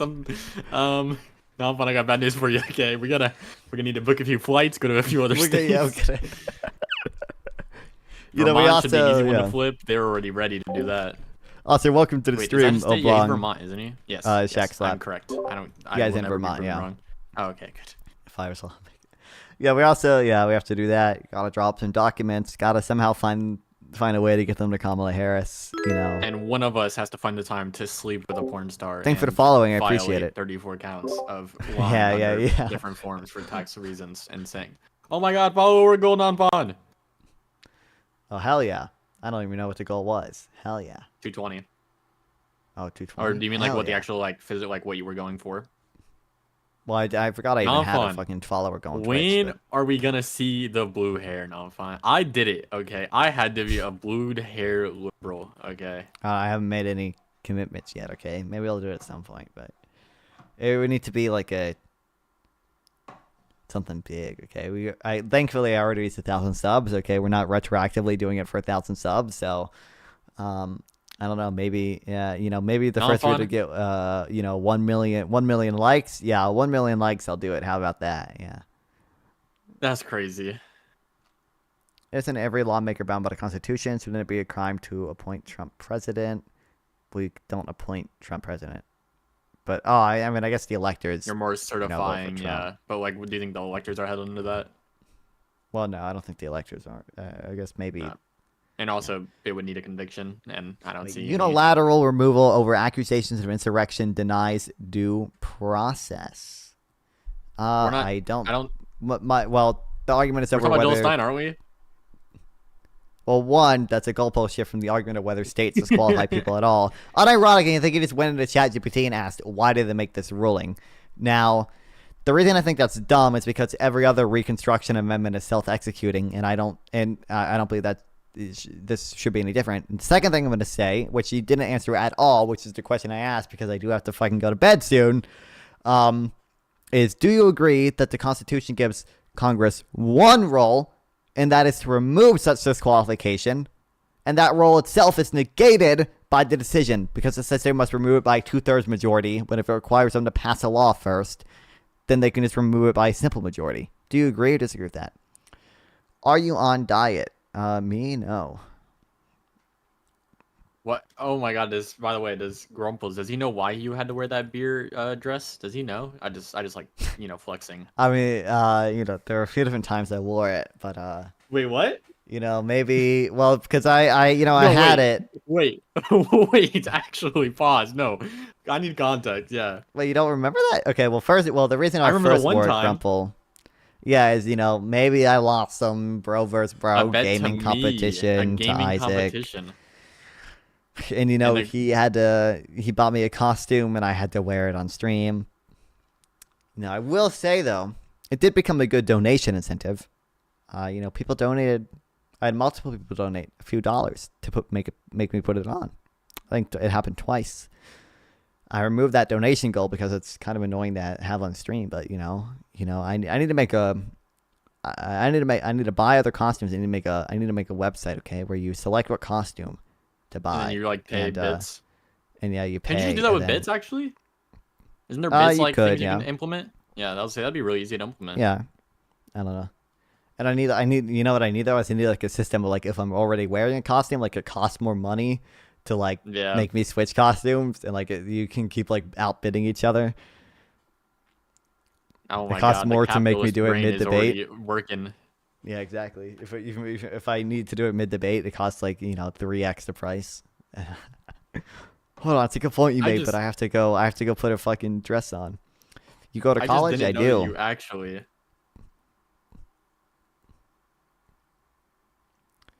I have 6 minutes to do this college assignment. Do you think I can do it? Probably. Um. How big of an assignment is it? Like, how much is it worth? No, I gotta make like a whole ass PowerPoint. How would we? Oh. Yeah. And send an email that you are sick and you are requesting a few more, like one more day. I think the policy for that one might be at non-farm at non-fam. When you talk to conservatives like CTV, you need to tell a better story. Bro, you need to work rhetorically. Focus on the examples. Stop trying to engage with them on substance stuff. On they're conservatives, not liberals. I've been talking. I had some good models. I had some good like stories, intuitive stories that I can use for some things, but we didn't get to like any of that in the debate. So for example, for jobs, I have a pretty intuitive story for why tariffs don't protect jobs. It's called the Iowa car crop. There are two ways to get cars in America. First way is to manufacture them in Detroit. Second way is to plant seeds in Iowa. Everyone knows about the first. Let me tell you about the second. Plant seeds in Iowa, which are the raw materials from which cars are constructed. You wait until wheat appears. You harvest the wheat, load it onto ships, sail them eastward into the Pacific Ocean, or westward, eastward, one of them. I think it's west. And a few months later, the ships come back with cars in them. The fact that Japan is a country with a bunch of people and factories is not relevant to America's economic interests. We might as well assume that Japan is just a mysterious factory that turns wheat into cars. Any tax or ban on imported car from Japan is a tax or ban on Iowa crop farmers. Because if you protect Detroit car makers from competition, you must harm Iowa crop farmers, because Iowa crop farmers are the competition. They are the ones competing with Detroit car manufacturers for making cars. This is a good model of how trade works, and then go into what exactly deadweight loss is. But we didn't even get there because we debated stupid semantics the whole time, and he wasn't looking for a debate. He was looking for a conversation. Yeah. Oh, yay! Are you guys friends now? No, I don't think he likes me. I always like it whenever two people can have a nice and civil conversation. Don't you love that? Yeah, you got him. He was like, I didn't expect you to bring a moderator here. And it's like, first of all, if he just told me that, I would have not brought a moderator. Like if he just said it, like I was under the impression it was going to be more of a debate, because on Twitter I said I'm perfectly willing to debate him, and then he DM'd me when I had asked him. Yeah, like, I feel like when you use the word this? debate, yeah, it's like I feel like you would use the word like we could set up a conversation or set up like the talk. Yeah. And I feel like debate. If he literally just said, I don't want to do a debate, I just want to have like a conversation and we don't need a moderator, I'd be like, okay, that's chill. I'll hop on stream. But he didn't say that, so I brought a moderator because I'm cool. And also, Process gets viewers too, and I can tell his viewers to subscribe to me as well. Did you feel bad for Process at the end? Not really. His job could have been more difficult, honestly, with me and CTV there. Yeah. Me and CTV who gets heated a lot. Me who, with the right people, can't get heated.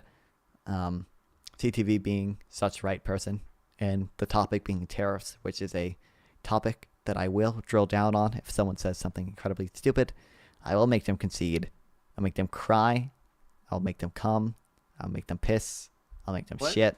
I remember with Manar, whenever I was arguing with Manar about tariffs, the thing he was like, and there's no difference between a tariff and sanctions. And I was like, and then I had to explain there was a lot in that. And I was like, do you really not think that? He's like, yeah. He's like, don't you think it's like contradictory to have different opinion of these? I was like, no, not at all. Let me explain the difference.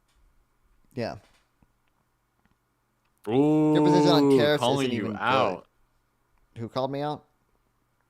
Localist, the person you were just responding to. I talked to Localist about tariffs earlier today. He doesn't understand enough about tariffs to have a strong position on them. He shouldn't understand that. Like, he doesn't have, he's like neutral on like all these things I ask him. I ask him like, do you think free trade carries net benefits? He's like, oh, I'd have to look into it more. Do you think free trade, adds jobs or costs jobs? Oh, I gotta look into it more. I don't know. It's like, okay, well then stop having a strong opinion on tariffs if you don't even have answers to these simple questions. You think free trade is simply no import restrictions. When I say free trade, the most relevant thing is the freedom to import. That's because, freedoms to exports aren't restricted by the domestic country for the most part. Typically, they're restricted by other countries. So when I say free trade, typically I mean the freedom to import in whatever country we're talking about. Yeah. It's the ability... It's the ability to those in a country to import without restrictions. Or import and export without restrictions. I think exports are typically more in the control of other countries and their policies rather than in control of the domestic country. Those questions have to be clarified, like generally in a vacuum. I mean, I did say generally, but in a global market. Grumple, if you want to talk on tariffs, like join a fucking VC. I think you have stream room perms. But like, we can draw a very simple model and explain why free trade carries these net benefits. And we can also back this up by empirical evidence. Empirically, what I just said was absolutely true, and a simple model explains why it's true. So what I just said, it was absolutely correct. If you dispute that, fucking join VC. You don't have any good arguments against it. All you have is like your own incredulity about, well, you have to specify more.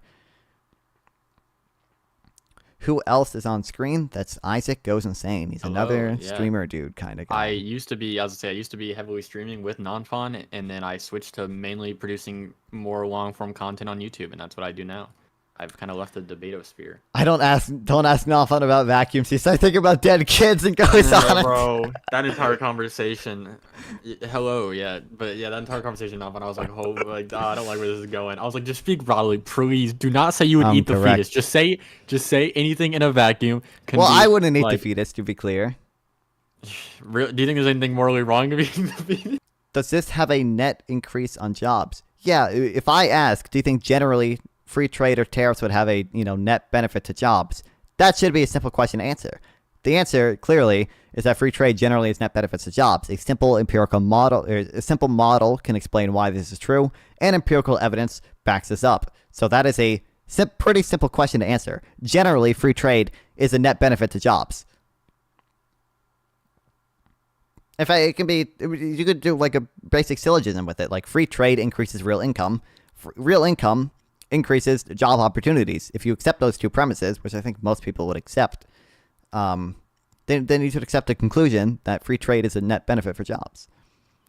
And then jobs in a country where things are sold, or global jobs. Jobs in our country, in the country imposing the tariffs. That's obviously what I mean. In the American country. Exactly. America. That's such a deep and nuanced philosophical question that cannot be encapsulated in yes or no. You're dumb. Base. Oh, my bad. Well, it's not obvious what you meant. When I say do tariffs protect jobs, do you think I'm referring to do tariffs protect jobs in countries where the tariffs aren't implemented? This is chat. This is not my streamer chat. This is not my stream. It's obvious when I'm saying, do these things protect jobs, I'm referring to the country imposing the measures. I don't know why I would be referring to other countries. But also free trade typically is a net benefit for 9.5 hours of what I'm talking about. Grind mode, baby. You know what, Gibbs? I've actually been streaming for 13 hours and 47 minutes, but the Twitch stream crashed 4 hours in. So. Also, Gibbs, you're live right now. What are you doing? I'm sorry, I was. Wait, is Gibbs live right now? What? Yes. How's the Piers Morgan video? Is it a good video? Why are you in my chat? I appreciate it, Gibbs. I appreciate you chatting while you're live. The dedication, the true non-fun fan you are. Thank you.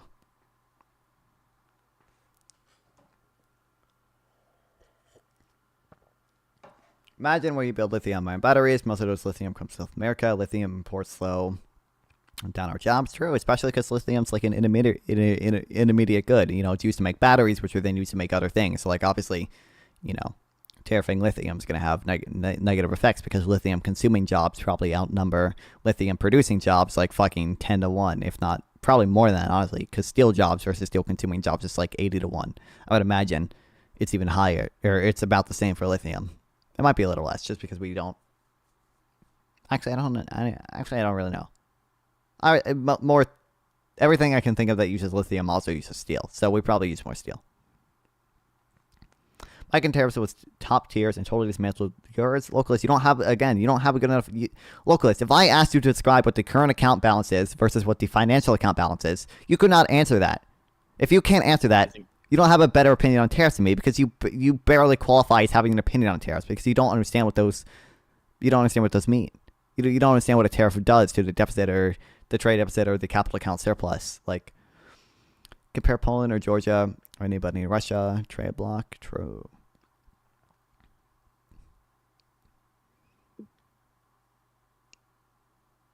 Oh no. I yawned so hard, tears came out of my eyes. Should I farm? Wow, you're crying. Wow, I made you cry. Should I clip farm? Yeah, absolutely. The tariff arguments are really hard on me.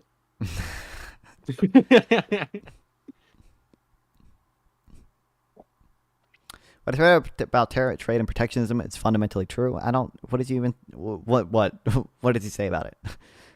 What when he said earlier, like when we were chatting in VC, or like what you said in chat now? You basically, I don't think you made like any claims about what tariffs and protectionism do in chat right now. I think you're just referring to what you said earlier. And earlier, all you had was was saying, I don't know. I have to look into it more. That's basically all you said. You couldn't answer like any of my questions of like, do you think free trade is like a net benefit to jobs? Or do you think it generally is net cost? You also won't accept any empirical evidence I give you ever. So there's that as well. Till Donald Trump's in office, baby. Man, yeah, it's all based. Okay. Adequate for. The tariff conversation is really hard on me. Oh, it's really hard on. Yeah, no, not really hard on. Hard on me. And also, it's 2 A's. Wow. It's 2 A's. No, it's gonna go in as a quote with my name misspelled. I don't even know I don't know what the quote thing does. What does the quote thing even do? Like, what is the point of it? Quote book. Just have quote books. You don't have a quote? My friend group had a quote book that we always kept. No, not really. Oh, yeah, there it is. No, it's misspelled. No. I'm cooked. My name is ISAAC. Oh, fuck. Well, I can't do that college assignment now. Whoopsie. I do think there's an argument for tariffs in emerging economies that are going. So there kind of is an infant industry argument that can be made. The evidence in infant industries argument is mixed. There just aren't infant industries in the U.S. worth protecting unless it's for like insane national security reasons, which there could be cases for. But also, tax incentive financing is just better. Subsidies are just better. They don't like tend to have the same negative effects. I don't know why we wouldn't just give tax credits instead of doing tariffs. Like, I think tariffs generally have more detrimental effects than just tax credits do. Especially on like our allies. Like, why would we tariff our allies for these things as well? Like, nobody does it for me. I think your short stream layout needs some work. Oh fuck, it is fucked right now because hold on. Why? What did you do? No, I would. It's just my camera and then the chat and am I just you're not there. Well, you're not even on it. Yeah, the Discord overlay thing is on it, but damn me if you need some help. I don't know how should I do it. Here, this is what it. Is it better now, Trot? It's a little better now. You can at least say Isaac, but I don't know exactly how I should lay it out.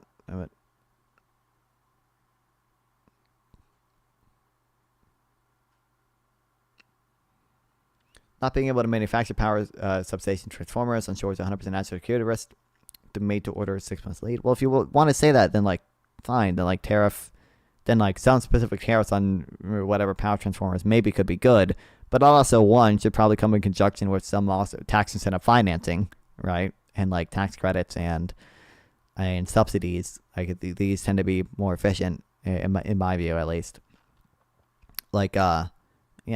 And don't say that tariffs protect jobs. Don't say the tariffs is a net benefit. Just say the national security risk justifies eating the cost of the negative effects of tariffs. So the claim shouldn't be that these protect jobs or anything. The claim should be the national security risk here justifies the net cost of imposing these tariffs. I say we should pay negative 100% tariffs on all goods that our countries have to pay us to take them. True.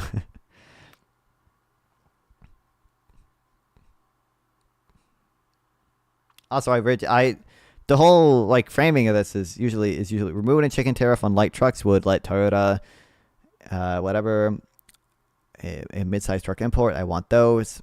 So that should be the exception. Well, I think we should get rid of all the chicken war tariffs. It's dumb that they're still up. They're bad. I don't like them. Yeah. I like the benefits of free trade the benefits of tariffs justify the net cost. Okay. Well, what do you think the benefits of tariff? We're going to disagree on what the benefits of tariff are, but the light truck is the only thing left of it. Okay. But yeah, like, I hate the whole framing of this because I don't think imports are a cost. In fact, I think arguably exports are more representative of the cost of trade than the imports of the good. So let's just imagine the U.S. The U.S. exports a bunch of cars. It sends them on ships to the U.K. And then the ships are loaded up. The cars are unloaded. The ship is loaded up with imports. And on the way back, the ships sink, and we never get any of our imports. Is this situation of exports but no imports beneficial to the U.S.? Well, obviously not. We didn't get what we fucking paid for. These imports, they were going to help us. Consumers wanted those imports, and now the consumers never get them. Even if we didn't pay for them, the consumers still lose out because we didn't get them.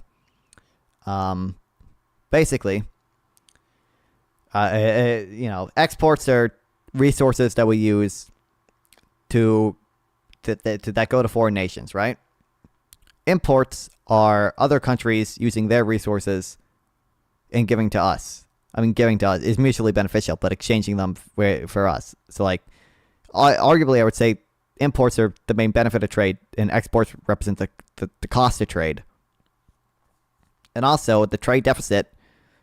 Not only that, but the trade deficit also it means a capital and/or financial account. Some people say capital account, some people would say financial account surplus.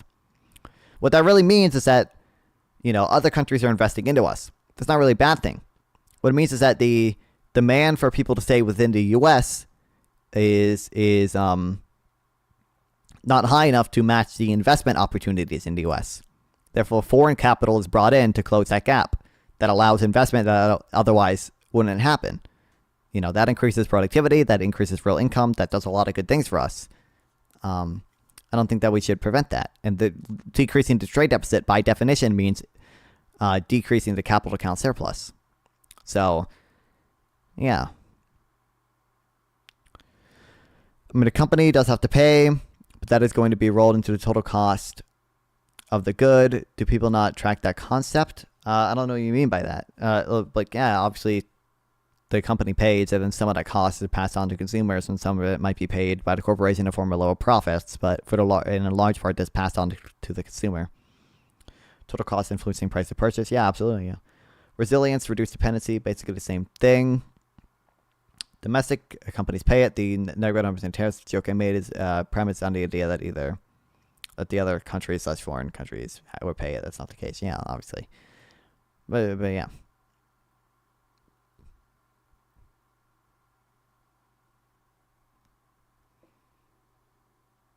I mean, the issue is localist. We completely, the issue is, like, you say that, but, reduce dependency or whatever. One, I think interdependency can be good for world peace.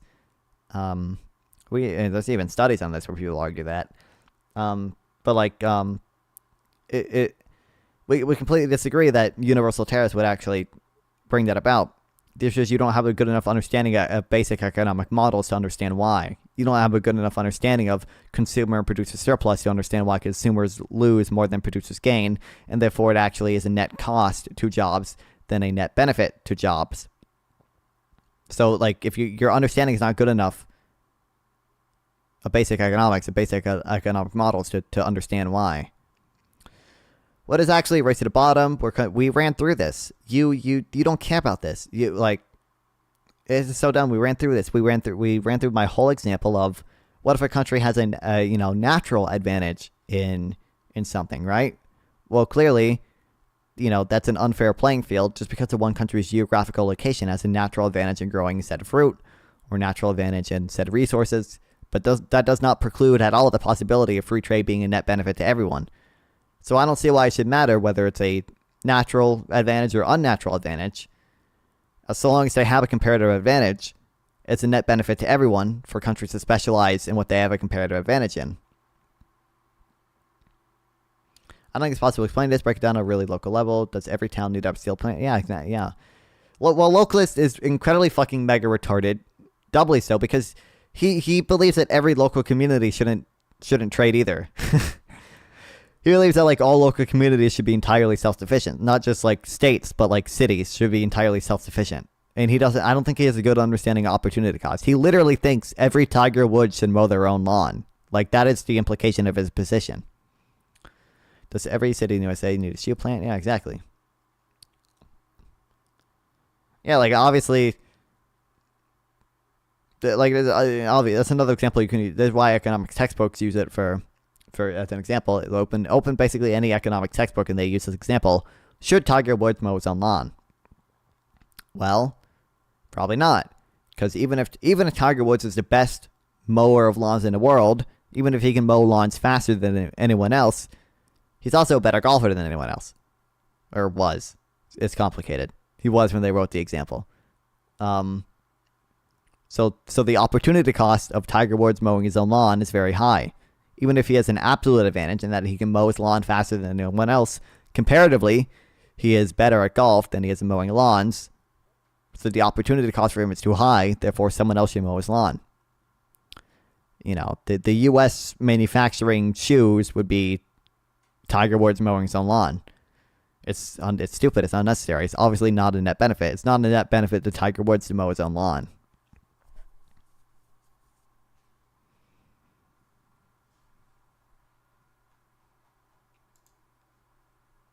I'm gonna send you a meme that is posted by a sitting congresswoman.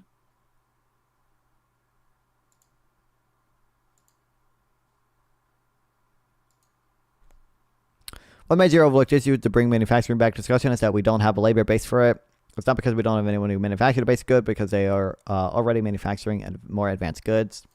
Well, I mean, the whole issue. Yeah, that's the whole issue. Donald Trump named Matt Gaetz to be. Oh man, awesome. Is this a Democrat? I'm guessing. Yeah, California. Yeah, based.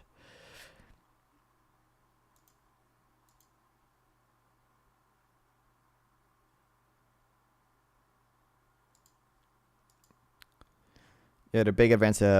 Rich people, they have to pay more stuff and time. They can pay to have more time in the day by hiring maids and stuff. Yeah, this is why billionaires take private planes. I mean, part of it is just because they could afford to and because of the luxury.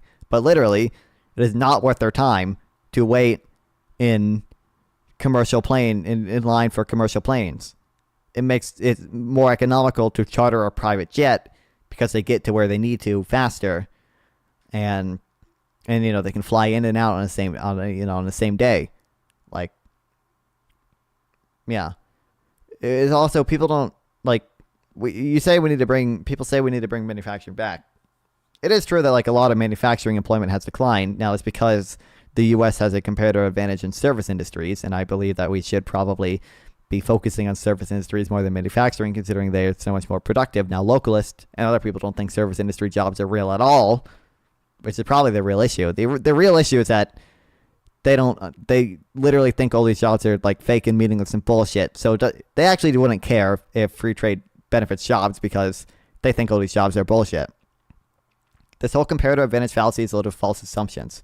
Did you type in the chat GPT, what are the assumptions comparative advantage makes, and then you found like it assumes capital or labor and capital aren't mobile, and you're like, wow, epically debunked. I bet that's what he did. I guarantee you he typed in a ChatGPT, what assumptions does comparative advantage rely on? Because he doesn't know.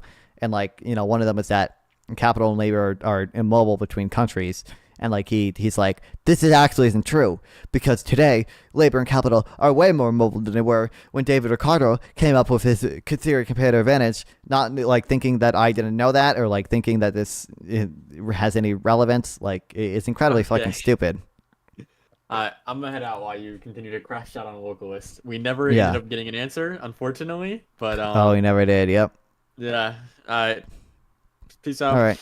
Appreciate ya. Thanks. Yeah. Do we have a better community name, or are we still No, we're still NGGers, unfortunately. No. Just have to live with that. The theory is just voodoo bullshit. Well, if you reject the theory of comparative advantage entirely, then like you like there's no point in having a conversation with you at all. I could explain to you like why comparative advantage is true, but then like if you don't believe in comparative advantage, then you should start every conversation about tariffs with, hey, by the way, comparative advantage is bullshit. You shouldn't why are you making these arguments that like, oh, free trade protects jobs or whatever, when you don't believe in comparative advantage at all? Like, what the fuck? That's insane.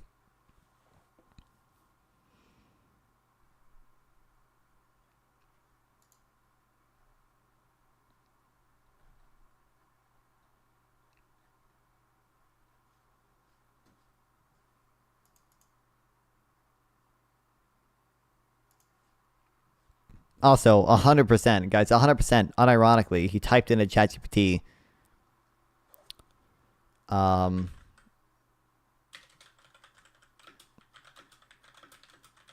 You know, why is comparative advantage bullshit or whatever, and he found it relies on some assumptions, and he's like, these assumptions clearly aren't true at all. Well, locally, here's just a very simple question. Should Tiger Woods mow his own lawn? Unironically answer that. Should Tiger Woods mow his own lawn? Answer that question.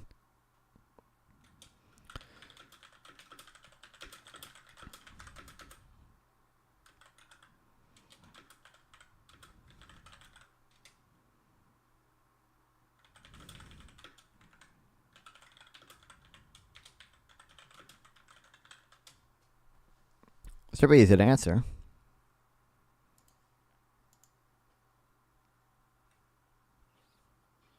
No, because of opportunity cost. Great.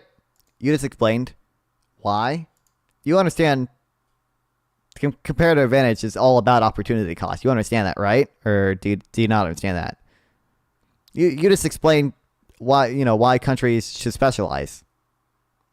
You just explained you agree with comparative advantage.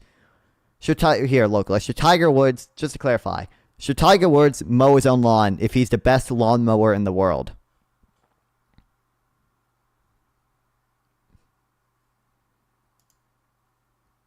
If he can mow lawns faster than anyone else?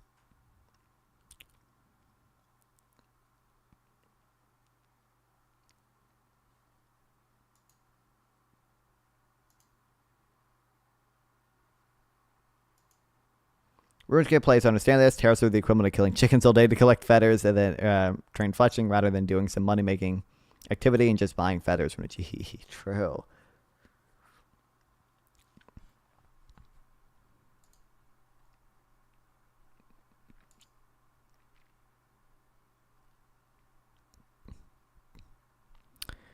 The idea that even if a man and woman are identical in every way outside the reproductive organ. What the fuck is this? Why are we talking about this now?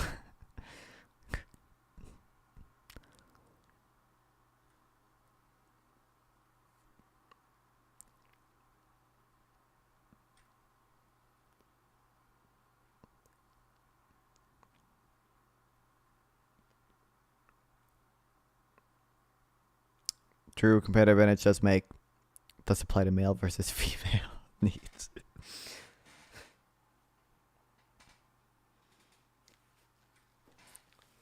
Ugh.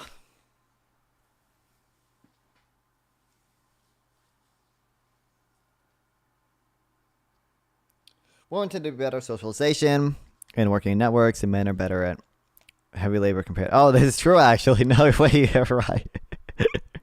Men probably do on average have a competitive advantage in some things. Tiger Woods should hire a lawnmower from Temu. Okay, you're dumb.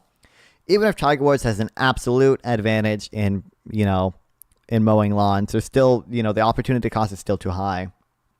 You joining in the debate panels tonight? Probably not, just because I've already been streaming 13 hours. I've been going to bed early recently just because,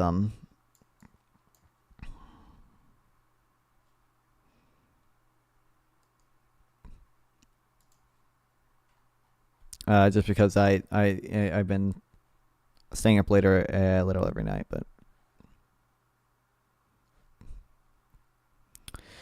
I don't know how it's fucking for conservatives here. I get dog piled on that one. I'm also talking to this guy tomorrow anyway. School of thought process.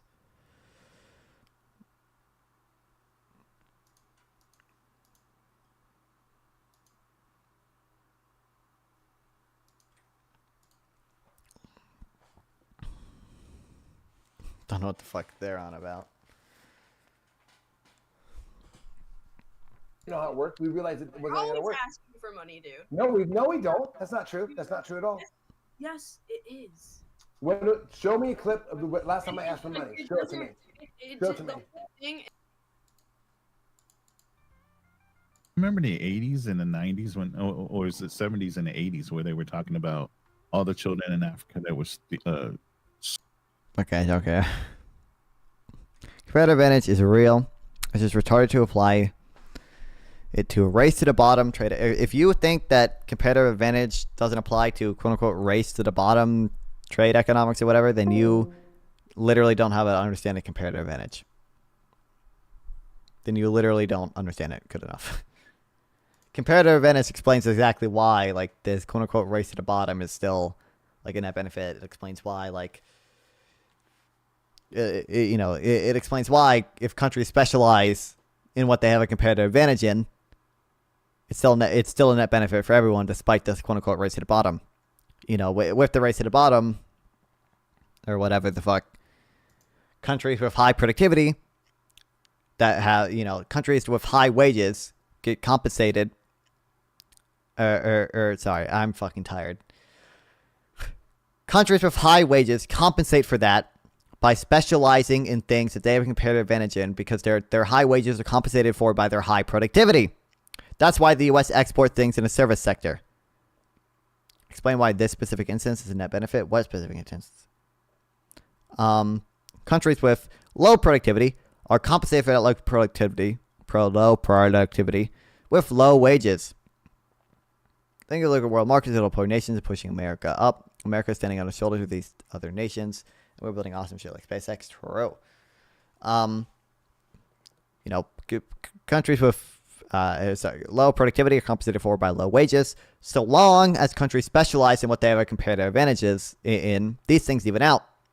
The U.S. has a comparative advantage in a lot of things that are high productivity. Therefore, it doesn't matter that our wages are super high because guess what? I get some rest on leave for Fabian Liberty. That conversation is going to be fucking hell, man. But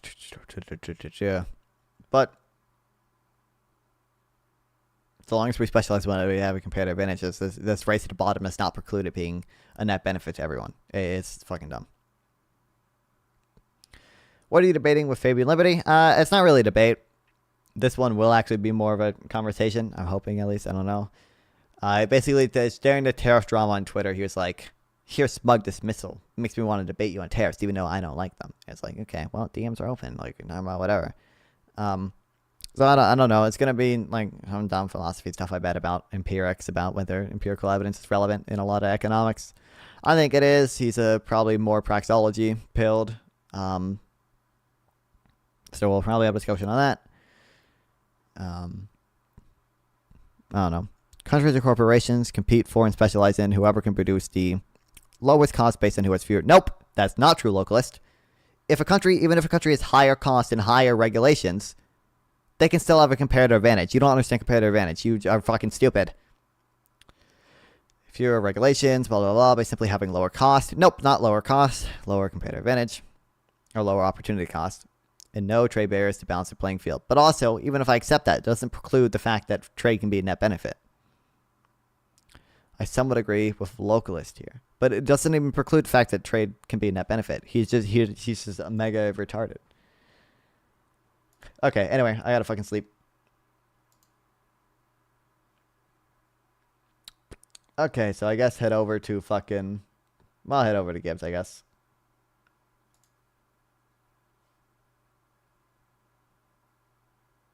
This guy only wants Jesus. four. You're right. You're right. Alright, thanks for watching. I love streaming. I love that you guys watch me stream. Really, really, really appreciate it. I will stream again tomorrow. Talking to Fabian Liberty tomorrow. As well as doing some boring reading tomorrow as well. So, yeah. Follow for that. If you're on the YouTube channel, subscribe. Yeah, go to the YouTube channel and watch me epically own conservatives on all the VODs as well. Thanks for watching. Love all you guys. Love streaming. Love you guys watch me stream. Again, I'll see you tomorrow. Had a fun time today for all the fucking 13 hours. I need to fucking sleep. 14 hours, actually. I need to get some sleep anyway. See you guys tomorrow. Make sure you're here. Bye-bye, chat.